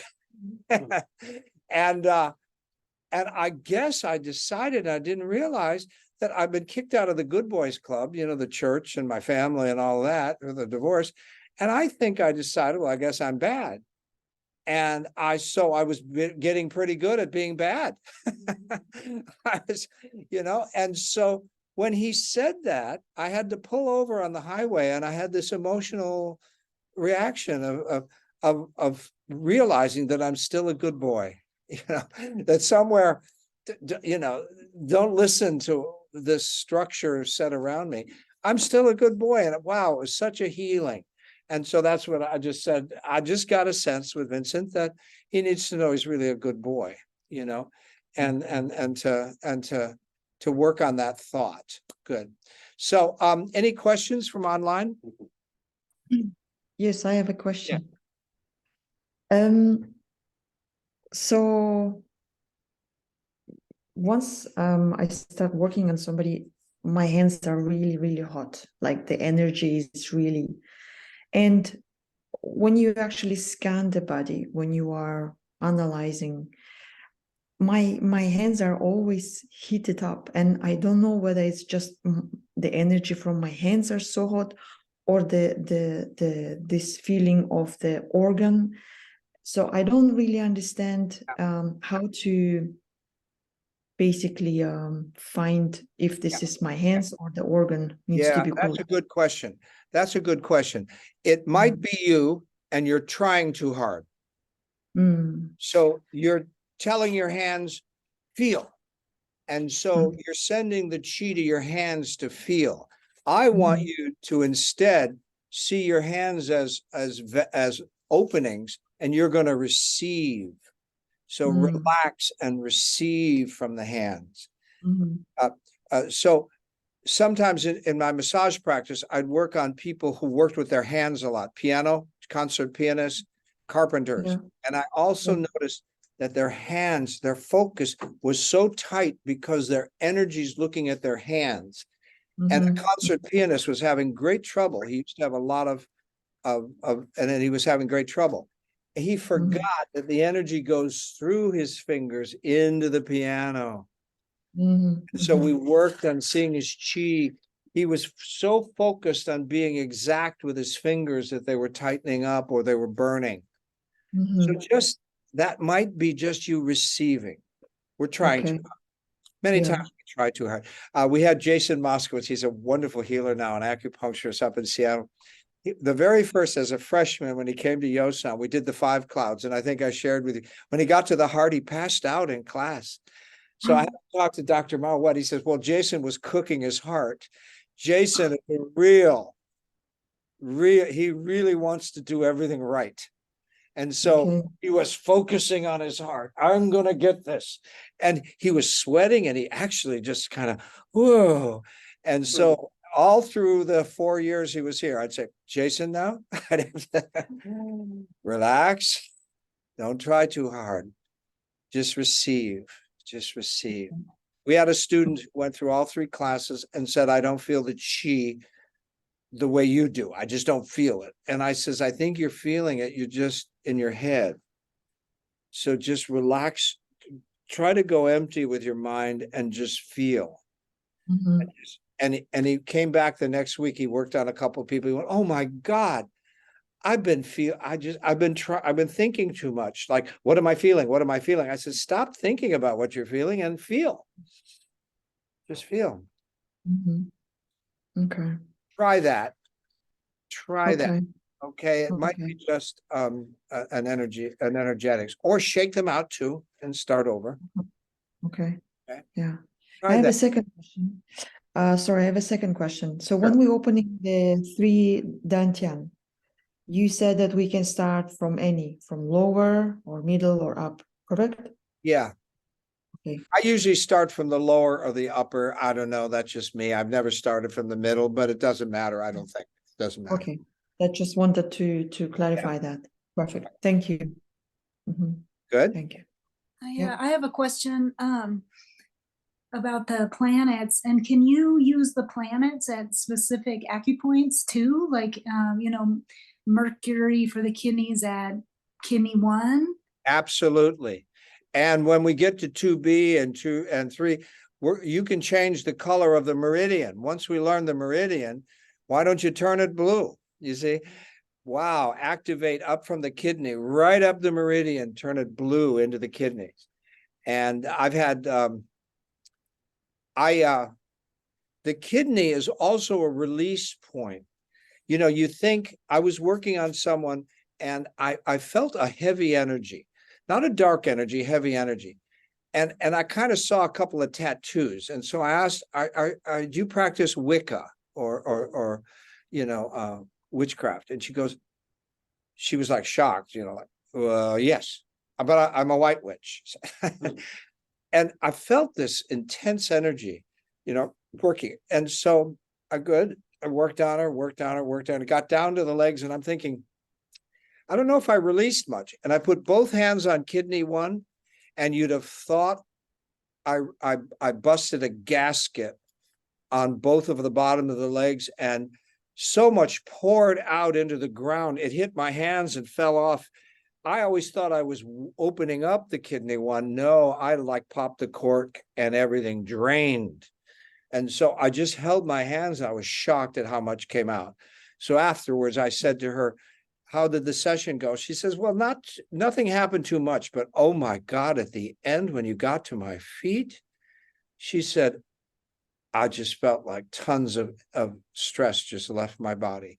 So sometimes going down to kidney 1 is very powerful. It can be a draining point, on the ball of the feet. Now, don't touch it. I was about 6 inches away, a foot.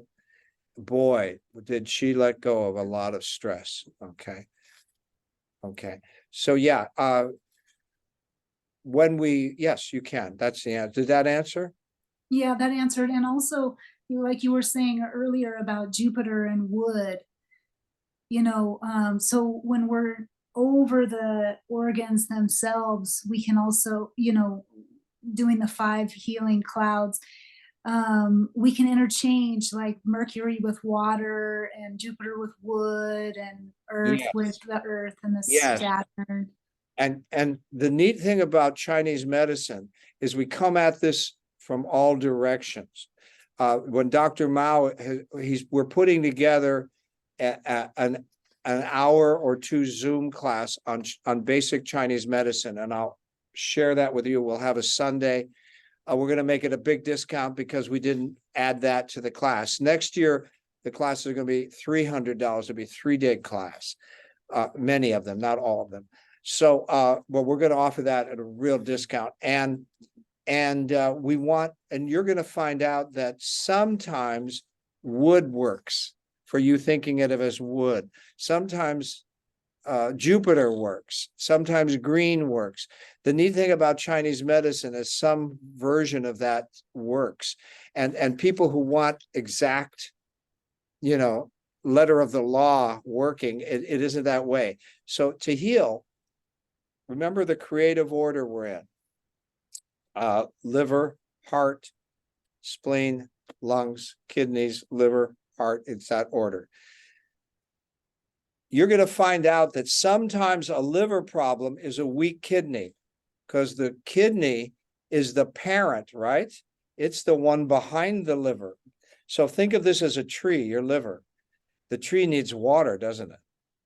So the water might be weak. If you have weak kidneys, your liver isn't getting enough energy. And let's say your heart is weak. Well, that means you're not getting enough fuel for the fire. Wood, Fire needs wood, see? So, and then sometimes your spleen is weak. Well, you're not, this is your earth element, your stomach spleen. That's because the heart fire isn't strong enough, so things can't grow. It's cloudy. Think about a cloudy day. This is your earth element. It's not getting enough sunlight, enough inspiration, enough positive energy. And so you're going to learn, oh, sometimes it's the organ behind the organ. But is that the answer? No, that might not be it. There's another way to look at it. Maybe one of the organs attacking. Well, how do you find what organ is attacking? This gets really fun. And when you learn the emotion, it becomes a whole healing element by itself. Look at, so here's the liver under the right. I have to go back to find out the organ that can attack it. So if this is the liver, I go back to the kidney and up to what? The lungs. The lungs are the metal energy. Isn't that wonderful? Metal can chop a tree down. So just always remember that. The metal can chop a tree down. So this is grief, sadness, and loneliness. Okay. So let's say this is anger. Do you know what? I'm going to tell you something. This is so true. I consider anger a denial of your sadness. If you can be angry at someone, then you don't have to take responsibility of healing. It's their problem. But if you come back and go back 2 organs to the sadness, and you can feel the sadness of how that person hurt you and can release it, wow, the anger is dissipated. I'll give you the worst example. I think I've shared this before. I don't know which class. So the worst example, but it's the best, but it's the worst. I've known people that had someone murdered in their family.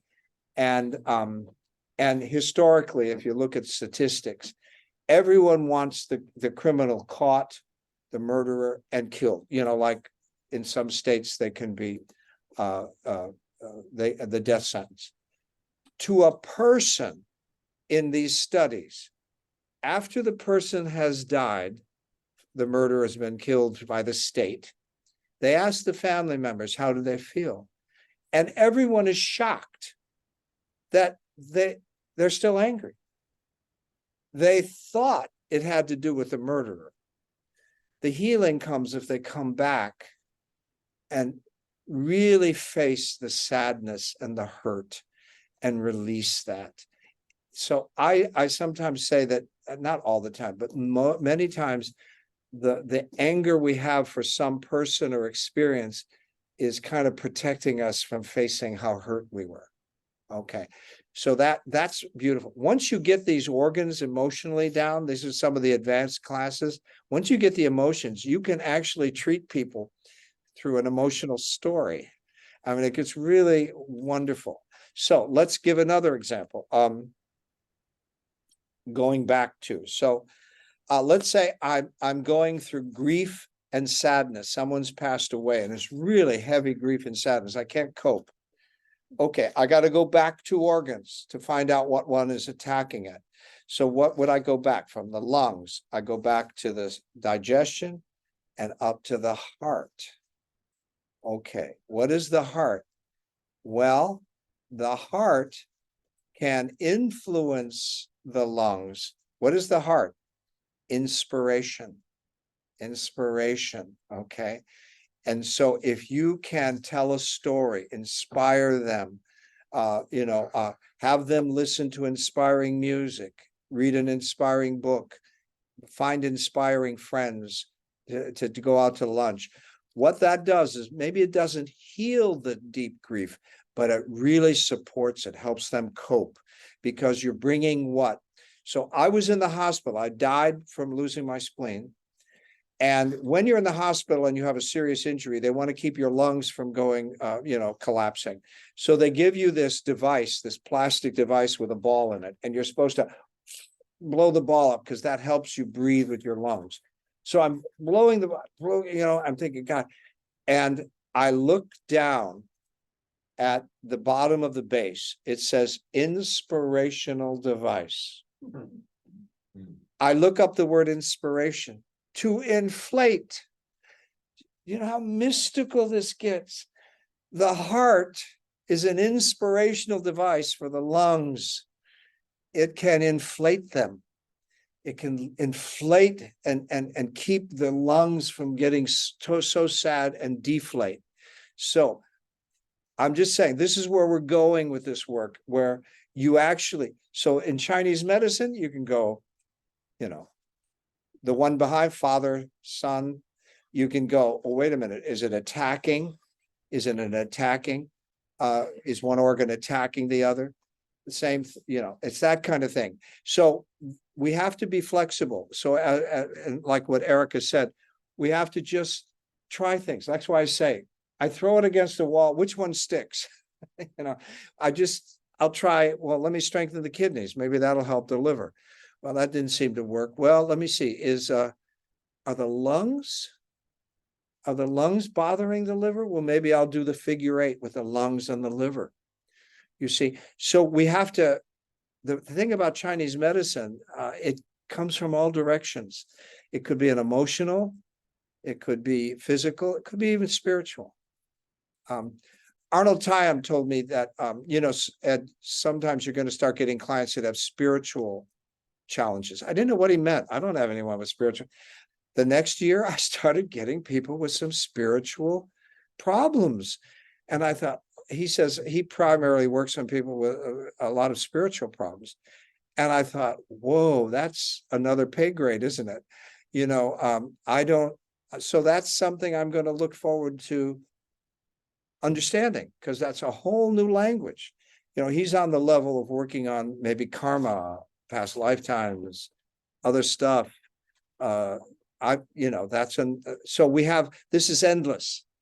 We're gonna just keep exploring and discovering which way to do it. So we're gonna come at it in all directions, and there's other directions. So I hope that answers your question, Erica. It does. And I also want to ask then, in that generation cycle, if you can tell that somebody's earth element isn't nourishing somebody's fire element isn't nourishing their earth element, can you use then like Mars on the spleen, or is that just getting too much?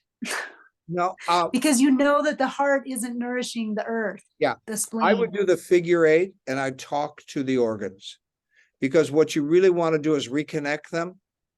That's what I did. I did the heart and the spleen in the figure 8 in the Infinity. Good. And then you want to talk to the organs.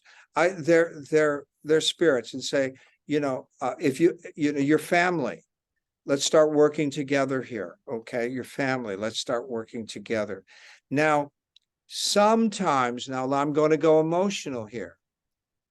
Sometimes if the fire is too strong, it scorches the earth, doesn't it? So sometimes if someone is too rigid with themselves, they want appropriateness in the heart, they want, you know, organization, then they can scorch themselves, be too hard on themselves. So that's where you want to kind of use your intuition in that and say, are you hard on yourself? You know, are you scorching? You know, are you demanding? Are type A? Are you, you know, high expectations? Because the heart can get overwhelmed.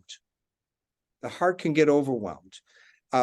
You give me 5, I'm fire element personality. You give me 5 things it wants to do. I can do all 5, but I'll go crazy doing all 5. I have to literally tell myself, I can do these 5. I can do this. I'll go to bed. I've got 5 things to do. Oh my God. So Dr. Mao keeps giving me more things to do. And it takes me a month to get over that. And then I realize, oh, I'll let spirit do it. You know, I got to relax here. So it's a part of what your element is. It's I want everyone to go to taostar.com, taostar.com, and take the 5-element personality quiz. Find out if you can get what the element is of your client you're working on. Like, let's say you have a long-term client. Sometimes you'll have one that wants to come every week. I have a couple of them. And if you know their element, that gives you insight into them. And then you have the book, Live Your Ultimate Life by Dr. Mao. That's an amazing book. You could have that resource your whole life, because you look up their element and you'll find out, oh, this tells me this is what type of personality they have. And this is what I have to do.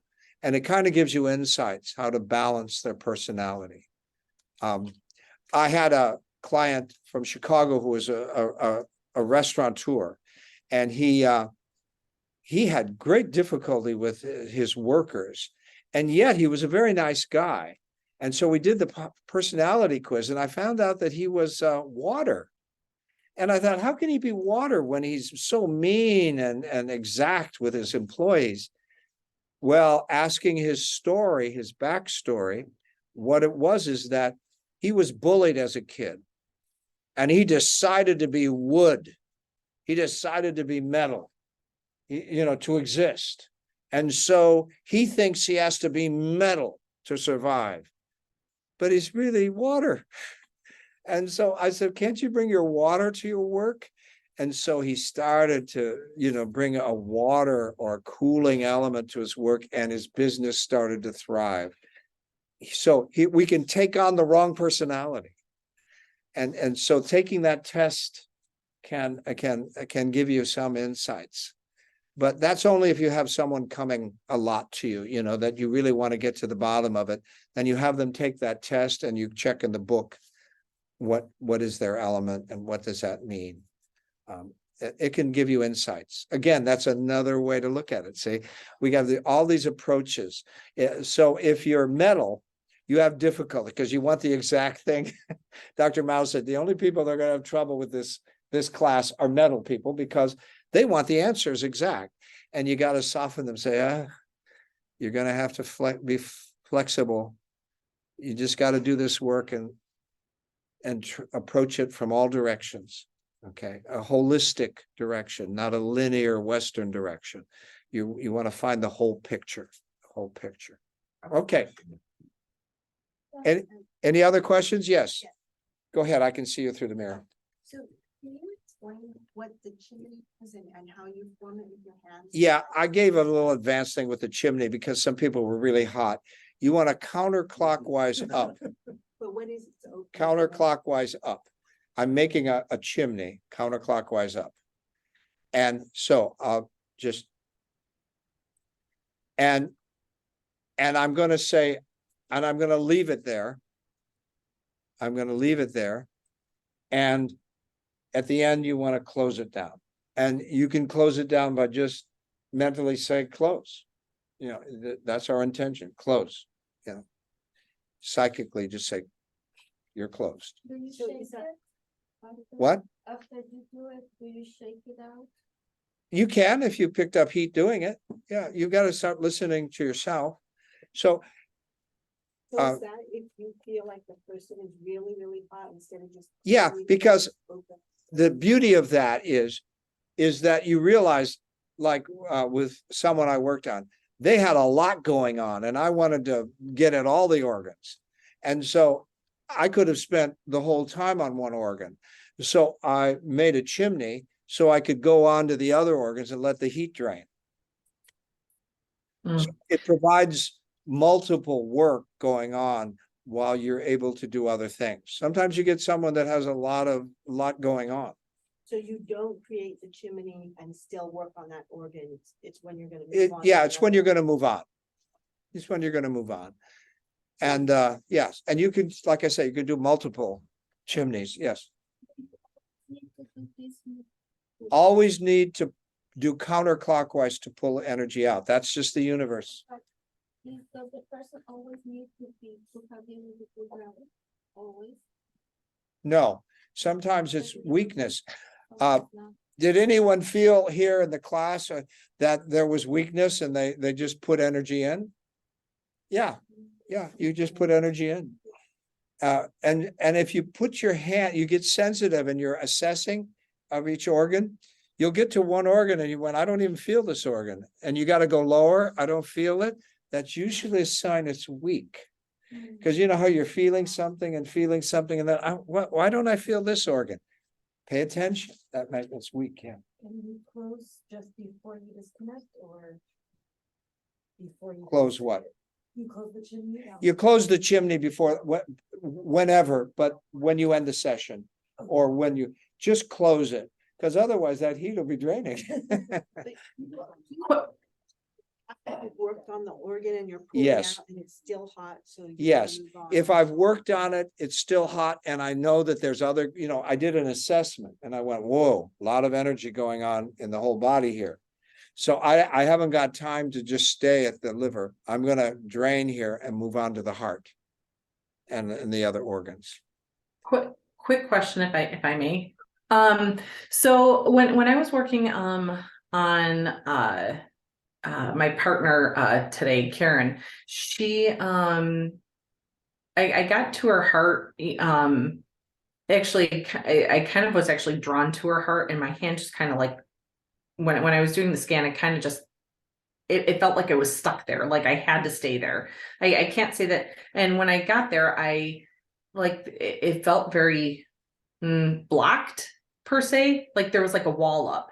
And instead of keeping my hand on her, like I felt like I needed to put my hand, like instead of keeping it over, I put my hand on her.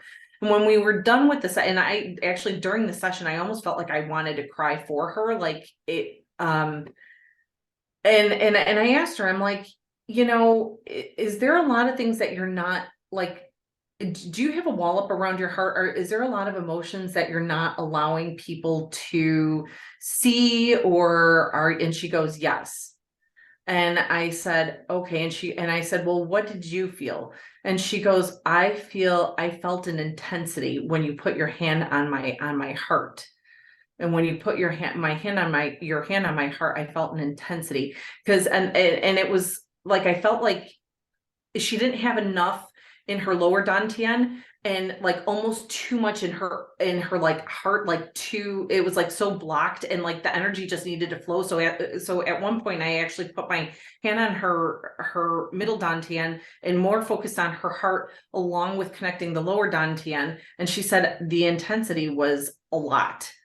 And I'm not sure, was that too much, and I don't even know what I was doing. I just felt like I needed to do it, but I didn't know what I was doing.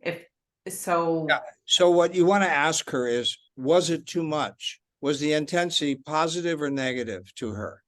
Now, it might be a boundary issue too, is that we don't want to force our healing on someone.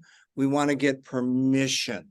So sometimes you may know what she needs, but she's not ready to receive it. Okay. So you went past her blockage, maybe, I'm guessing, past her blockage to her core, maybe some core issue.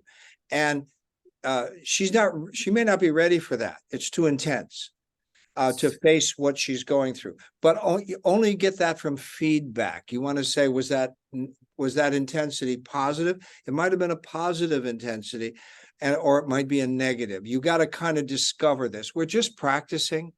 And so you got to be kind to yourself. There's no right or wrong. What you want to discover is your own language and how to work with it. Okay. So remember, I don't know if you're going to, because I don't ever want to go beyond boundaries, See, your intuition said touch, but she may not be ready for it. So just always say, does it feel okay if I touch your heart here? Okay. Is that okay? Does that feel? If she says intense, say, is that positive or negative? Always kind of get feedback. Remember I said I did that session one time, someone comes in first time and I'm assessing and she says, well, I have problems up here in her upper body. And I'm feeling, my God, I don't feel anything.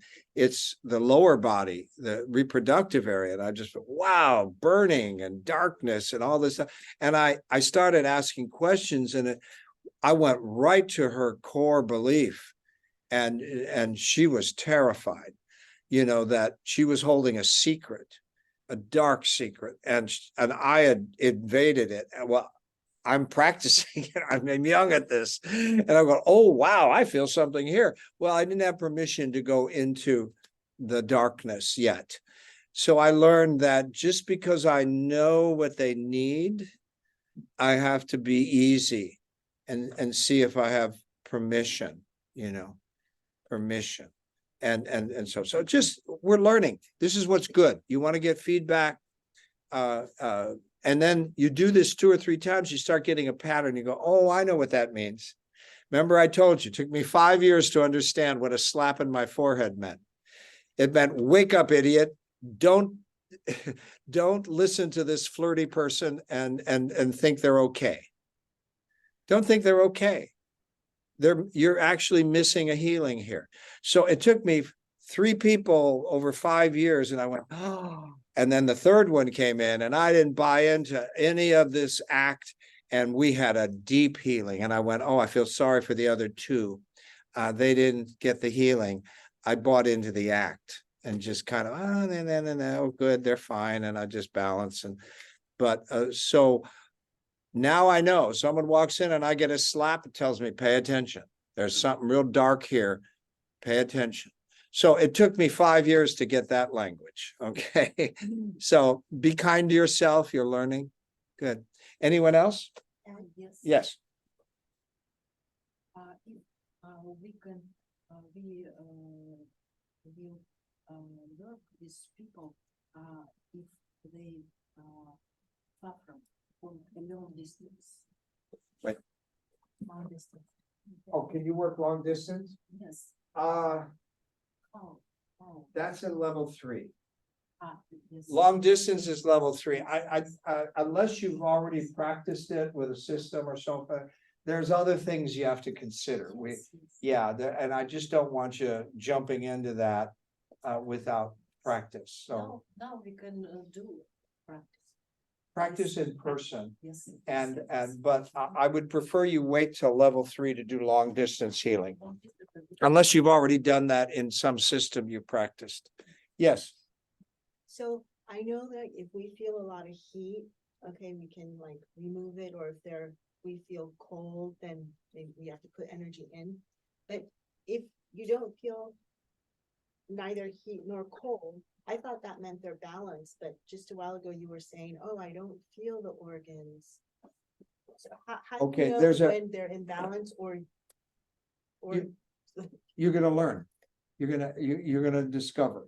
So remember, I've been doing it a while. So there's a different feeling I get when I can't feel the organ than when I feel kind of neutral.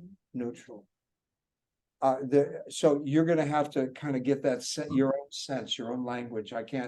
It's not gonna be my sense. like somehow we'll know? Yes, you're gonna know. Oh, and you can look at the person, are they weak? If they're coming in with a tiny voice and they're coming in, I'm gonna face this with some things. So I mean, it's common sense. They come in with a tiny voice. They're droopy. Come on, there's weakness. And when you work, you're gonna kind of know, a lot about them. Remember, Taoism is common sense. This is that, when you see them walking in, how are they walking? Are they dragging their body, or are they walking their body? Are they slumping? Do they want to sit? Are they sighing? You're going to get signs of what's kind of going on. Are they nervous? Can they not sit still? Are they talkative? They just want to keep talking and talking. Are they trying to talk you into how hopeless it is? Well, we need inspiration then, don't we?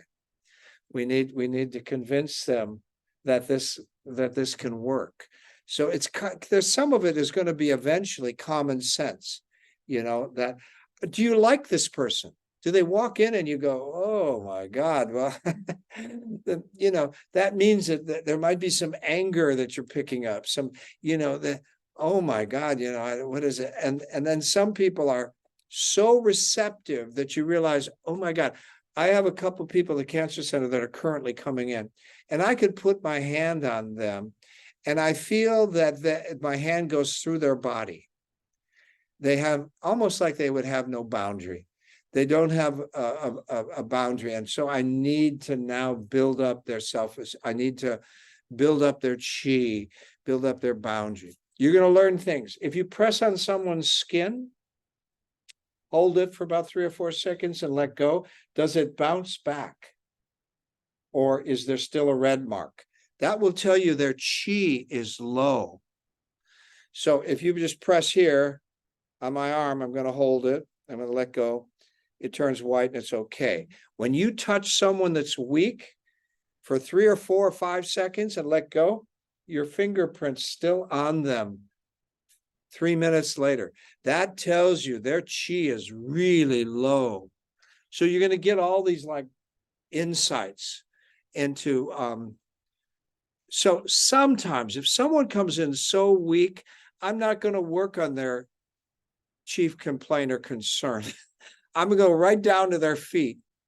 And I'm either going to activate spleen 6, which is triple yin, which is kidney, liver, spleen, because I want to build up some chi, or I'll go to kidney 1.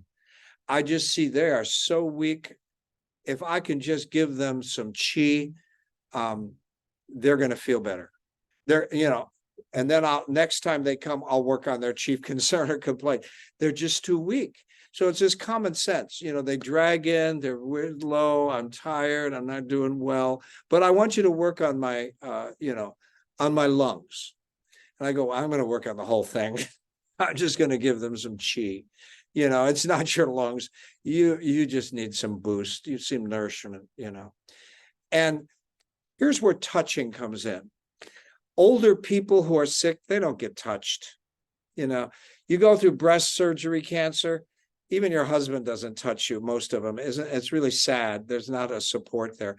So sometimes just touching their ankles, their wrist for through the session or holding on, it just changes them. It's like somebody's touching them. Older people don't get touched much. And so that's why I like to put my hand on, and they get a whole 40 minutes of my consciousness.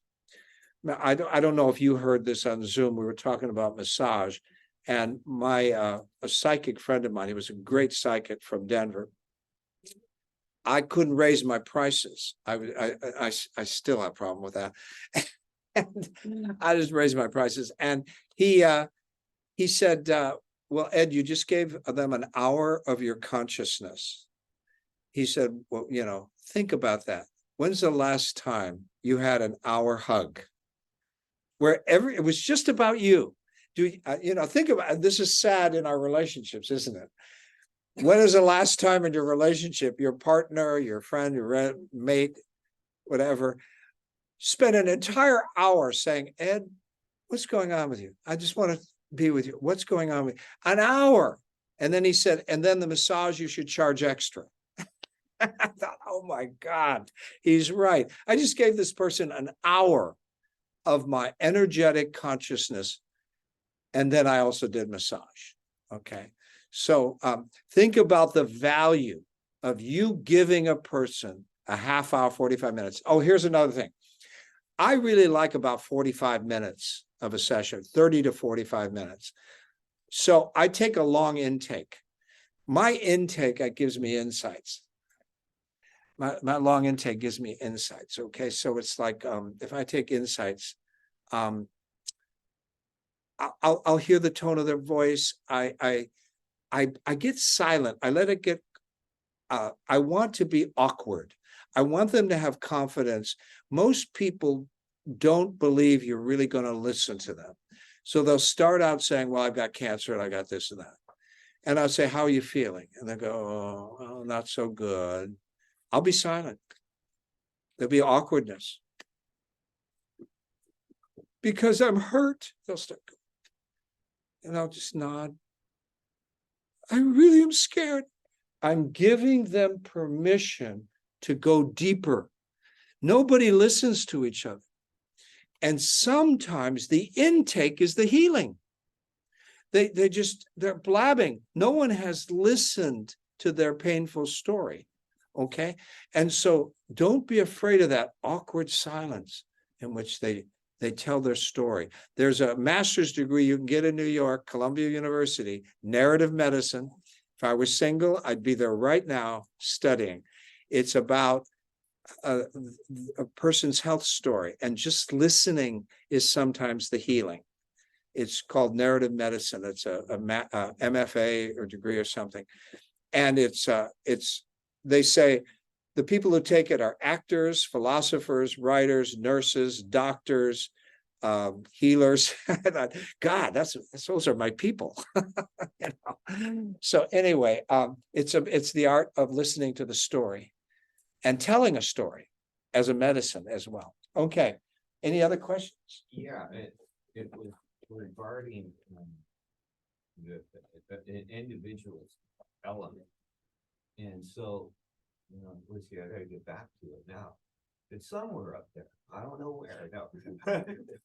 Anyway, no, well, you were talking about a person, they were, let's see, metal and wood, yet they were really water. And so,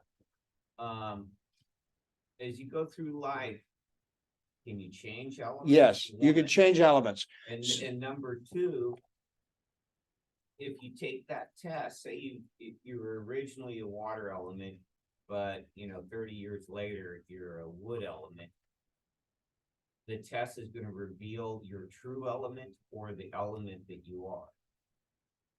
Most of the time it reveals your true element if you're honest. The only people that have trouble with tests like that are metal, because they want to be perfect. So they overthink these tests. But so that's a tough one. But you can change elements. So when I was yang fire. Oh my God. If you upset me, I was yang fire. Now I'm yin fire. I still can be fiery, but I notice I have cooled my fire down. It's matured. I don't over respond quickly as much as the time, sometimes I can, but that, so we can change our element or the quality. Students take the test in my freshman class here at Yosan University. They'll take the test and there'll be an element. They come back and take a class maybe 3 years later with me, and we have them take the test again. And they found they've slightly changed. The goal is to be evenly balanced, where they don't know what element they are. They keep getting a score that's almost even. That's a good thing. In other words, you kind of balanced out. Dr. Mao talks about starting out as an element and then changing gradually into a more balanced form of that element. Okay. So yeah, your personality can change. Thank God. We're not stuck with that same story, that archetype. We can change that. Okay. And can you change it to say you feel like, you're out of balance in an element, you test positive for an element and very strongly, can you change that? Yes. Yes. You can change it with herbs. You can change it with meditation. You can change it with self-reflection. Intention. Yeah, intention. I can change mine though, Ed. I've tried it. It doesn't work for me. I need more work. I need more inspiration, I think. Yeah, yeah. Well, if you're missing an element that balances that, then if you hang around that element more, it can help you. So let's say I had too much fire. Well, what attacks fire? We go back to, don't we? What attacks fire is we go back from what else we would go. Well, fire back to it. Wood feeds fire. Yes. So we would go wood, fire. I mean, water, wood, water.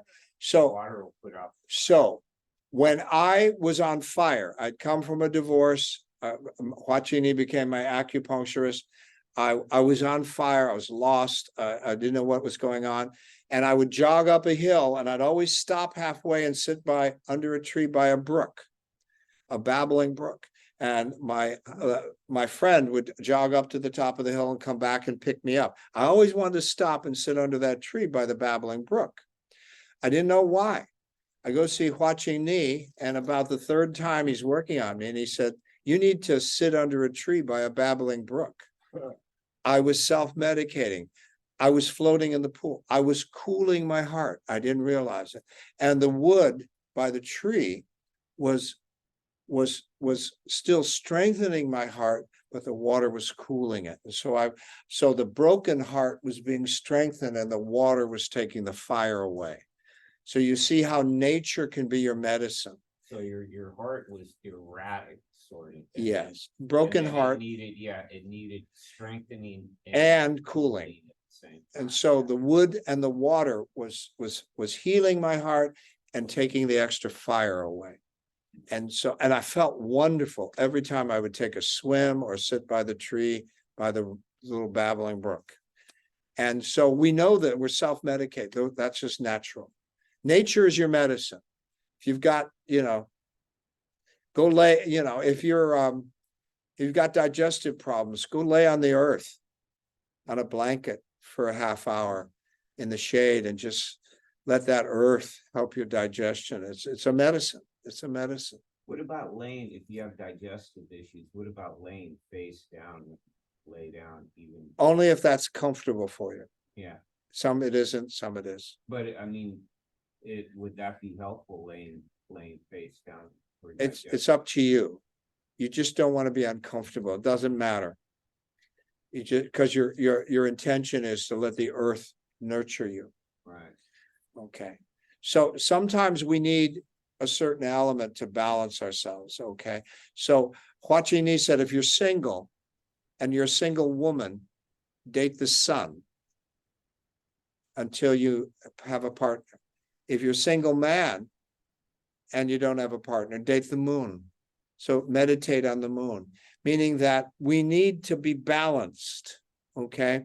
And so inhaling the sun. Now you don't have to sunbathe. Some people, their skin, you could wear a hat. You could be in the shade and still pull in that sun energy. Pull it in under a shade. You need to balance our yin and yang. So nature's a medicine, okay? And it can calm your energies down and balance you. Yes. So I took the class last August with you. It was my second time taking the class, the 1A class. And I discovered, I felt that I needed to do the sun meditation. So I started doing that, and I noticed in time of doing it every day, that all of a sudden I became more impatient while I was driving and just frustrated. So then I started doing the wood element qigong next to the tree, pushing all that frustration into the tree, and it settled it. I sensed the change. And so obviously I'm finding out now with this class I'm taking that I'm yin deficient. So because I know the recommendation was to do the sun meditation for like 20 breaths, and I think the moon meditation for a male, like 6 breaths. I said, don't go by that. Those are just guidelines. Those are guidelines. So, but in my case now, I would probably want to do the moon, meditate on the moon more than I would on the sun. Yeah. And Find your balance. Okay. Find your balance. Okay. We don't want to, because if you take too much sun in, you're going to be, and you're a male, Yeah. you get Too much yang. too much yang. Yeah. And what is too much yang? War, aggressive, Right. irritable, Yeah. attacking. And so we want to make sure we're balanced. So we everything has to be balanced. That's why, sometimes you give someone a suggestion and they overdo it. Sure. Like, I saw one person who must have had a Tai Chi teacher that said, you're supposed to do it every day. And she came to see me and she said, it's been so hard, I have this cold and it's so hard to do my Tai Chi every day with this cold. And I go, wait a minute. You don't do Tai Chi when you have a cold. If your body's weak, what are you gathering? Wind? Chills? I mean, your body's weak. You don't want to. So she rigidly said, I have to do my Tai Chi every day. When you're sick, stay and rest. There's common sense. We want to just find that common sense. So what time of the day, if I'm not up in the evenings that late, what time of the day would be a good time to do moon meditation? Anytime when you. Yes, the moon's still there. It's still there. So you Yeah, do it any- so you can do the moon meditation. Let's say someone had a real fiery kidney bladder, they had an infection. Sometimes I'll bring the full moon and I'll just pull the full moon. Here's my visualization. I see little tiny full moons, a string of them coming down and coming up my spine and out my hand. And I'm making a bigger full moon in their belly. Cool, yin, cool moon. And you'll see a lot of fire will leave their body because I'm putting that yin, cool, full moon in their lower belly. Now, let's say someone had, a man had just, had weak energy in the lower body and coldness. I'd put a sun. Now I can do that at night or daytime, but just bring sunlight, little tiny suns going down and up my arm and making a bigger and bigger warm belly of chi in their belly. So remember we did the sun and moon meditation and I told you those are healing modalities. You can use them as healing modalities by pulling in sun, warming their chilly spot, and so forth. Any other questions? Yeah. Yes. So if you are sick and shouldn't do Tai Chi, but if you're sick, then don't you want to gather energy? Like, should you do some just easy Qigong? When you're sick, To bring in healing. there's energy? only a couple meditations that I know of that you should unless you're really advanced, like if you're really advanced and you have lung problems, and you knew self-healing Qigong, you could do the lung one. In other words, if there's a specific meditation or movement for that part of the body, you could do it. But when you're weak, I want you to think of your body as layers. You have a surface layer. Those are the 12 meridians. So you have an immune system layer on the surface. Then you have an immune system layer in your 5 elements. Your organs should be glowing and repelling pathogens. And then deeper, you have the 8 extraordinary channels, which are considered lakes. And those should be full, not empty. But when you're sick and you have a cold, your external immune system is kind of gone. Somehow it's been chilled and fevered away. Okay, something's gone. And so if you're doing Tai Chi in an early morning, cool morning or something, you're just pulling in cold. Because you're not pulling it in the right place. If you have an immune system, you're gathering it into your body in the right place. But if you don't have if you're weak, you're suspect to the wind. The wind can be a pathogen. There's a matter of fact, in Chinese medicine, they call the wind the carrier of 100 pathogens. So you'll see Yosan students come and they're freshmen. They'll have bare midriffs, young women, bare midriffs in the winter. Sometimes, be cool. By the time they're seniors, they're wearing a French hat, a silk scarf in the summer, and no more bare midriffs. They've learned the kidneys need warmth. Your kidneys. So even me, I carry a sweatshirt and I tie a knot. I keep, I want to keep my kidneys warm, even in a spring windy day. I'll have something tied. I want to keep my kidneys warm. Okay, and you can get that summer cold from the wind. Go to the beach and that chill wind.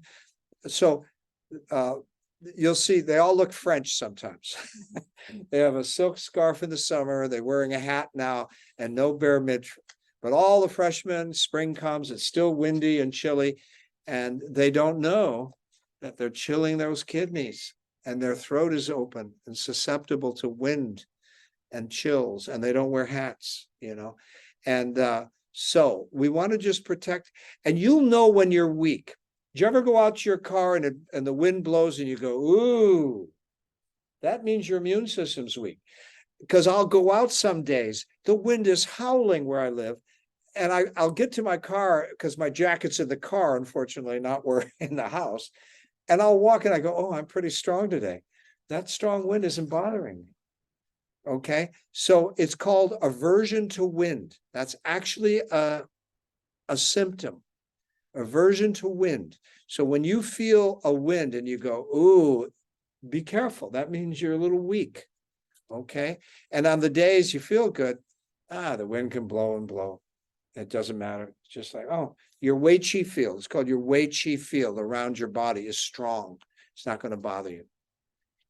So I always thought that was interesting, you know, that one of the questions you ask is, how are you in the wind? And they'll say, oh, I hate the wind. That's a symptom. That's a symptom. Okay, any other questions? We have a lot of good questions today. What about if you consider yourself low on energy, yet you like the wind? What is that? The body can be complex.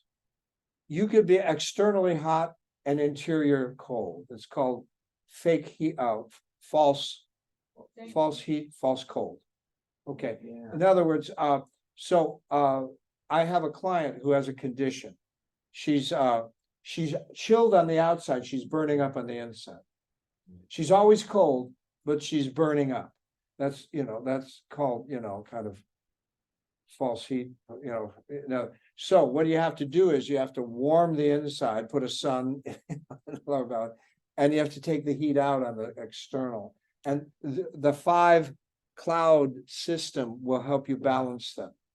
So if I'm dealing with false heat and false cold, that's kind of complicated. And so if I can balance all 5 organ systems in a sequence, that usually can rebalance the heat and the cold. Okay.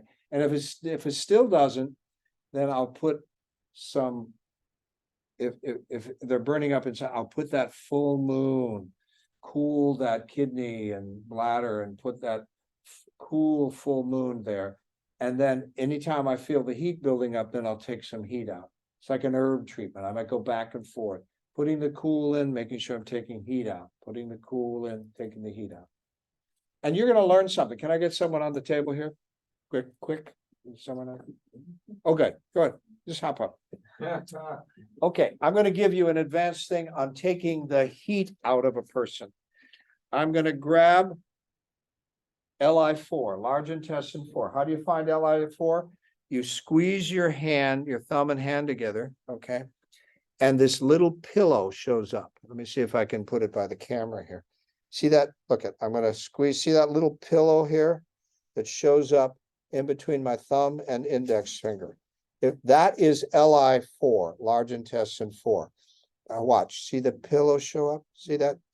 That's LI4. So watch this here. So see that pillow? That's LI4. Okay, so I'm going to grab that on. So I'm going to grab that on Eric here with my thumb. I'm going to grab it, and I'm going to just pinch. See the crease here in his the front of his elbow. I'm going to pinch the outside of his arm with both hands. I'm going to pinch the skin. I'm going to bounce. This can hurt a little sometimes. Whew. That takes heat out. Really good. So we're going to learn stuff like that. I'm going to press in the entire body. It takes heat out. It's heat points. LI4 on the pillow. Just pull this up so you can see. This is the crease of his elbow. I'm just going to squeeze together. This is LI11, I think. Large into 11. And so LI11, LI4, and I'm just going to bounce it. Now, this will hurt in some people. I say, can you just see if you can work through it? My wife loves this move. The heat pours out. She said, oh, keep doing that. It just pulls heat out. Okay. What is And that called? On the elbow? LI11, LI4. And we're just gonna. So if it's tender, that means you probably have a lot of heat then. Yes. Which it's not tender, but it's still Yeah. sensitive. No, it'll always be tender. Oh, it is. Yeah, we're squeezing a point there. Okay. Yeah. Yeah. It's this now, if this is tender, that's kind of different. If Right. this is tender, this shouldn't be that tender. But this is, look, I'm just gonna squeeze this crease here and then just bounce. You know, the arrow is in the way. So I'm gonna show people to the camera. I think feed out through the large, the large intestine. Yeah, don't ask. It's above my pay grade. It just You're right, works. Okay, I'm gonna show my arm here. Here's the crease. I'm gonna squeeze. Yeah, the outer part of my arm here in the crease. Right here, and then I'm gonna also grab LI4 and I'm gonna bounce. So would someone hold this on my arm and bounce me? Just, yeah, great. So you know, stand over here, but don't watch the cable. So grab this hand and squeeze. And then press this and this, and then she's gonna bounce my arm. And the heat is just pouring out. Okay, good. And you're gonna be a little vigorous. Now, some people can't take that. Okay, you know, people have a low pain threshold. They go, oh, that hurts too much. So try to convince them to do it a little. Okay. So if you had a fever, would that be a good thing? Yeah, we can take a lot of heat out of the body. That's a heat. And so, my interpretation on that too, large intestine has to do with bowel movement. So if you're having trouble with bowel movement. Yes. Constipation. LI4 is, It's gonna yeah. help with that, pulling that. You're gonna learn about the 4 gates. You're gonna learn about the 4 gates. I'll just tell you the point. You can look it up. Liver 3 and LI4. So if you press here, can I get someone up here? I'll show you. Good. Lay down. So here's where rubber hands comes in. So because I don't want to lean. Okay, I'm gonna press on LI4 here. And I'm gonna aim for big toe, LI3. Can you put your foot up here? Yeah. LI3 or liver? Just, can you put your foot up? Yeah. So LI3 is right around in here. That hurts, doesn't it? Yeah, it hurts. Okay. You can look it up, but it's around in here. Kind of in the middle of this. particular Yeah, bone. LI4 is here. That hurts a lot. LI3. So I'm gonna aim my finger. I don't have to touch it. Now, I could touch hers, but if you get a long guy on there, you're stretching. And so I'm just gonna point or touch. And I breathe. And these are called the 4 gates. Notice it's opposite. This arm, opposite foot. Oh, And then I will do okay, yeah. this arm, opposite foot. This will move chi. This is a famous, I bet you, if you've had acupuncture, you've had this done all the time. You know, I mean, you say, oh, I've had that. They put the in the hand and the opposite foot. Okay, these are the 4 gates. 3. I didn't see on the foot. Who had a good foot? Did you say? it's to Elena, get, yeah, Elena, 'cause she did, she cheap? have her shoes on. That's right. Can we have your foot again? What's I that? mean, using Yeah, the yeah, short yeah. finger. Okay, it's right around in here. Okay, so I'm gonna thank you. So I'm gonna just hold this and breathe. And what I'm doing is channeling chi into these points. Okay, and then I would maybe do 2 or 3 minutes. That's true. Many times you're gonna hear gurgle, gurgle, gurgle, gurgle, gurgle, gurgle. You're actually moving chi, and it's and this. So this is liver stagnation. It's all kind. In other words, if there's a stagnation in your body, Dr. Mao does those points on me every time I see. Liver I bet you've all. Yeah, because we're all stagnant somewhere, and so this is moving chi. Is How about stomach 36? And yeah, stomach 36. that's another big one. Yeah, right under here, stomach 36 on the outside. And then. Now, here's on the where inside, I don't it's worry. I just put my hand. Cause am I gonna do too soon and everything? And they got pants on or legs on. And so I just know I've got it with Laogong. So I'll just hold it. So I'll sit. And, we'll show you in 2B, we'll show some of these points more exact, but I'll just put my hand here. They say if you only could do 1 acupuncture needle, you had 1 needle and you were going to work on someone's body, do stomach 36, because it's a key point to the entire body. So I'll just put my hand, because here's her knee. I'm going on the outside, finding the soft stuff, right here along find the soft stuff, and I go right there. Now, when I do this, I like to hold the wrist to calm them down. When I can grab the wrist here, I'm working on calming them. But I'll do this, and I'll just stay there for many people and just breathe in, channeling the chi into stomach 36. And you can look it up. Go to acupuncture.com. That's Dr. Mao's website. And look up stomach 36, liver 3, LI4, large intestine 4. I do this a lot. I don't use a lot of acupuncture points, but this is one. I know this is a key point for so many things, stomach 36. And you can do it on either leg. You can do it on either leg. What are you activating? when they do I'm this? Million-mile point or something. I want to get pericardium, Yeah, talking about. triple warmer 5, pericardium 8, I'm pretty sure. These are just wonderful deep points that interact in the body, but this can calm a person down. And you remember, pericardium is the heart. So I get a lot of people in panic at the cancer center.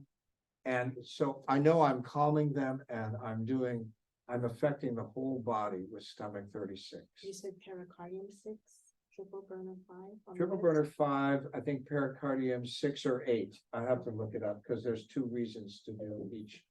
So how do you find them? Well, if I put my hand right at the wrist, I know Laogong has it. See, I'm not exact Right, sometimes. but you got And I put my fingers in between these bones there. There's a on the ditch, if you were to call it that. Yeah. Federal law, it's describe things as ditches. ditches. It's a where ditch In between. in between.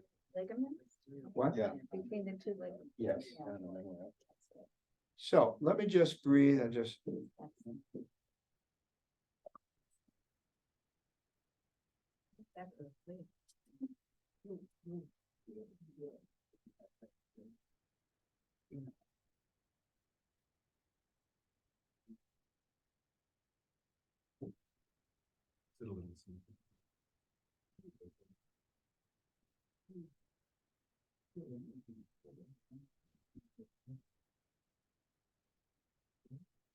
Yeah, and so shake it out. You don't connect, What? you don't connect that to the planet or something? No, No, I'm- just breathing. I'm doing the Shen. I connected. So I'm seeing it come in and up and then out my arms. So I'm not connecting with a planet. I'm just connecting with chi, Extra mile point, I can't remember. energy. Yeah. When you have your, Terrible. the LI4 here, and then. Yeah, I think it's linked where they all Fingers. meet. Livers. This is large intestine, but then you said it's to release liver stagnation, but you use But- large intestine points. Yeah, well, it releases all stagnation. Oh, okay. Releases all stagnation. And it just moves things. It can move Extra things. mile point. The liver is supposed to move things. The liver is wood, but what is the top of the tree? The wind. So we want to see, the liver is supposed to keep things moving. Okay, and so that's why I said that this point, the 4 gates, these are the 2 gates, these are the 2 gates, okay? Back and forth. So of there's 4 2 gates. gates on, you're talking 2 gates, 3 and 4, and. Well, I might be You're hitting, keeping it really simple where you're just talking liver 3 and LI4, right? yes, But you could hit 2 points. which yes. are See, adjacent with to 2 the fingers, 4 I'm points. hitting LI4 and 3. Okay, Yeah, that's why it's called the 4. yeah. That clarifies that. No, I think it's called the 4 gates because 1, 2, 3, 4. Oh, okay. You're 'Cause you can go off. 4 gates, yeah. If I remember correctly, Mao would put needles on both hands. Yeah. Yeah. I'm not sure if it was both feet. It's always been the right one. I know that. Yeah. So if I take the time to. Look up before he comes in and pulls them all out. Good. All right, so let's have a session. Let's do our final session. When we bring in the, like, thank you. We bring it in and then turn it on, rotate us, and then we, then imagine it goes higher into the person. Yes, that's what we're doing planets. Right. I got. But sometimes we're just doing chi. Anyway. So yen up, yeah. Yeah. Did we take Yeah. it? Yeah. So that's a good question. Let me tell the Zoom people, so you're not left out. So, I'm talking about two kinds of channeling energy. When we channel the planet, it's coming from the sky out our arm or arms. When we're just channeling chi, then it's the Shen. We're bringing it up from the ground into us, swirling and out our fingers, or Lao Gong our fingers. Okay. So there's two kinds. So someone said, well, why aren't I channeling a planet working on stomach 36? I'm not channeling a planet. I'm just channeling chi from the ground. We're doing the Shen again. So we're doing two different modalities. When we work on the organs, we can bring in the planetary universal energies, or we can just work on universal yin and yang energies blending as chi emission. Okay, so there are two kinds of chi we're channeling. Eventually, we want to get to cosmic chi, where we finally can bring in the highest healing chi that knows how to heal the person, whether we do or not, which is a real gift, isn't it? Okay, so let's get set up. Switch people or whatever.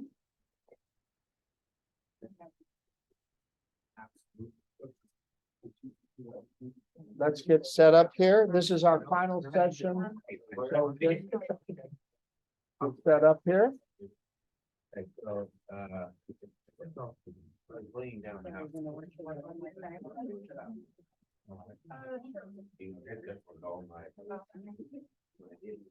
Okay, I'm just going to talk you through it. I don't have a body, so I'm gonna talk you through it. Okay. So first thing we do. I appreciate you. Should I be the volunteer again? Well, do we need, does everyone have a partner but you? I can work with her again. Okay, you have a partner? Okay. Even work with them again. No. Oh, you have a partner? I Good, do. good, good. No, this is perfect. This is perfect. Good. All right, let's return the chi. Reconnect with sincerity and simplicity. Do a couple, three. Feel that connection from the sky and the earth. I always like to connect my third eye to the North Star.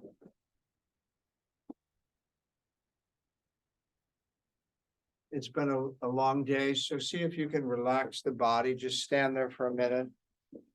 Let go of the day.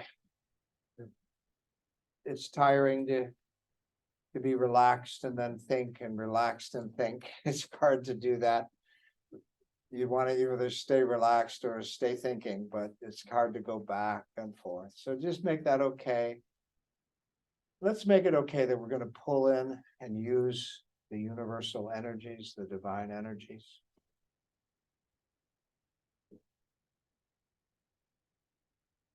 So the first thing we're going to do, we would be asking their chief concern or complaint. And we're going to skip that for now. We're just going to do the protocol. You're going to practice this at home. All right. And let's ground your client. Let's ground your client. Okay. That's the way I've got all kinds of deficiency. My assessment is deficient for it.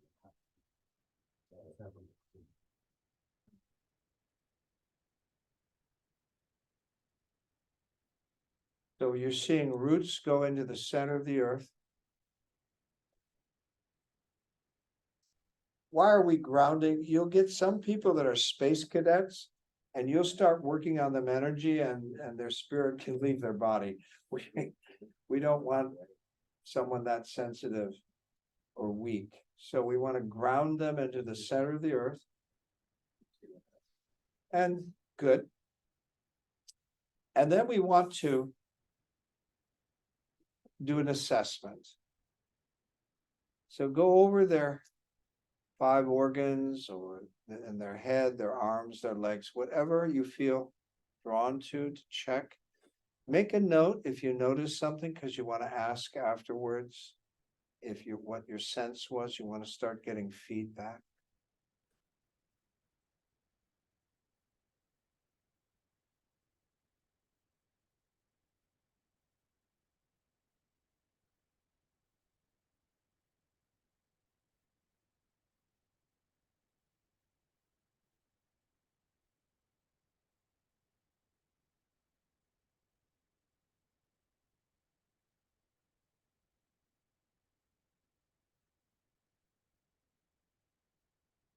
Explore.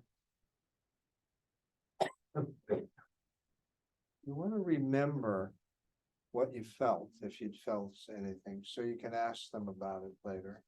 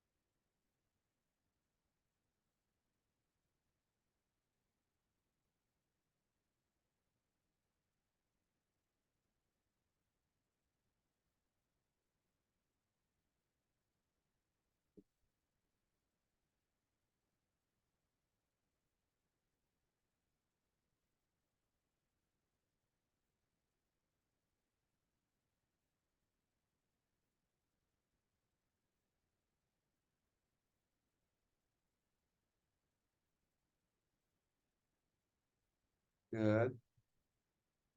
Okay, and shake that off.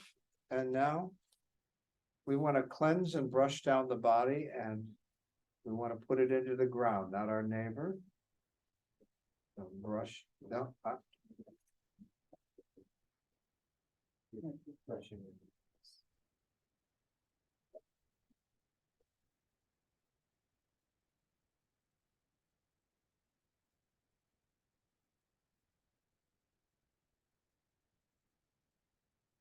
Now, energetically, you don't want your patient to cross their legs. The reason is when you cross your legs, you're actually sealing off your lower body and things won't leave. Oh. Good, good. All right, so we're cleansing down the body. Now open the 3 dantians. Be very delicate, but a sense that we're opening.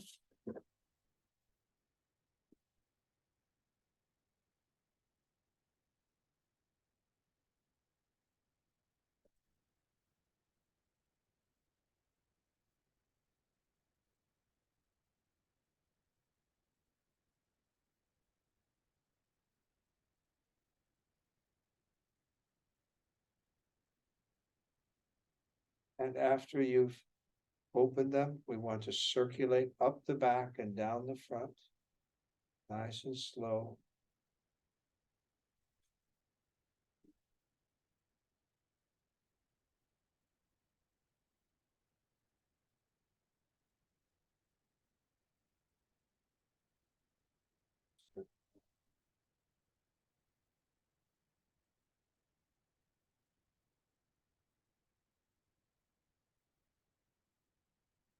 Good.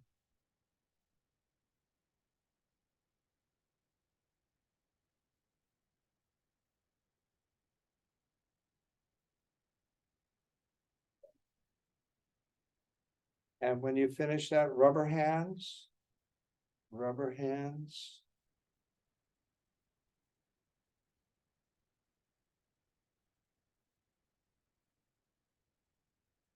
See if you can sense going through their body from the perineum. Make sure you're comfortable.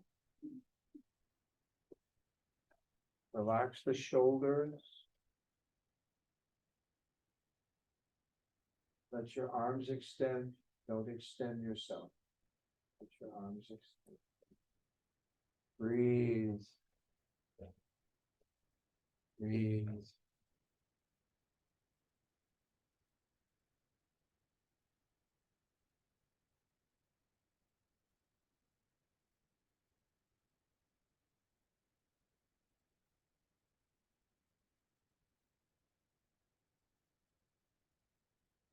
See if you can feel that you've made it through their body. So we're going to stay here a while. See if you can feel either your hands feel like one or a sensation in both hands, or for me, it's like I seem to calm down. Some part of me calms. Sometimes working through their body from my hands, it's like a journey, a bumpy journey or confused. And then there's some time where it just seems to be peaceful.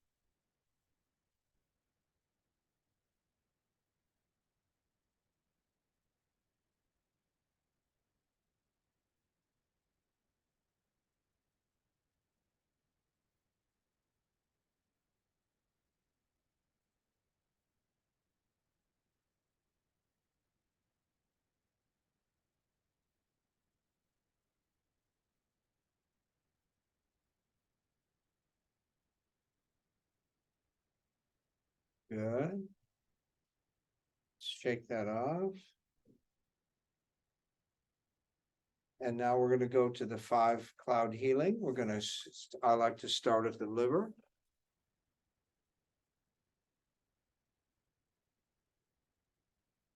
So either connect with the liver or just first connect with Jupiter coming down from the sky. That beautiful energy, that green liquid light pouring into your belly, and feel with each breath it getting brighter and brighter. Maybe it turns neon, it starts to pull that beautiful green energy into your belly. It's love, it's light. And Jupiter says, I want to help you. Okay. Great. Yeah, I'll let you help me. Wow. And so up your spine and out your arm, you're going to project that beautiful green energy under their right breast. It's the central part of their body.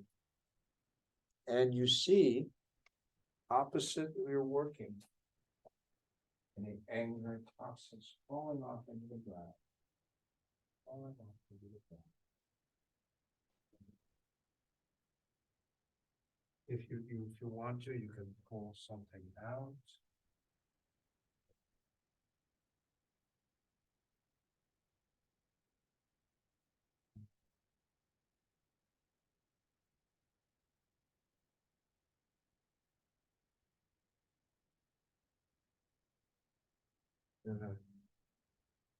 And you have latitude here to do some healing, change the color if you feel, pull some fire out, make a chimney. That's up to you. But you are a conduit for this beautiful healing energy.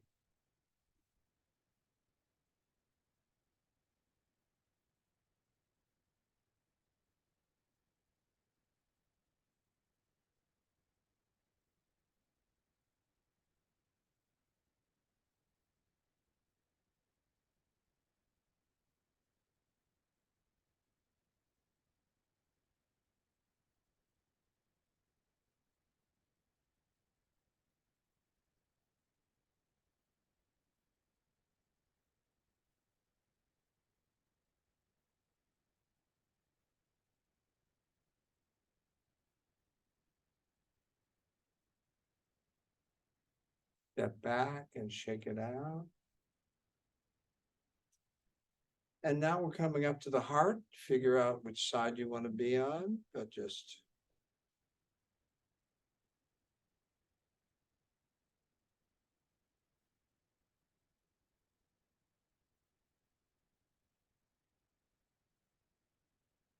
and pull in that beautiful pink or red energy from Mars, that high spirit. Pouring into your belly, your lower dantian, just bring it in. That beautiful, strong and gentle fire energy.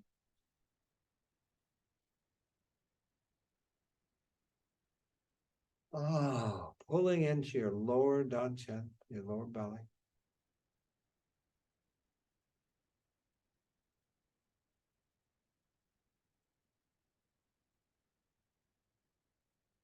Maybe that pink or red is turning neon, starting to glow so bright, so strong.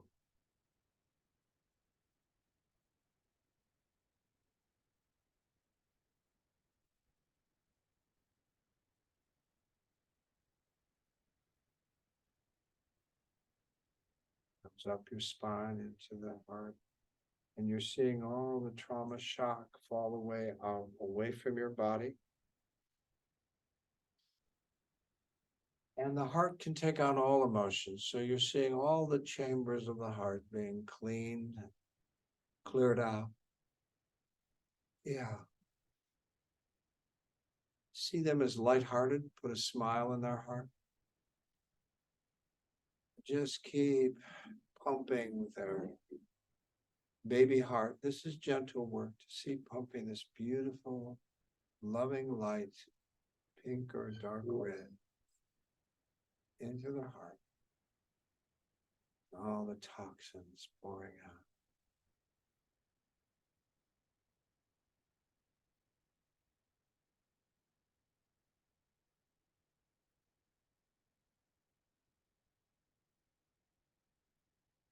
Soft in your hands. Make sure you're also on your heels.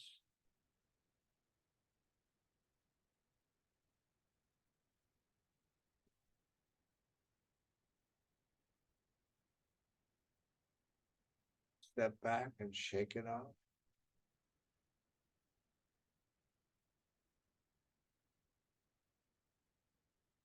Go around to the digestive system, stomach, spleen, pancreas.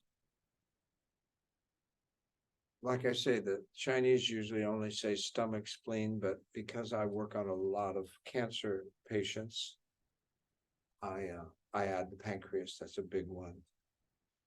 And so we have two parents here that I like to draw upon.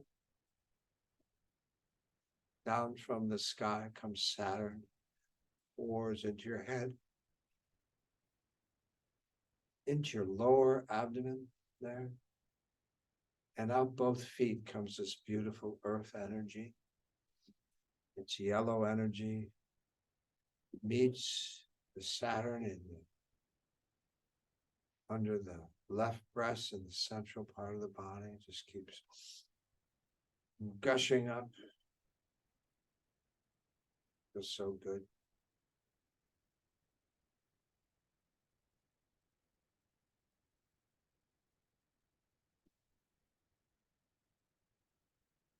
And let that yellow energy come up your spine, out your arm or arms, into their stomach, spleen, pancreas.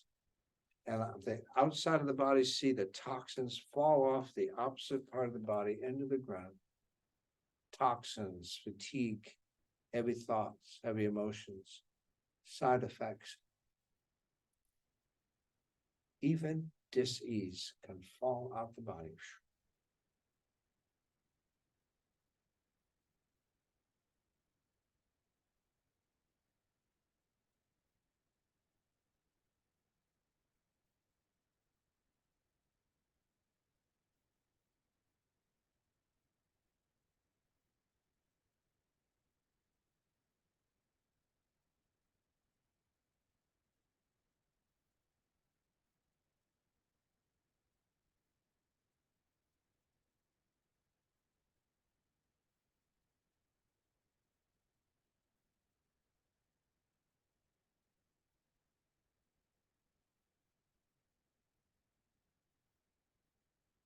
Breathe.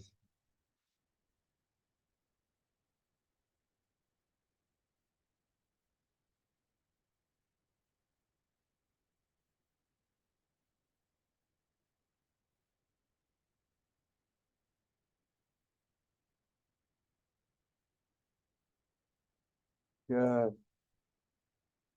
Step back, take it off.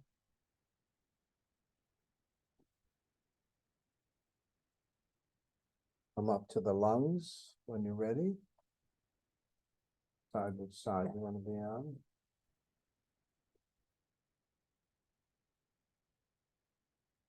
And down from the sky comes the beautiful white energy of Venus. Let it fill up your lower body with each breath, getting brighter and brighter in you.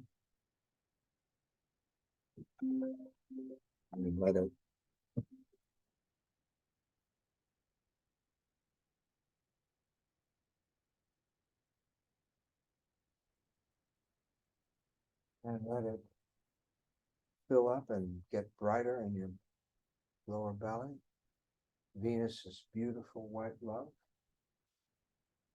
And as you're ready, you put your arms, if you haven't already, put them toward the lungs and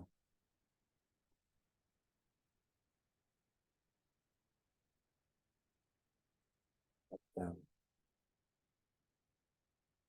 fill up the lungs.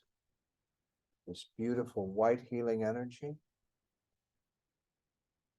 You just surrender and let it flow through you, this divine energy. And across your body, falling across away from you, is anything you've missed. It's pouring out. Grief, sadness, loneliness is falling away. You feel like you need to pull some heat out, pull it out counterclockwise, or toxins, or anything you feel. If you feel there's some phlegm or congestion in there, you can use this dragon palm, where you scoop your hand in, let it fill up, close, and counterclockwise throw it in the ground.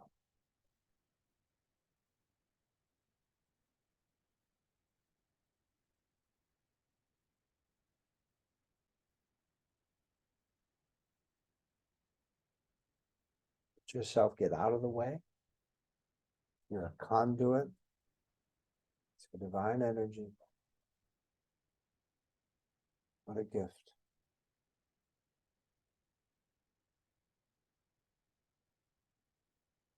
Pouring into the ground.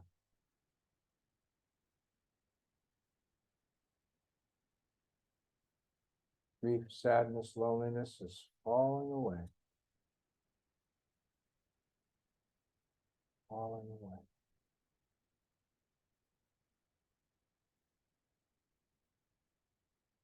Now, as you work on people at home, you might get sensations, questions to ask. For now, we're just kind of doing the protocol.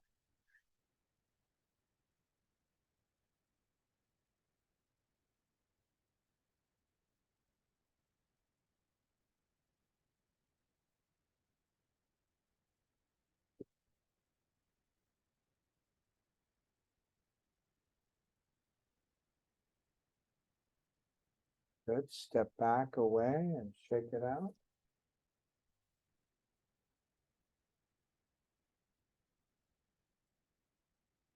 Come down to the kidneys. Focus on around their belly button. We're going to be working on the kidneys, the urinary bladder, and the whole reproductive area.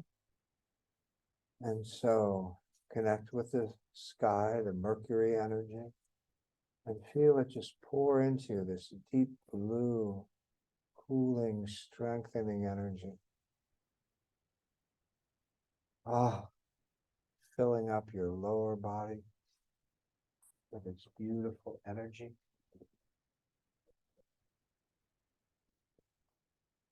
Let your belly fill up with this blue liquid light almost. Maybe it turns neon, maybe it turns so bright and beautiful. And it comes up your spine, out your arm or arms, into their kidney, bladder, and reproductive area, and across from you, on the opposite side of their body,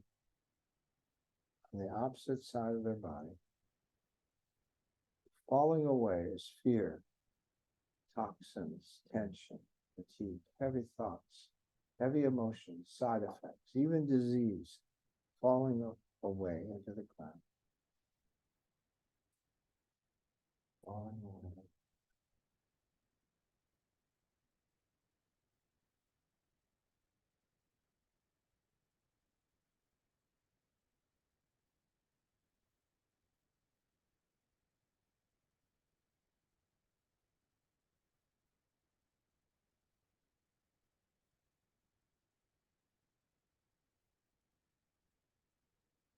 You are a conduit for Mercury. It's beautiful, healing energy, the ability to stay cool, not become afraid of the fiery sun, the fiery life. The challenge of staying cool.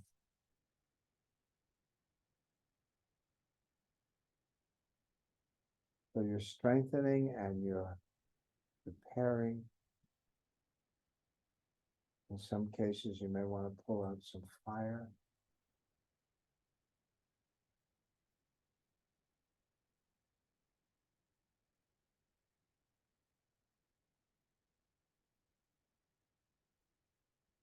Good. Step back. Kick that into the ground. Great. Now, by now, I think you probably know whether if they're running hot or cold, and if you don't, you're going to do 3 in one direction, 3 in the other. So if they're running hot, you go up the front and down the back. If they're running cold or weak, you go up the back and down the front. If it doesn't matter, you're going to go 3 in one direction, 3 in the other.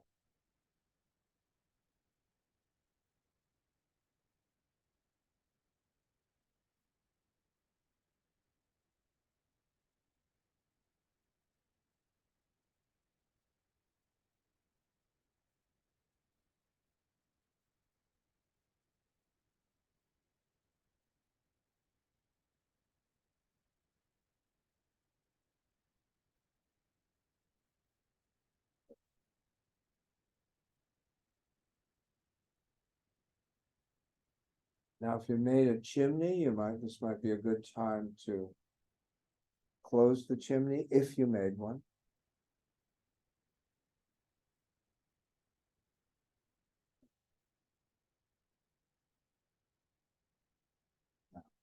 If you would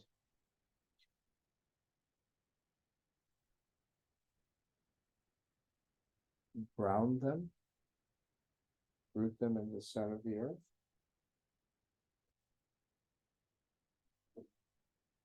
Some of them are going to be getting in cars after this or driving, so want to be grounded.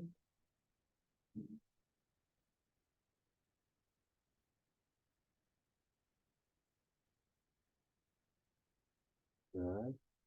Stand back and disconnect.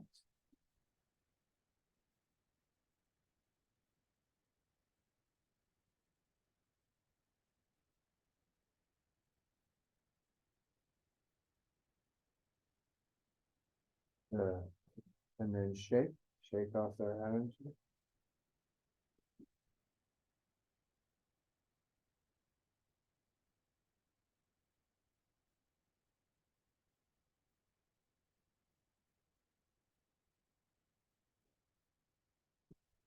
Okay.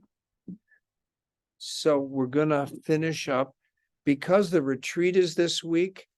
I may not get the Zoom to you until next week, but I'll try. I'll see if I can process it and try. Keep practicing. The goal here is, to get about 25 or more practices in by mid-July, and I'll send some information around about the dates and all of that and how to register. But we won't be registering until May, until the May newsletter comes out. So the College of Tao, because there's just too much going on, or maybe it's May, June, whatever. But hold those dates, July 15th and 16th for those that can attend. We'll be doing a Saturday and Sunday. Now, the administration wasn't in the office, so I'm going to see if I can get those dates. So I will confirm that this week sometime, but I'm pretty sure I can. Any questions from the Zoom people first? Any questions?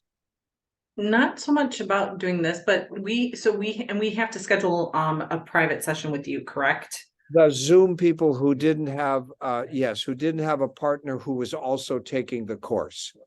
Yes, if you had who didn't have a partner? well, if you had a partner, you weren't worked on by someone in the course, correct, Tracy? I was not worked on, no. Yeah, so you have to, so next week I will set up and we'll arrange at least 3 sessions and you have to pay an extra fee. I'm trying to keep it. That's fine. Yeah, and that I want you to experience some of this, even if it's long distance, we'll have a Zoom. And it might take 2 or 3 weeks to get to all of you because the retreat's this week. And so, Absolutely. Okay. and school starts on May. And so, you know, I got a lot going on, but I will get to all of you. And I want you to experience and feel that energy and have some feedback. Otherwise, it's just one-sided. You see, I want you to experience it. Good. Any other questions? All right. And What a great class. We got a lot of good practice in. So they're getting a lot of good feedback here. So we got still going here. yeah, that we applied to that now, right? Yeah. I'm not hard, but I'm pretty sure. Oh, no, like, come on, I like that. I'm really down here. That's more like 30. So, Yes. That was dated way back. I was born in.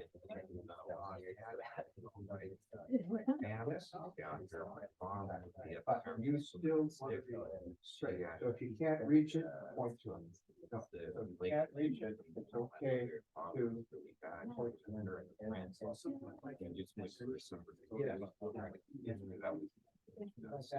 Yes, yeah.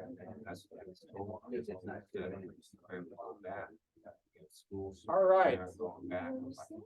Can I have everyone's attention? Can I have everyone's attention here gradually? Yeah. All right. The good news is I really felt we got a lot of practice in. So I think, at least from my point of view, you've got the basic protocol down. Now, the fancy stuff you're going to be practicing on people. And then you can spend more time on an organ. You can write your questions down. You can start getting some, but for now, we just 2A is about, you know, we did it 7 or 8 times, you know, you got the protocol. That's what's important. And then in 2B, we get a little more fancy. We let you freestyle. We give you some tools. And as soon as Dr. Mao has this TCM, basic TCM class, I'll set it up and it can be on Zoom. I'm gonna let Dr. Mao's lecture go for a while and then open it up to questions. And let his lecture go for a while, open it up for questions. So I'll be a participant because you're gonna have questions. And if I don't have the answer, I will then write them down and get them from Dr. Mao and send them to you, okay? So, what I would like all of you to do, and the Zoom people and you, is to write a little something and send it to me about what you got most out of the class and what could make the class better.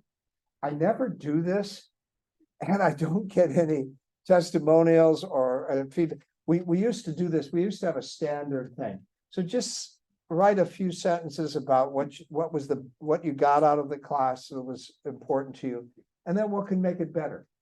And I get some good suggestions. I really do. You guys are my teachers, okay?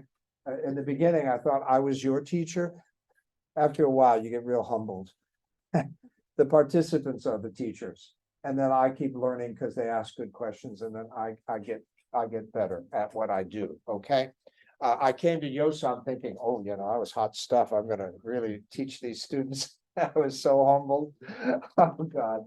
And I realized, you know, that the students are the teachers.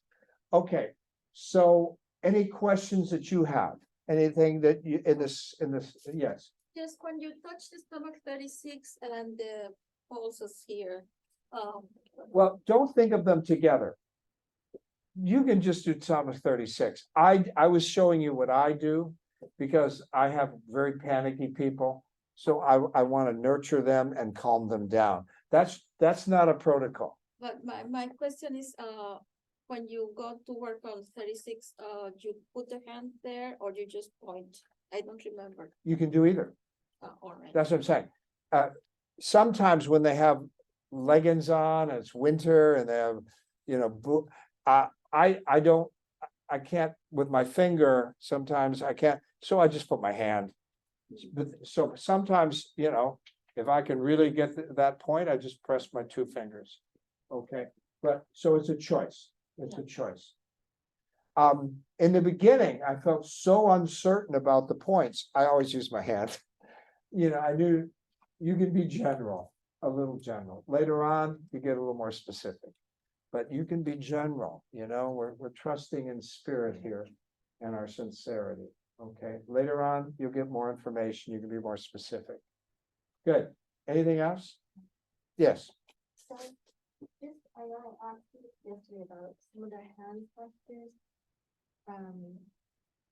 So I know that the dragon one and the crane, but could you demonstrate the tiger palm, the thunder palm?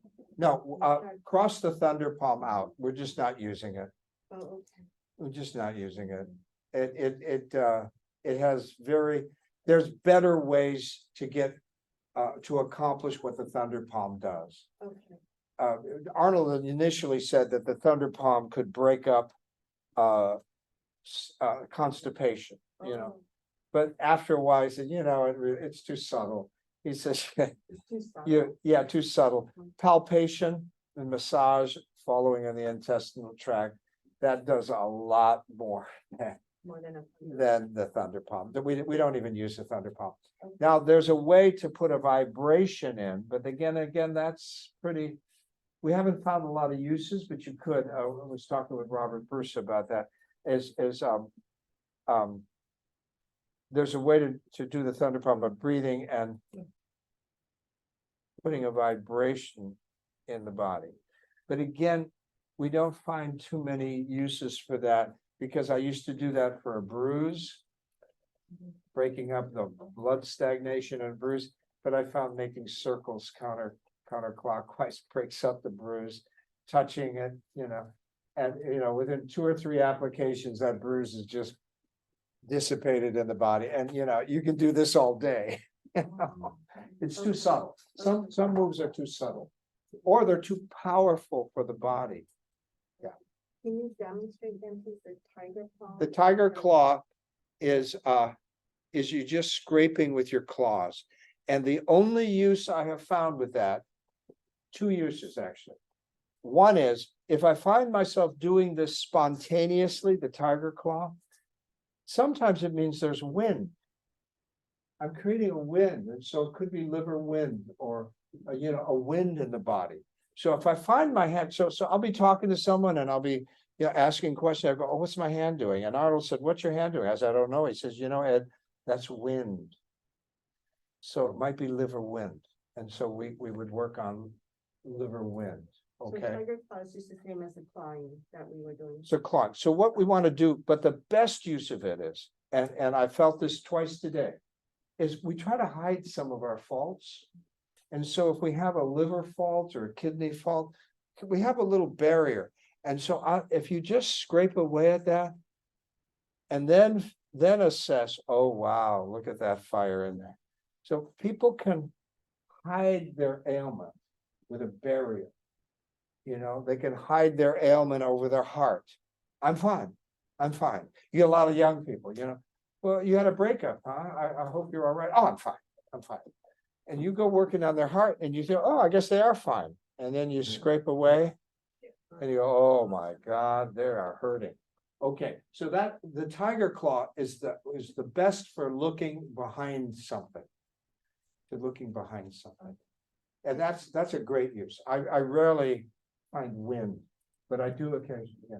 And then I remember the character you had showed us the yin yang. Are there any other characters? Yes, yeah, we're gonna learn other characters. Remember, this is a character. Oh, We're tracing a character in their body. Now I'm gonna give you an advanced one. Try it on a patient that kind of disturbed all around. It's tricky. Can you lay down, Eric, real quick? Now, this one you have to pay attention to. There's a name for these three circles. I hope someone's a math person. There's an actual name for three circles. Okay, so I'm gonna make a circle around their spirit, their heart, mind, and their physical body. And their heart, mind, and their spirit. And so I'm balancing their mind, body, and spirit. So their body, their mind, and spirit. And I might do 8 of those in one direction and then reverse. And you don't want to go too fast. And this can harmonize the mind, body, and the spirit.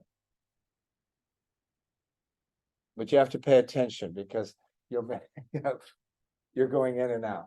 Pay attention. That's very good for people who are disturbed all over. You know, they're just going through a crisis or something. Their mind, body, and spirit. It's wonderful. Now, eventually, try to see your finger in their body. In their body, not on the surface. So you're actually bringing the body's energy, harmonizing with the mind and the spirit, and then you're bringing the spirit down into the mind, into the body. Okay, you're putting all 3 of your energies together. So when you do Tai Chi, Qigong, meditation, that's pretty much what we're doing. We're trying to balance mind. Well, you can do that on their body. Consider this Tai Chi and Qigong on their body. We're giving them a Tai Chi lesson. Yeah. You said mind, body, spirit, but the order would be spirit, mind, body. Yeah. Yeah, I'm saying all 3. Okay. Yeah. And the one finger, do we, You could do it with one finger too. But with the thumb crosses over? Yes, thumb still holds the one finger, some thumb still holds the 2 finger. And you're not holding it tight. These aren't like grips. You're just trying to hold it.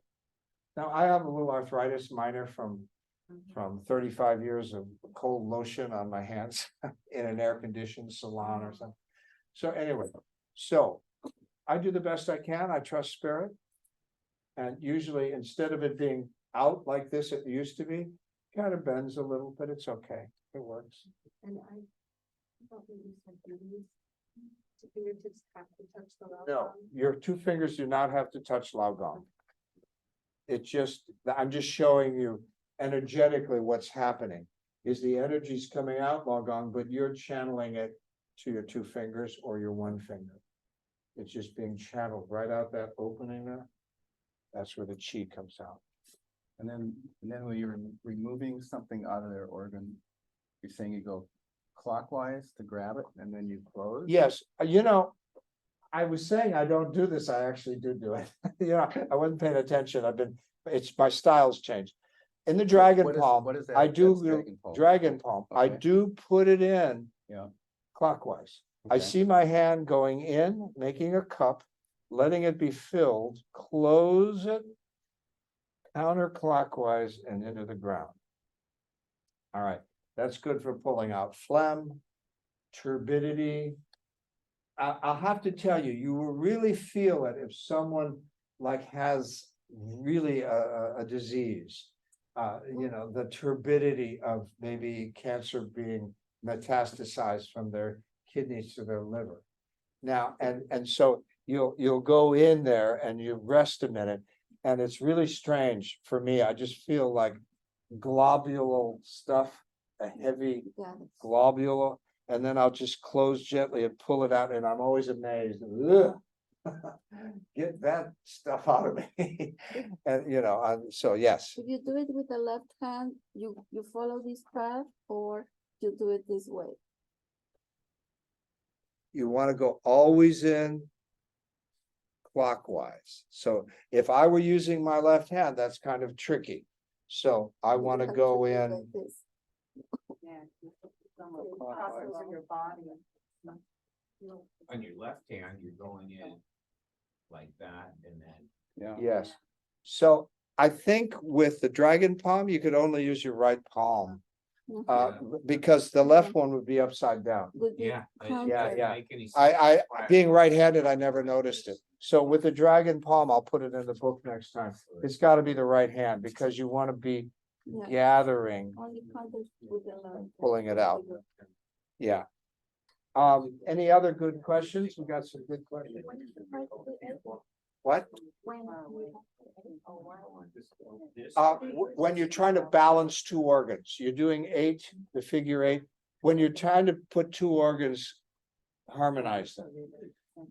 So in one case today, someone's was on fire.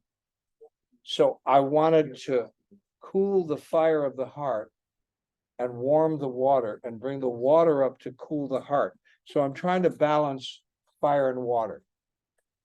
Balancing fire and water is a good one to do because we all have problems with that. Huachini said, fire is too much desire.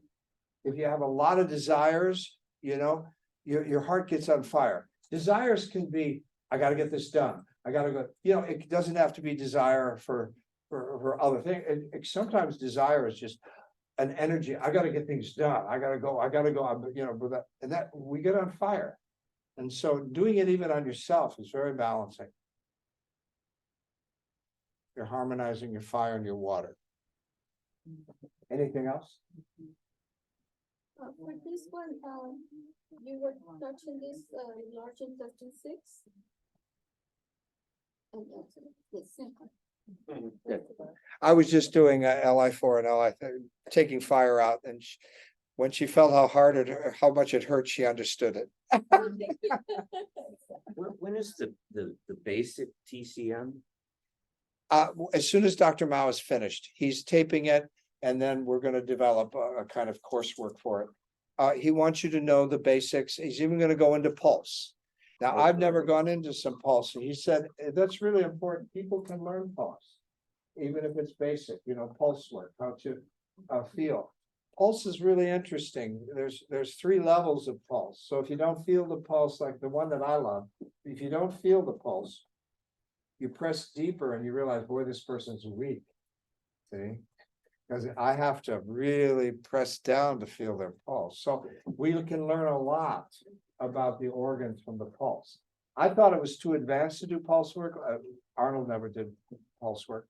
And Mao thinks it's really important. So for basic, he said, you don't have to learn the fancy stuff. But he said, you should know basic pulse and basic tongue. Like, is the tip of the tongue red? Well, that tells you some heart fire, some too much fire. Are there indentations, teeth indentations around the tongue? That means they're exhausted. They're tired.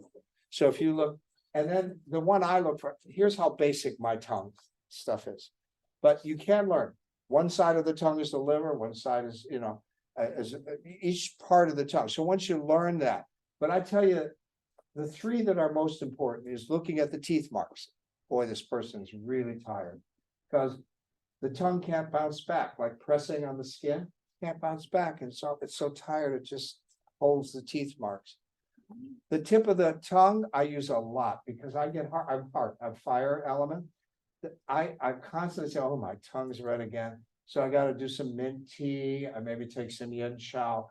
I've got to cool down that fire element, or I take some fire element herbs from Dow Star. That's one that happens in me. And then when they stick their tongue out and there's a cloudiness in the back, stomach heat. I have a lot of clients with stomach heat. And so, there's basic tongue that really does give us some insights. They have stomach heat. And we don't have to be doctors, but they give us some insights. And so he's putting that together, and we'll have a class. And I'm going to be learning with you. If I don't have the answer on, he says, Ed, we're going to take you to the next level because I'm more of an intuitive healer. And he said, well, that's good, but let's take them to the next level. Okay, so that's part of the Infinichi coursework. Yeah, coursework. And is there going to be an extra charge on that, or a very minor charge just because we didn't advertise it? But next year the program will have an extra day and it'll be $300 each level. So that's why I'm trying to get this in, at this level for all people who've taken classes. I don't know, we're gonna make it very nominal, but there are some costs in making it, just basic. We're Yeah, not gonna of course. charge normal fee. No, and then the other, so. If you started, 1A this year, then. You this could would take, be- no, 2A, we're in 2A. Or 2A, but Yeah. I mean, well, what was the first one? Level, One, level just one. yeah. Why do I say 1, 2A, 2B? Because we're working on each other. Level 3, we're not working on as much as some advanced techniques. Long distance healing, invisible needle. Trying to think. The 18 most common ailments. So you're gonna learn a protocol for 18 diseases. The most common, and you're gonna learn points. So this is where we start getting more exact. Because you're gonna see people with colds. Well, do they have a hot cold or a cold cold? There's certain things we've got to go through all through in the medicine. Sinus. Now, I have a file of basic protocols for diseases that I've had to add. I'm willing to share that with you. I just have to check with Dr. Mao. Because someone will come with Bell palsy. I go, that's not one of the most 18. I had to look it up, look at the points, what is the protocol? And then, so I made a little file. So I actually have my computer with me, and I tell my clients, okay, I'm just gonna look something up. Because and I'll go to that disease, because I don't know that disease. And I'll say, oh, good, I've got that protocol, those points. So I'm working on someone with the shakes, there's all kinds of words for it, there's different kinds. And so I have some acupressure points. I looked it up, it's a wind condition, it's the wind going through their body. Sometimes it's the liver, a lot of the liver, but I have points, and so I'm just working on those points, okay? And energizing, so I'm willing, once you get past level 3, I can just send that folder to you. And just, as these are some basic points for these diseases I've had to come across, yes. Did I miss something that, the Bagua, we're gonna do Bagua We ball? did the Bagua ball, maybe you came in late, Oh, they were like. Oh, that was probably, that was today? yes, Oh, I missed it. yeah. The Bagua ball is forming a ball. And then what this does is sensitizes your hands for feeling and sensing. And then I never want to waste that ball, so I put it in my body wherever I need it. And let it integrate, because you've built up a beautiful energy ball. Okay, Yeah, they actually do that, the Bagua, or not Bagua Good. ball, but Tai Chi ball, I think. Yeah. Is one of them, but yeah, and you use an actual wooden ball, yeah. you know. Anything else? Anything online? Just break in and talk. Yes, Yeah, he was using an example, and I didn't quite understand it or get all of it. Earlier this afternoon, you were saying if someone has passed away, if they're feeling pain of someone passing, or they're really sad, you said you go back to digestion and.